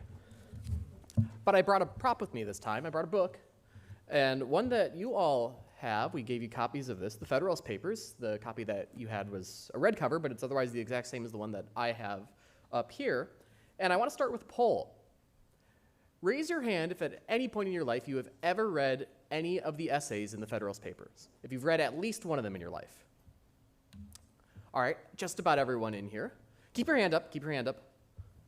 All right, keep your hand up if you have read Federalist 10 and Federalist 51. A few hands went down, but still, I'd say about half of the room. Keep your hand up if you have read all 85 of them. We few, we brave few. This is a book that we are both very familiar with and yet at the same time not familiar with. And in fact, we usually do not treat it as a book. We treat it as a series of essays, which of course is what it was in its origin. Right? 85 essays written by Alexander Hamilton, James Madison, and John Jay, published in New York newspapers in 1787 and 1788 in order to convince the people of New York to adopt the Constitution. And so we have these 85 essays written under a shared pseudonym Publius, yet written by 3 different authors. And so we could read these essays individually, and typically when we are teaching American civics, we will look to the essays that deal with the principles of constitutionalism, separation of powers, managing factions, checks and balances, maybe looking at the particular arrangement of Congress, the courts, and the presidency. But I'm going to argue that we can also look at this as a comprehensive work. A comprehensive work not simply on constitutionalism as such, or on the American Constitution, but on political science, of political life. And even though these are 3 different authors, and ones that are going to have differences with each other over the course of their careers, right? Hamilton and Madison, famously, although they both support the ratification of the Constitution, they are going to go their separate ways in the 1790s. If you look at the history of American politics as a history of great debates, you could say that the first debate is the question of whether or not to declare independence. The second debate is the debate between the Federalists and the Anti-Federalists. Really, I think the third great debate is the Pacificus-Helvidius debates, which is a debate between Alexander Hamilton and James Madison after the Constitution has been ratified. And it is a debate over the scope of executive powers in the field of foreign affairs. Yet, I believe that despite the fact that there are 3 authors to this work, it can be read in a coherent, unified way, as a book. And Alexander Hamilton, the man who wrote most of these essays, believed this. Before the ink was dry in the final essays, in fact, before the final essays were even published in New York newspapers, Hamilton made the effort to bind the essays together, all 85 of them, into a 2-volume book. And by the time that he did this, the ratification of the Constitution was almost a moot point. It was very obvious, I think, at this point that they were going to get at least 9 of the 13 states to ratify this, and it was clear that the people of New York specifically were going to ratify it. And so Hamilton did not simply bring this together as a book for the sake of fulfilling that immediate task of getting the people to ratify the Constitution. It seems that he had another purpose in mind, a higher, more fundamental purpose. And Hamilton was not the only person that believed that. Thomas Jefferson and George Washington also believed that this work contains certain fundamental universal truths about the nature of politics. By the way, we tend to call this book today the Federalist Papers. When Hamilton published these initially, it was called simply the Federalist. That suggests more of a unity in a way. Jefferson and Washington both saw this as well. Jefferson, in a letter to James Madison, said that this was the book that best expressed the principles of politics, the principles of government. George Washington, in a beautiful letter to Alexander Hamilton, said that when this crisis of the ratification of the Constitution goes away, most of the essays and pamphlets that were written will be forgotten, but that this work will remain for all times, so long as you have people who are interested in preserving political liberty. And so I'm going to argue that if we read this book in a unity, if we read it coherently as a book rather than simply a series of essays that we pick and choose, there's going to be a through line here that gives us a more comprehensive civic education, one that I believe that our students should know. And I'm going to argue that the through line here is the relationship between reason, liberty, and justice. In Federalist 53, Madison notes that the various state constitutions provide for different term lengths for their legislative assemblies. In Connecticut and Rhode Island, members of the lower chamber held office for 6 short months, while in South Carolina they held office for 2 years. Despite this difference, though, he says, it would not be easy to show that Connecticut or Rhode Island is better governed or enjoys a greater share of rational liberty than South Carolina. Rational liberty. Here in a phrase, Madison reveals the purpose of government according to the founders. It is not simply liberty that they sought, but rational liberty. That is to say, a form of liberty that is reasonable, that conforms to the human good. In Federalist 9, Hamilton remarked in horror that the history of the petty republics of Greece and Italy is a history of perpetual vibration between the extremes of tyranny and anarchy. The American founders aimed for a happy mean between tyranny and anarchy, or as Leo Strauss once brilliantly put it, the creation of an order which is not oppression with freedom which is not license. And so I want to understand that relationship between reason, liberty, and justice. And let us begin with reason and try to understand what that means and its limits. In Federalist 31, Publius takes a break from his main narrative. And if you read the Federalist cover to cover, by the time you get to the late 20s, it gets kind of boring. I'm not going to lie. That's kind of the low point. of the text in terms of capturing the reader's attention. And I think Hamilton might have even been boring himself at this point. He's writing these papers, these essays so quickly. The editors of these newspapers are writing back to him saying, please slow down. Our readers are sick of seeing Publius all the time. And Hamilton takes a step back here in number 31 and makes a more philosophical point. He says, in disquisitions of every kind, there are certain primary truths or first principles upon which all subsequent reasonings must depend. These contain an internal evidence, which, antecedent to all reflection or combination, commands the assent of the mind. Human beings are capable here of axiomatic logic. And this is a point that Dr. Gish had brought out in his account of John Quincy Adams in the Declaration of Independence. Echoing Euclid here in Federalist 31, Publius notes that geometry begins with self-evident truths. The whole is greater than the part. Two things equal to the same thing must also be equal to each other. Two straight lines cannot enclose a space, etc. This mode of reasoning applies to moral as well as physical nature. Publius continues. He says, of the same nature are these other maxims in ethics and politics, that there cannot be an effect without a cause, that the means ought to be proportioned to the end, that every power ought to be commensurate with its object, that there ought to be no limitation of a power destined to effect a purpose which itself is incapable of limitation. These are, in a way, Euclidean propositions or axioms for a political geometry. Many moral and political truths, Publius then says, that are not strictly axiomatic can be inferred from these axioms by what he says are the natural and unsophisticated dictates of common sense. And so human beings, we are political animals. Because we are endowed with reason, we can understand these things. We can express notions of justice and injustice, ethics and politics, right and wrong, advantage and disadvantage within a community with other human beings. Publius's conception here of nature and reason is classical. Man has the capacity to recognize certain axioms, first principles, that without antecedent evidence move the mind and serve as the foundation for higher order thought. In the same manner that Euclid's system of geometry begins with certain propositions undeniable to a sound mind, our capacity for politics also begins with certain self-evident truths. Yet, axiomatic reasoning can only take us so far. Politics, like mathematics, begins with fundamental truths, but unlike mathematics, it is a theoretical science. I'm sorry, mathematics is a theoretical science. Politics is not. It is a practical science. It is meant to guide human action and therefore must account for the changeability and variety of human activity. Right? Geometric equations do not change. 2 + 2 always equals 4. But human life and circumstances do change. In Federalist 55, Publius notes the distinction between theoretical and practical science. He says here, nothing can be more fallacious than to found our political calculations on arithmetical principles. And here he is talking about the question of how many representatives should we have in the House of Representatives.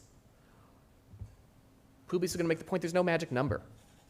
There's certain considerations that we have to take in mind, and certain things, certain circumstances which may change.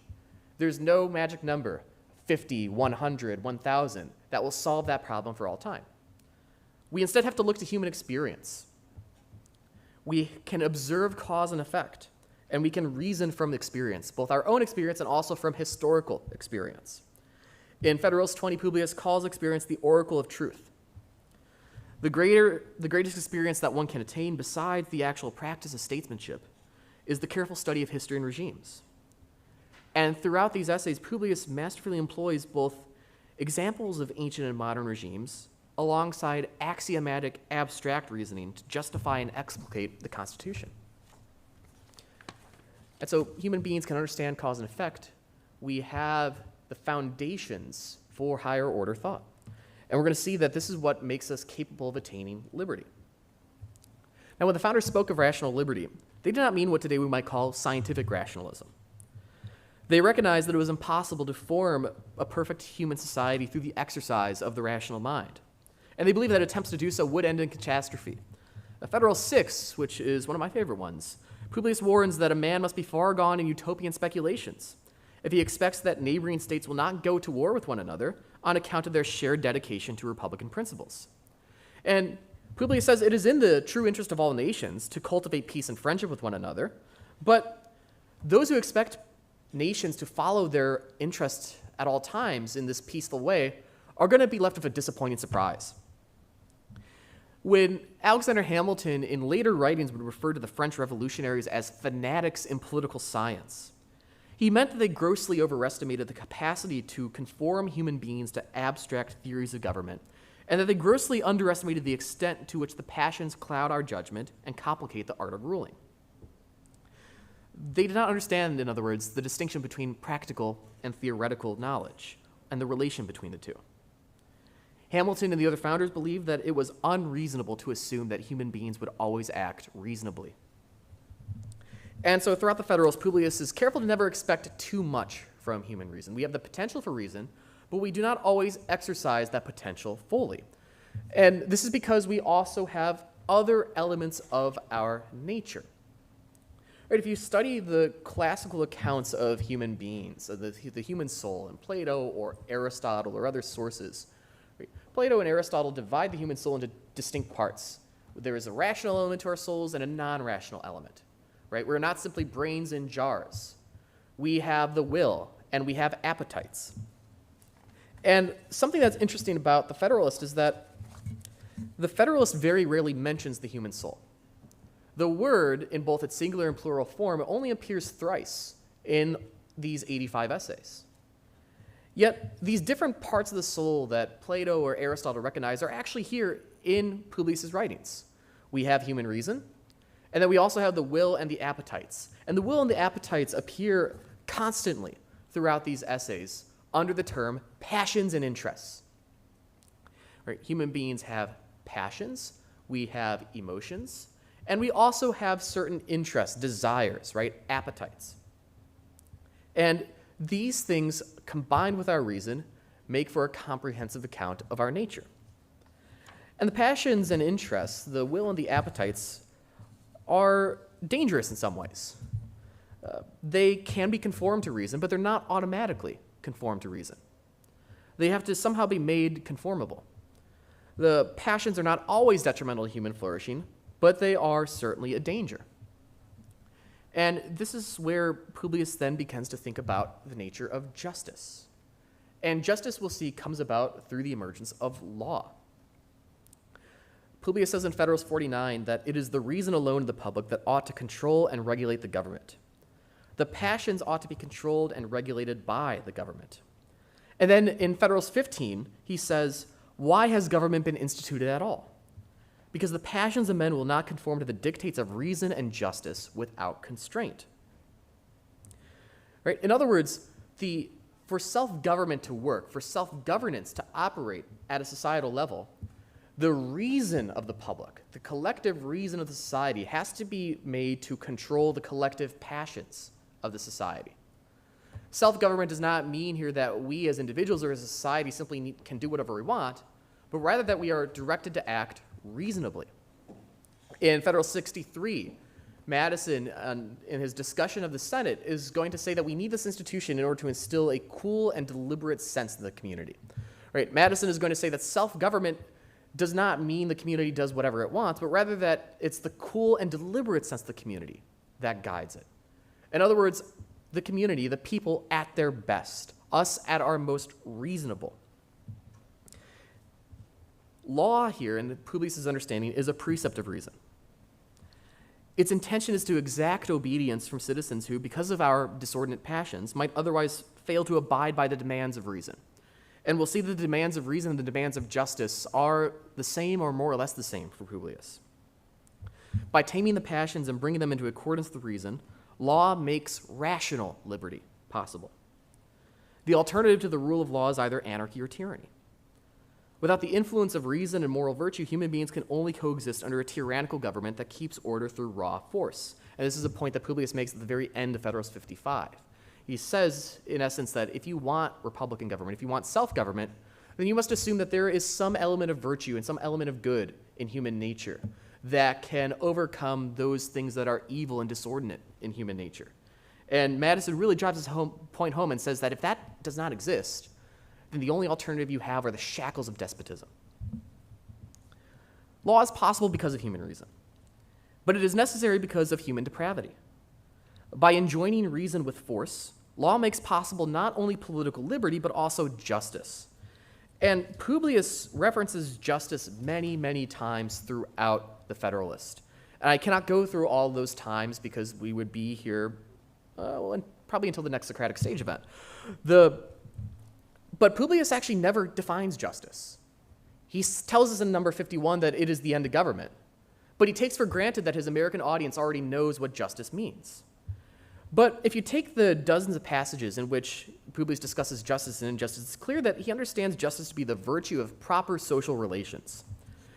Injustice occurs when one party reaches beyond what they are rightly owed. Right? Justice occurs when each is given what is their proper due. This is ultimately the classical conception of justice. Justice then requires obedience to just laws and just rulers. In a word, it requires obedience to reason. And this is the task of the Constitution, is to fulfill this, instill this obedience to reason. Publius says in number 51 that in framing a government which is to be administered by men over men, the great difficulty lies in this. You must first enable the government to control the governed, and in the next place oblige to control itself. Laws have to be framed that lend sufficient force and public support to the government. Now, how can we do this? Well, Publius gives us an answer in Federal 17. He tells us why it is that human beings would willingly give their support to the laws. And he gives us two reasons why. One is through proximity, the natural affection that occurs with the things that we are familiar with, as we heard from Jeanette Richard this morning. We could call this friendship. That could be another word for this, right? Familiarity, or it's friendship. The second reason that we might lend our voluntary support for the laws is because of the good administration of ordinary civil and criminal justice, right? We see that the laws are protecting us. And so we have these two poles here, friendship and justice. This, by the way, is what Aristotle says makes political communities possible in Book 8 of the Nicomachean Ethics and in many other places, friendship and justice. But who should the people obey? Who should be tasked with creating these laws? Federalist 57 gives us the answer to that question. Publius says the aim of every political constitution is, or ought to be, first to obtain for rulers men who possess the most wisdom to discern and the most virtue to pursue the common good of society.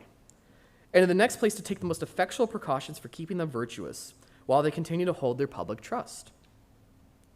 And so far from simply channeling passions or countering power with power, checking ambition with ambition, the Constitution is ultimately designed to guard and promote public virtue by bringing together political authority and political wisdom, elevating the rule of those among us who are most intelligent, most talented, most virtuous, and most moral.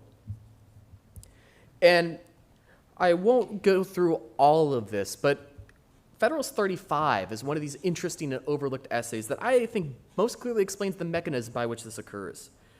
Here, Publius turns to a discussion of economics. He says there's a certain harmony of interest that emerges between the different elements of your economy: farmers, manufacturers, tradesmen, merchants. And Publius says this natural harmony of interest will exist so long as the government is not arbitrarily taxing one element of society to the benefit of another. And so Hamilton says if you have a proper system of political economy, people are not going to simply vote for the person that belongs to their same profession. They're going to vote for their neighbors who they trust to be the most talented, virtuous, and wisest among them. And Hamilton says that in this arrangement, the learned professions will be elevated to high office. Now, what are these learned professions? He never actually tells us exactly, but we can, I think, make some guesses. For one thing, what is Hamilton himself? He is a lawyer. Madison is a lawyer. John Jay is a lawyer.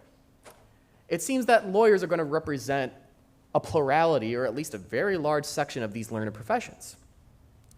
We can imagine that teachers and professors might also constitute this part of the learned profession. Right? Noah Webster was a teacher. James Wilson was a professor. John Witherspoon was a college president while he was serving in the Continental Congress. In other words, the constitutional order opens the door for those with a liberal education to take the reins of power.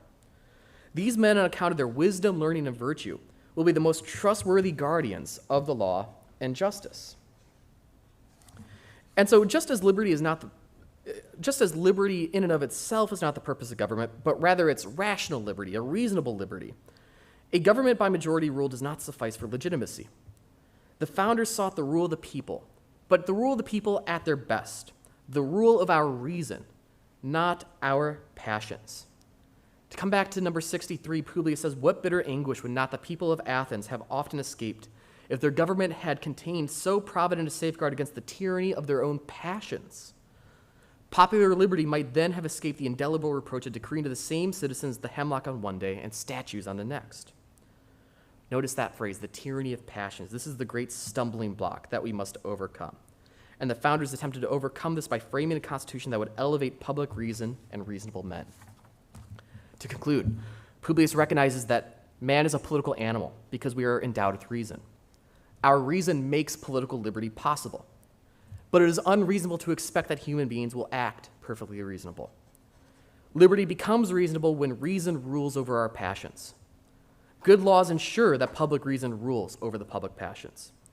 This is accomplished through institutional arrangements that elevate reason in the public mind and reasonable men to ruling office.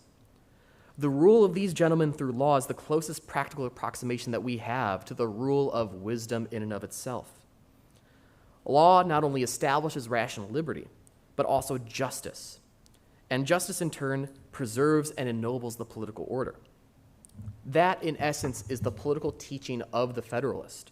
And it is, in its essence, a classical account of politics, and one that our students and our fellow citizens should come to know in order to become better citizens. Thank you.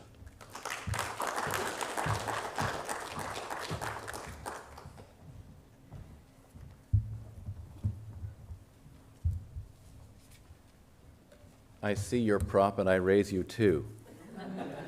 I'll talk about these in just a moment. So I'm an unusual candidate for this moment because I'm going to talk about a Scottish person, Adam Smith. And I could have talked about his view of the American Revolution because he said a lot about it, generally in favor of independence for those in America. His works were also read by the founders, and there's something to be said about that. But I thought a more useful introduction would be to go over a couple of parts of Smith that maybe people aren't very familiar with, and yeah, that idea of an introduction. And actually, it's going to connect with this idea of a presumption of liberty, friendship, and justice quite closely. So I'll start, and then there's a third reason I'll tell you about in just a moment. So Adam Smith wrote 2 books. The more famous of the 2 is An Inquiry into the Nature and Causes of the Wealth of Nations. That's the one that, if people have heard of Smith, they generally are aware of. But he wrote another book first. He published this book, The Theory of Moral Sentiments, in 1759 was the first edition. And he kept working on this book even after he published what's called The Wealth of Nations, right up until his death. So the last publication, the sixth version, was published in 1790, right before Smith died. So he was really concerned about this book and kept working on it even after The Wealth of Nations was published. But it was totally forgotten. Basically, a little bit after Smith's death until around the 1970s. People were not reading this book. And thankfully, it was kind of rediscovered by academia, and people are spending a lot of time talking about it, so we're much wiser as a result. The third reason why we should talk about Adam Smith is that the publication date of The Wealth of Nations was 1776. So we are dealing with the 250th anniversary of the publication of that work. Not only 250th anniversary by year, but it was published on March 9th, 1776, which means Monday is the semi-cinquentennial. No, oh my gosh, I've said that so many times. Semiquincentennial. Yeah, I think I said it right. Okay, the 500 years of Adam Smith's Wealth of Nations. So I think we're justified in talking about it here. So what I'm going to do is I'm going to introduce Adam Smith by means of 2 primary quotations, and then I'm going to sneak in a lot of other quotations. So here's the first, and we're going to start with one from The Wealth of Nations. You may have heard this. If you haven't, here it is. It is not from the benevolence of the butcher, the brewer, and the baker that we expect our dinner, but from their regard to their own interest. We address ourselves not to their humanity, but to their self-love, and never talk to them of our necessities, but of their advantages. So he's saying it is not by the benevolence of these individuals that we expect our dinner. This quote is very much misunderstood, mischaracterized, and it's oft quoted, and it gives people an impression that's false. This misunderstanding is well reflected in a quite famous book. If you're interested in political economy, you may have read this book. People assign it to their students, by Robert Heilbroner, called The Worldly Philosophers, The Lives, Times, and Ideas of Great Economic Thinkers. And here's what Heilbroner says, quote, "For Smith, self-interest acts as a driving power to guide men to whatever work society is willing to pay for." This is not Heilbroner. Self-interest there is kind of a motive. I just want to point that out. Continuing Heilbroner. "It is not from the benevolence of the butcher, the brewer, or the baker that we expect our dinner," says Smith, "but from their regard to their self-interest. We address ourselves not to their humanity, but to their self-love, and never talk to them of our necessities, but of their advantages." Did you hear the difference? Did anyone hear a difference? Heilbroner says, "But from their regard to their self-interest," says Smith, and Smith says, "from their regard to their own interest." Adam Smith does not say that we are concerned with their regard to their self-interest. So there's this difference between self-interest and own interest. Now, what's going on here? A lot of people might think Smith is making a value judgment, that somehow selfishness or own interest is good and should be valorized, but he's just making a scientific observation that's value-free. And if you reflect on yourself, I don't know where you think you're going to have dinner tonight, if you're going to a grocery store or a restaurant, but ask yourself, are you depending on those people loving you and knowing about you and knowing that you're going to be there and caring about you for them to provide your dinner tonight? Or do you think that they are pursuing their own interests, doing what they're doing and wanting to do, and that there's something about how society is arranged that we can expect that our dinner will be there? I don't know if you've even decided where you're going, but wherever it's going to be, you're going to expect that your dinner will be there, not because you expect those people have a positive love towards you as an individual, or perhaps even to most people. So Smith here is making just a true observation, and he's not assuming selfishness. We all, in a way, as economists, are sitting in the chair of Adam Smith. It's because he wrote such a wonderful book that it became an independent field of study. It was always underneath the moral and political philosophy, and it was for Adam Smith. The Wealth of Nations was a part of moral and political philosophy. But those of us who sit in the chair of Adam Smith, we have a lot of debt to him. A lot of our thoughts are in conversation with him. One great political economist named Philip Wicksteed, thinking about the nature of economic relations that Adam Smith started to illuminate for us, uses the word non-tuism in contrast to altruism or egoism. So altruism is a purely other-centered attitude, just no thought of self. Egoism is maybe the thought of self, and non-tuism is the not-you-ism. Okay? Wicksteed makes very clear that there is no such thing as an economic motive. There are only economic relations. We have our own interests, our own motives, and we use exchange as a means of advancing those interests, whatever those interests might be. Non-tuism or not-youism is not the same thing as selfishness. It simply means that the other party's welfare in the exchange is not your direct object of action. That's not your interest at the moment of exchange. So let's take the example of Mother Teresa, for example. Mother Teresa has a budget. She's going to buy blankets and food for the leprosarium. She's on the phone with a blanket seller, and he says, "I will give you one blanket for all of your budget."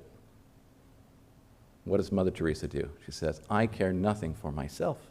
I care only for others." Of course. Take everything I have and return one blanket. In fact, just take it. Don't even give me a blanket. No, she says, my interest is helping those who have leprosy in my leprosarium. And I'm going to maximize that interest by getting the blankets as cheaply as I can, so I have some budget left over to do other things that I care about for my wards. So Mother Teresa is engaged in non-tuism, but not necessarily egoism or selfishness. Capitalism and its moral foundations are not based on selfishness or justified by selfishness. They don't require selfishness. So let's move to the second quote. Again, this is from the Theory of Moral Sentiments. There's an advertisement in the 6th edition of the Theory of Moral Sentiments which kind of tells us what it's about. It says, it's an essay toward an analysis of the principles by which men naturally judge concerning the conduct and character first of their neighbors and afterward of themselves. So it's an attempt to understand the natural principles by which men judge the conduct and character of others, their neighbors especially, and then themselves. So here's a quote. This is the opening line from that book.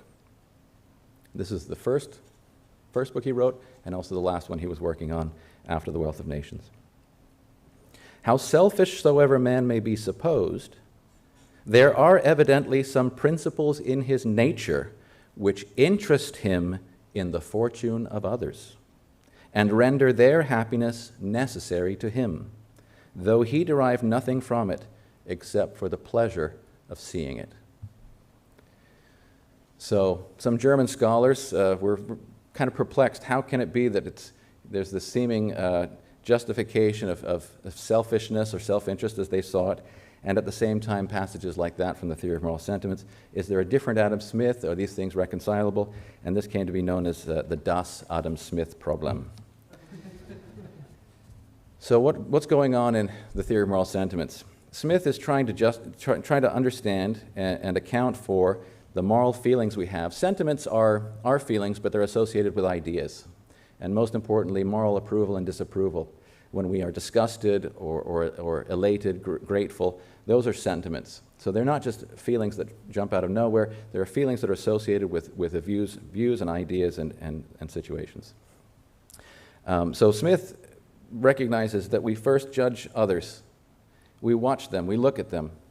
How does this judgment come about? Well, one of the principles of human nature that he just said is that we are interested in the welfare of others.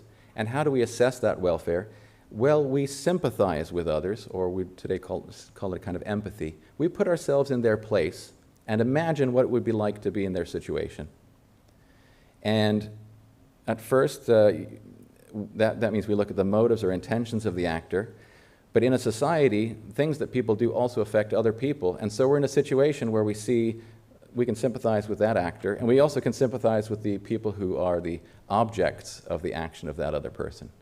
And so we actually can have two sympathies, and maybe perhaps divided sympathies. And the good thing is we can perhaps be an impartial viewer or impartial spectator of these two different parties. So that person just wants to kiss that other person because they love that other person. And that other person's just standing on the edge of the stage, and the person goes and wants to give a hug and a kiss and accidentally knocks the other person over and the person falls down. Well, we can actually sympathize with that brotherly affection, but we also sympathize with the person who falls. And so we have to form some moral judgment based on these things that are going on. And we as a third party, we have some impartiality to think about that. But then we notice that other people judge us. Oh no, other people are judging us? And we have our own perception of ourselves, and we realize, well, that person, of course, had only good motives, and then there were not so good outcomes. And we have to be impartial in thinking about their activity. I only have good motives. But then there's that person's judgment about what I'm doing. So what we do, naturally, Adam Smith says, is that we form an imaginary impartial spectator to help us get perspective on the interactions that we're having with others, to be able to judge ourselves and our actions. And that we generate a kind of pleasure in the fellow feeling with others. So that when others have the similar feeling in their breast that we do, we have this pleasure of fellow feeling by engaging in this harmony of sentiments.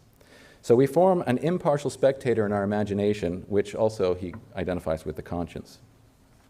And this conscience is different from a position of narrow self-interest or narrow self-concern. So this theory of spectating and thinking about how our morality evolves into a quotation like this. This is also from the Theory of Moral Sentiments. And hence it is that to feel much for others and little for ourselves, that to restrain our selfish and to indulge our benevolent affections constitutes the perfection of human nature. In the course of the work of Theory of Moral Sentiments, Adam Smith eventually comes to identify 4 sources of moral approval and disapproval when we look at others. The first is that we sympathize with motives or intentions. And when we judge this approvingly, we call it propriety. And when we judge it disapprovingly, we call that improprietous motive or intention. The second is the gratitude of those who receive the benefit of actions or the resentment of those. So we sympathize with those who are affected by gratitude or resentment. The third is that we judge or approve or disapprove when conduct is agreeable to the general rules by which the first two sympathies act. So we kind of grow up in a system of moral rules that tend to harmonize and make sense out of our intentions and the merit and results of our actions. And finally, and fourth, last of all, when we consider such actions as making a part of a system of behavior which tends to promote the happiness either of the individual or of society.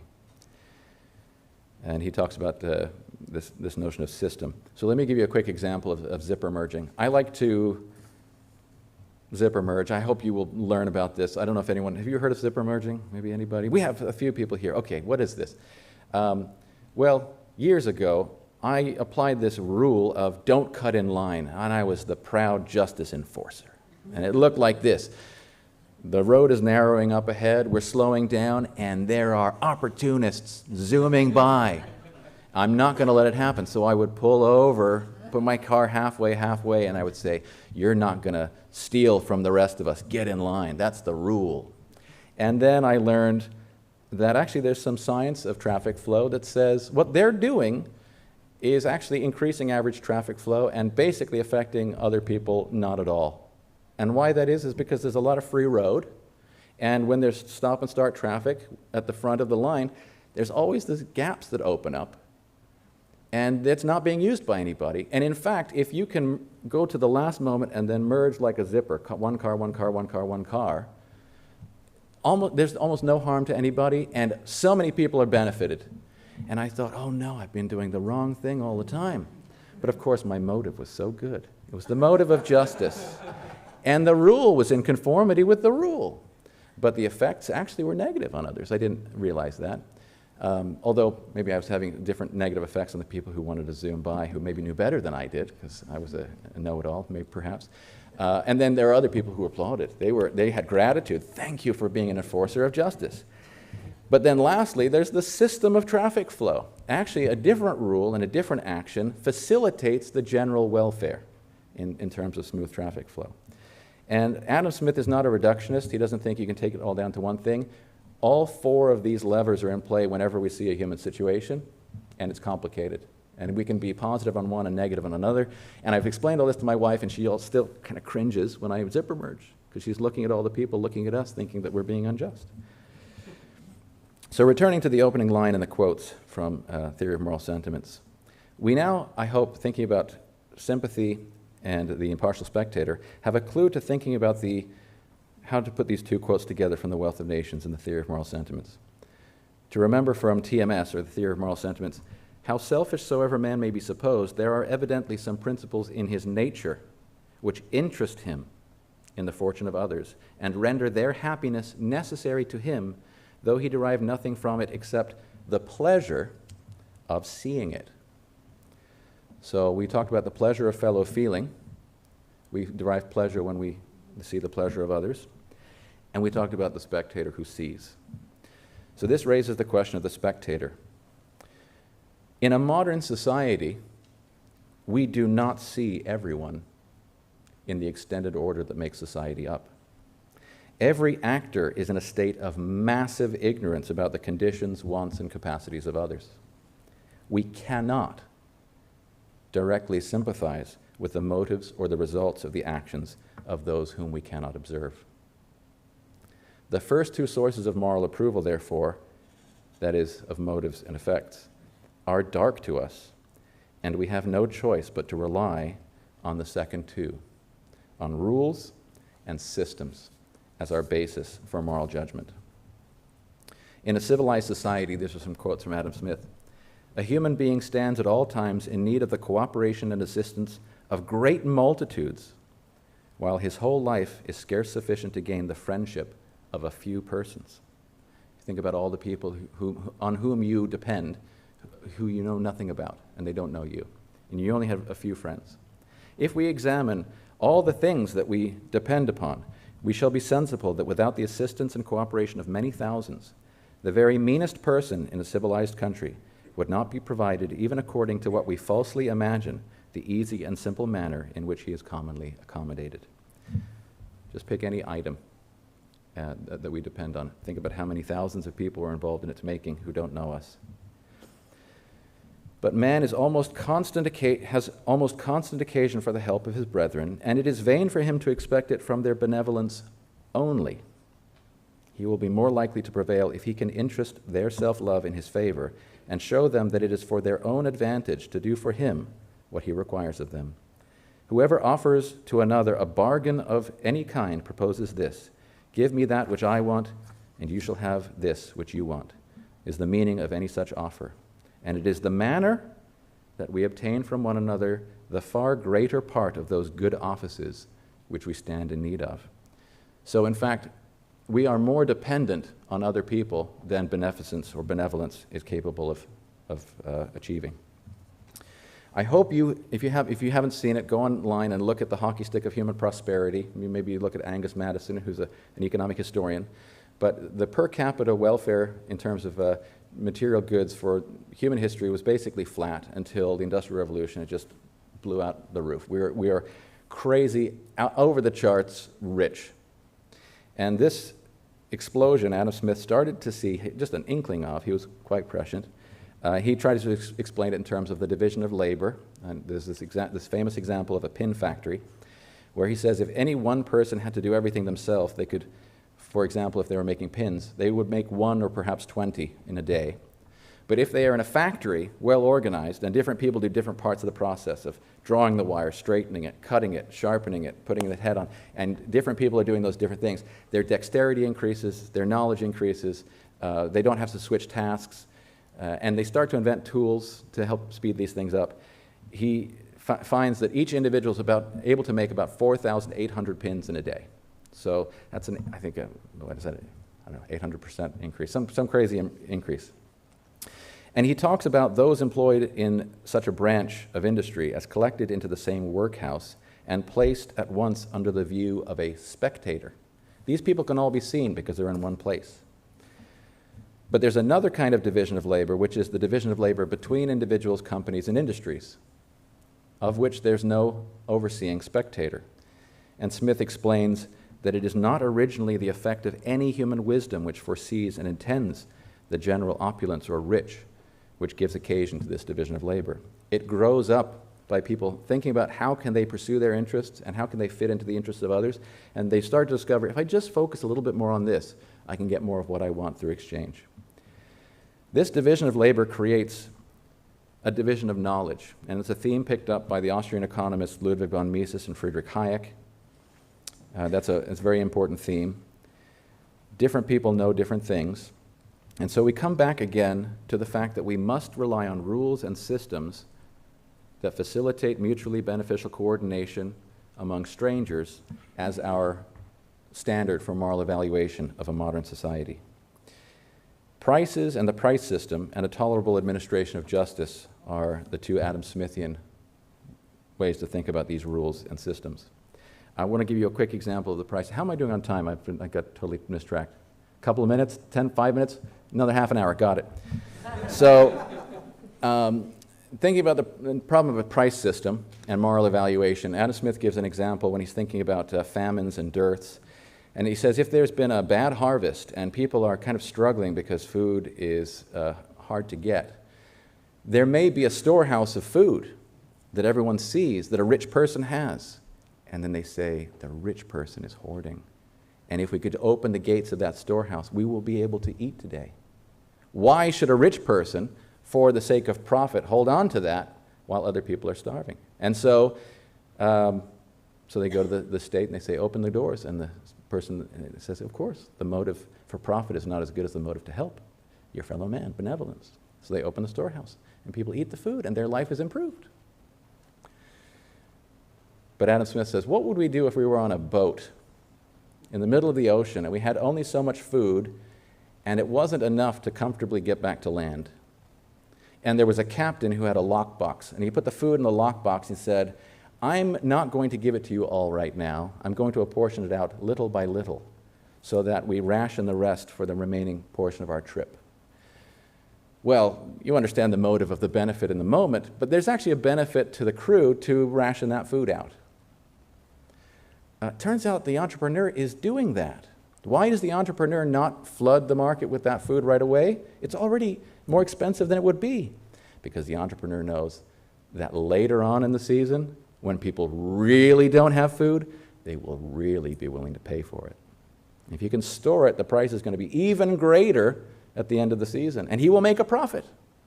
And so what he does is he buys up food today, pushing up the price today. And people suffer relative deprivation today compared to what they would have. But he puts it in the lockbox. And then he brings it out later on when people would have starved because there was no food there.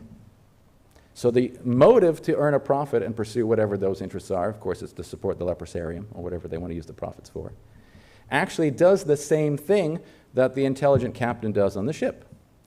And actually, by asking the government to go and open the lockbox and give it out to everybody, everyone says, yay, you have the right motives, and we can see the effects that that has on all the people who are eating today. And then when the starvation happens at the end of the season, who's to blame? Nature. Just nature's to blame. There wasn't enough food to go around.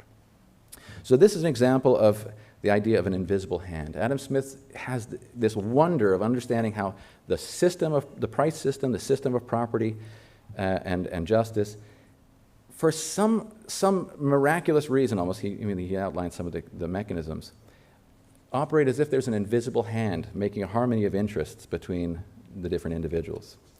And so Adam Smith advocates for a liberal plan. He calls it the liberal plan of equality, liberty, and justice, which is allowing every man to pursue his own interest, his own way. He calls it a system of natural liberty. Quote, in this system of natural liberty, this is the condition. All systems either of preference or of restraint being thus completely taken away, the obvious and simple system of natural liberty establishes itself of its own accord. Every man, as long as he does not violate the laws of justice, is left perfectly free to pursue his own interest his own way, and to bring both his industry and capital into competition with those of any other man or order of men. Thus, the sovereign is completely discharged from a duty in the attempting to perform of which he must always be exposed to innumerable delusions, and for the proper performance of which no human wisdom or knowledge could ever be sufficient. No one can plan better than the market can deliver. And so the simple system of natural liberty, the government has very important functions. They are four. The first is national defense. The second is a tolerable administration of justice, which is effectively police and courts. The third is the duty of erecting and maintaining certain public works or important public goods. Did I say four? There are three. So there's a minimal framework that's very important. And so for Smith, the first approximation, and really the second and third and fourth approximation of what's required for freedom, order, and prosperity, quote, are easy taxes, peace, easy taxes, and a tolerable administration of justice. There are, of course, exceptions for Adam Smith, but these will go beyond our time, but they do establish a presumption of liberty. To conclude, capitalism is not based on selfishness, either to work or to justify itself morally, but neither can it be based wholly on benevolence. The processes of learning and production required to maintain a modern standard of living far exceed the capacity of any overarching spectator. Consequently, the overall pattern of human activity cannot be planned, nor can it be judged on the basis of propriety or the merit of all the individuals involved. Rather, the morality of the market must be the morality of the impersonal rule following, that is, following the rules of justice, of property, of contract, of tort, etc. Only this allows individuals to take advantage of the price system and to use their separate spheres of control to pursue and maximize their own welfare as they see it, and in doing so, to tend to maximize the welfare of everybody else. Thank you.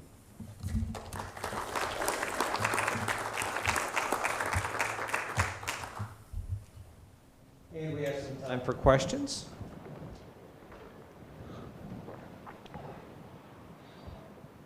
Thank you, sir. Thank you very much, gentlemen. Dr. Izquierdo, I was wondering, I teach civics, 7th grade civics, and students have to learn the Bill of Rights. They have to memorize the first 10 amendments. With your fondness for the 9th Amendment, something that really stands out is students often get really confused about both the 9th and 10th Amendments.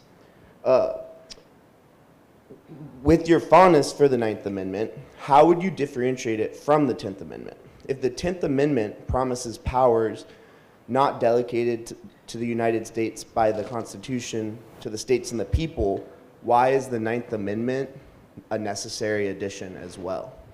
Great question, and it's one of the things that 7th and 8th graders, it's wonderful that you're approaching them with that.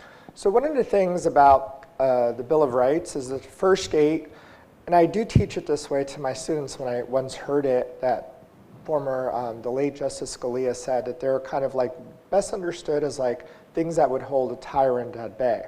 So the 9th and 10th have another kind of capacity to them. They're structural. So in a famous 20th century court decision, Supreme Court decision, somebody says that the 10th Amendment is a truism and the 9th Amendment. What they're trying to sort of say is in case you missed anything about how our constitutional structure works, the 9th, if we're telling you we have all of these rights, the intuition would be, that's why I sort of said if I have a recommendation letter and I say two bland compliments, what's the intuition from it? What's the inference? So the inference of that, so the inference could normally be that these are the only things protected. One of the ways I like to explain it is back when I used to live in California and I taught in the Bay Area this same subject. Imagine California, Canada, California into Mexico, and you have Asia, right? And you have in the middle Hawaii. You have other little islands, but let's say just Hawaii, right? The presumption of liberty, which my colleague Andrew Humphreys just spoke about, for the founders, it's reflected in the 9th Amendment in this way. The founders understood that what the national government could do was really what Hawaii is. And the presumption of liberty is all the water. Go look at a map, it's immensely huge, right? So what happens is, and this is what is always fascinating about constitutional law, during the 30s and 40s, with the New Deal and the Revolution, you have a presumption of liberty really traded out for what all first-year law students understand as the presumption of constitutionality. And what's the difference? The difference is that now government, both at the state and national level, is presumed that what they do is constitutional. Now the burden, the presumption now falls on the individual. The 9th Amendment was trying to sort of say, and this is why I think it's so creative and ingenious and brilliant by James Madison. He's saying, just in case you think those are everything, there are these other rights. Well, what are these rights retained by the people? They are our natural rights. That's why, I always say to people, I tell my class on the first day, what are your most important rights? And dutiful, great students that they are, they'll say First Amendment or something like that. I was so what have you written your member of Congress or your mayor or protested? 0. It's they're good students, but they're that's kind of making my point. These are kind of safeguards against a kind of tyrannical sort of regime. So the 9th is just sort of saying we are a natural rights republic. Now I think what has happened is basically the following. During the New Deal and this massive aggregation from the Commerce Clause, the diminishment of the 14th Amendment, and for example, contract is not really recognized after 1954, 55 with Williamson v. Lee Optical. And so you have all of this kind of massive power, both the federal and state sort of governments. The 9th is kind of this is why I discussed it as a talk today. It's kind of tapping you on the shoulder. This is what we were. And this is a little wisp of that. Now the 10th, just in 2 seconds, the 10th sort of does the same thing, but just sort of says, all right, we can't get this off the ground. We're starting from a League of Friendship, which is the Articles of Confederation, travel is much less restricted. So a quick example of that, most of the delegates who go to Philadelphia from the South have never been north of Philadelphia. And these are the well-educated aristocrats. Most of the delegates from north of Philadelphia haven't gone south of Philadelphia. Travel is difficult. Like today, there are probably some people who are going to be in another state today, either by highways or airplanes or any kind of sort of thing. So they really thought of themselves as, kind of belonging to the state. And the great innovation, and I think what our prior panels today were saying, is like the key to federalism, which is an authentic American federalist invention, is that we're going to divide sovereignty like between these two. And it was like, necessity is the mother of invention. Necessity was the mother of this political invention, because I don't think it would have come out. So I think like your intuition is perfect, and it's just like you could explain, one's about natural rights, and one is about all these rights. Hey, national government in the tent. If you don't have these are reserved to the states or to the people. And it's just like, it's nothing new. It's just saying, in case any of this was confusing, this is the structure of our government. So, wonderful question, by the way. Cheers.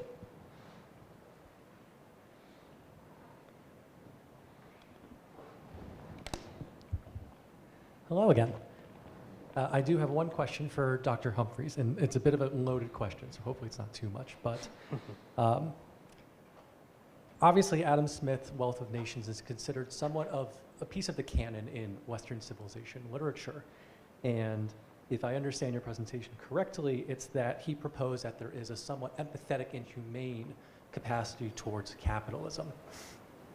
And during your presentation, I was thinking of the somewhat infamous quote by Elon Musk, the greatest weakness to Western civilization is empathy.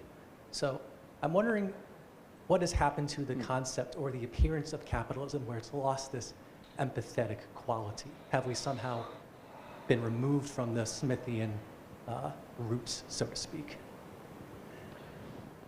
I don't know what Musk was talking about, so I maybe won't comment on it. But just thinking about the problem of the speculator holding on to the grain, I think we know what's going on. I think we can imagine what it's like to be that person, and maybe Adam Smith's identification of sympathy is not a direct perception. It's a faculty of imagination in the sympathizer.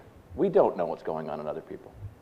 We project what we think is going on in other people, what we think we would be like in their circumstance. So actually, we can be very wrong if we don't have good feedback. And maybe we don't know how to interact with people who are far from us, but we might think we're really good at it. So we really cannot judge the propriety or impropriety, merit, demerit of individuals' actions whom we do not know well. And we deal with people and rely on people we can't observe. So we must be based, our moral judgment has to be on the second two sources. And then the second is perhaps the deep empathy that we could feed people right now. And it's true, but it's a half-truth. The truth is that the greater amount of food that they get today comes at the expense of food later. And Smith kind of identifies and documents that not allowing the system of private property and prices to work forms famines out of what otherwise would have been dearths.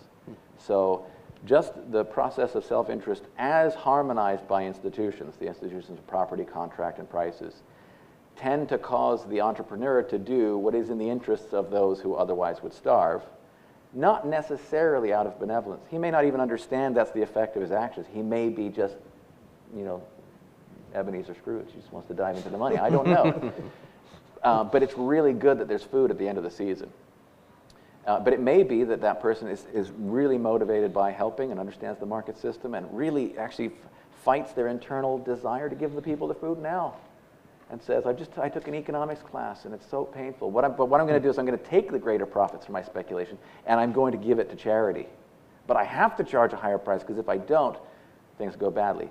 The point is that the market does not require the motives to make the effect work.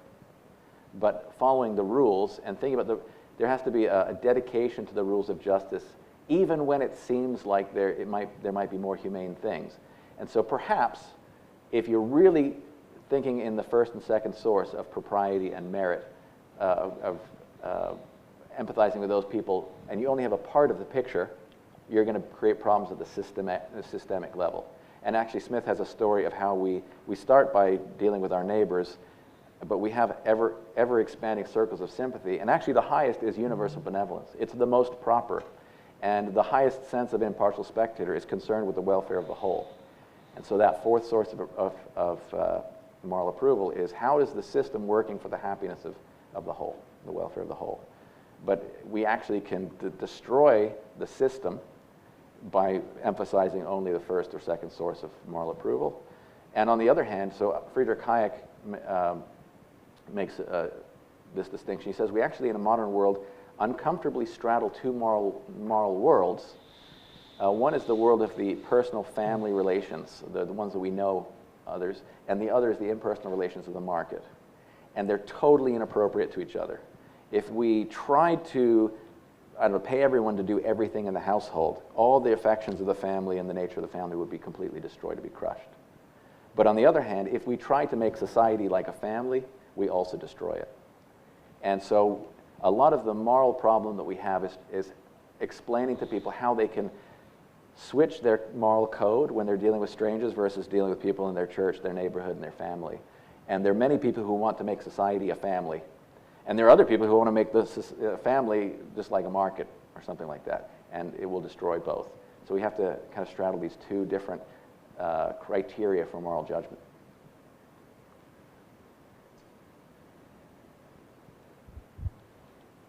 Dr. Wheatland, if one were interested in diving into the Federalist Papers, but perhaps, or the Federalists, excuse me, but perhaps did not have time to read through 1 through 85, where might one start if we had time to read 5, for example?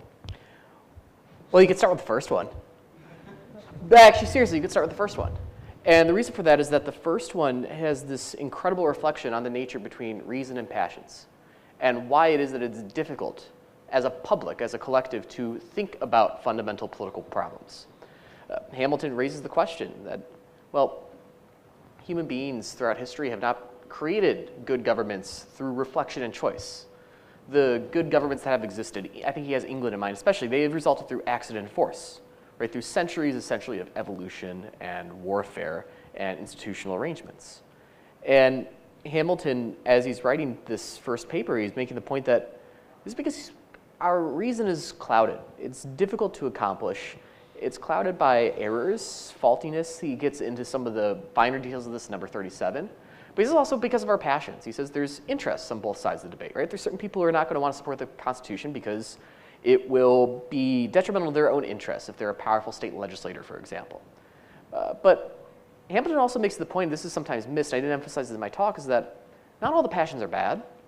Some of them, in fact, are complementary to the use of our reason. He says that the inducements of philanthropy and patriotism will convince the greatest minds to take this question seriously and to try to understand it in a dispassionate way in order to properly guide the public. And so there's a moral and political psychology that is laid out. It begins to be sketched out in the first Federalist paper. Number 31 is another one I would go to, which I did quote, because I think that Hamilton's account here, the differences and the relation between math and politics is very useful. Whenever I teach American government and civics, the very first day of class, the very thing I assign to students is the first 3 paragraphs of number 31. That is where we always begin, so that I get them into that topic of how do we know things? How can we understand things? How can we grapple with them through the human mind? Federalist 2 is another one that I think is extremely important, because Federalist 2 talks about how to think about the universal understanding of government, the universal principles, and also your particular circumstances. How can you make those things fit together, right? The American Constitution fits America because of the way that we, as Americans, are constituted. And then to add, I'll go through only 4, that way you don't even have to go through 5.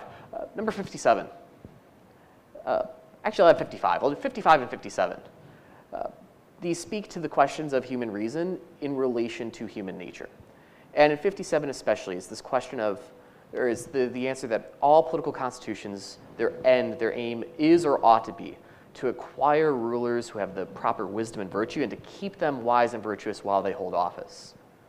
That is the eternal political problem.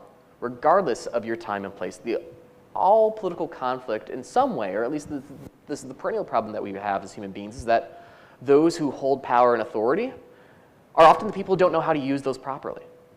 This is the problem that Plato raises in the 5th book of the Republic, when he says that until the kings become philosophers or the philosophers become kings, the cities will never be well organized and they'll never achieve happiness.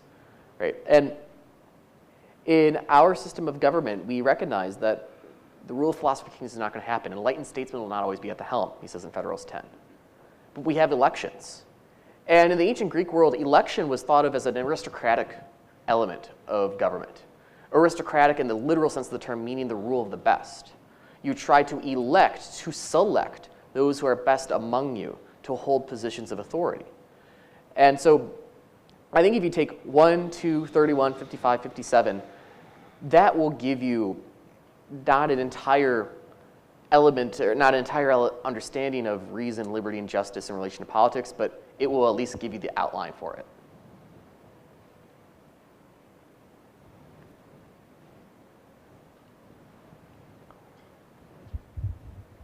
Question for Dr. Humphrey that draws on something that Dr. Wheatland just said. I'm wondering how Smith would incorporate kind of those human passions, both as they affect human rationality and human morality.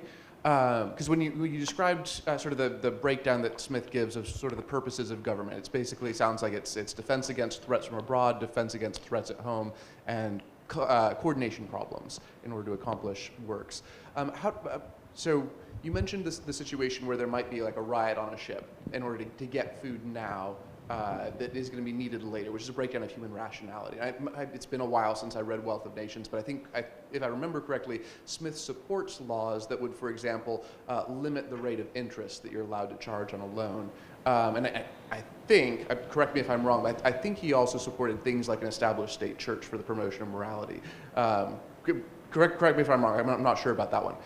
How do things like that, if that's an accurate representation of positions that Smith would hold, fall into that that breakdown, or is there sort of like a quasi-fourth that he's bringing in to supplement those three? Well, I think just when Professor Wheatland was talking, I was thinking about Adam Smith's notion that the Wealth of Nations is contributing to the science of the legislature. So. And he makes distinctions when talking about free trade about what principles are always the case and what principles are contingent.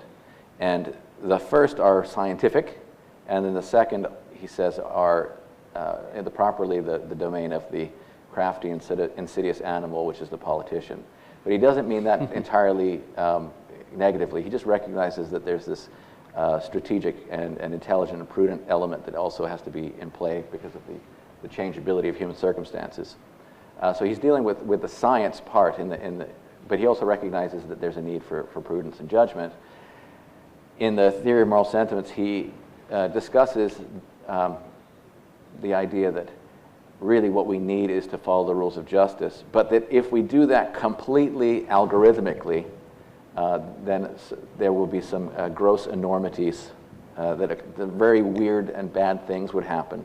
But on the other hand, when you empower someone to violate the rules for some higher equity, you endanger the whole system, and so it's actually extremely dangerous, and so it's a problem. And he just recognizes that it is a problem. And then the interesting case of, he did support, at least in Wealth of Nations, the idea of an interest rate cap against usury. There's a famous account from Bentham, who uses Adam Smith's weapons against him, kind of showing that the Smithian theory would completely obliterates the idea of a price cap on interest. And supposedly, the rumor is Adam Smith said, "Good job, Bentham," at the end of his life on some level. And he may have done, Smith was very attentive to his, to not offending people. He really, and the interest issue was just, I think he just didn't want to touch certain things necessarily, and he was happy to just deal with that passion level and not offend it and make political advances in terms of good. And then in terms of the established church, he was very much against it. He was a big fan of American liberty of religion, and his friend David Hume was for established religion. And the case is really interesting because it shows that there are possibilities of a social science where you can agree on cause and effect mechanisms, but disagree about what you want to happen. So they both agreed that if you had established religion, that you would create a monopoly situation where there would be very little interest in the priest or the preacher in catering to the welfare of their parishioners. And Adam Smith thought, that's really bad. You want them to be really interested in the welfare of those people and kind of compete with one another to create the spiritual and material goods that churches can produce for people. And David Hume wanted the church to die. He really wanted people to not care about the church at all. So he wanted people to go to these really boring, Sunday services where there was no incentive to get anyone's attention. So they agreed with the cause and effect relationships, where Adam Smith wanted the kind of church to thrive, change, and help people, and Hume wanted to die. But they thought the cause and effect was the same. I think we have expired our time for this panel. Please join me in thanking our panel for wonderful comments this afternoon. We will have a 15-minute break and reconvene out in the lobby area for the final session.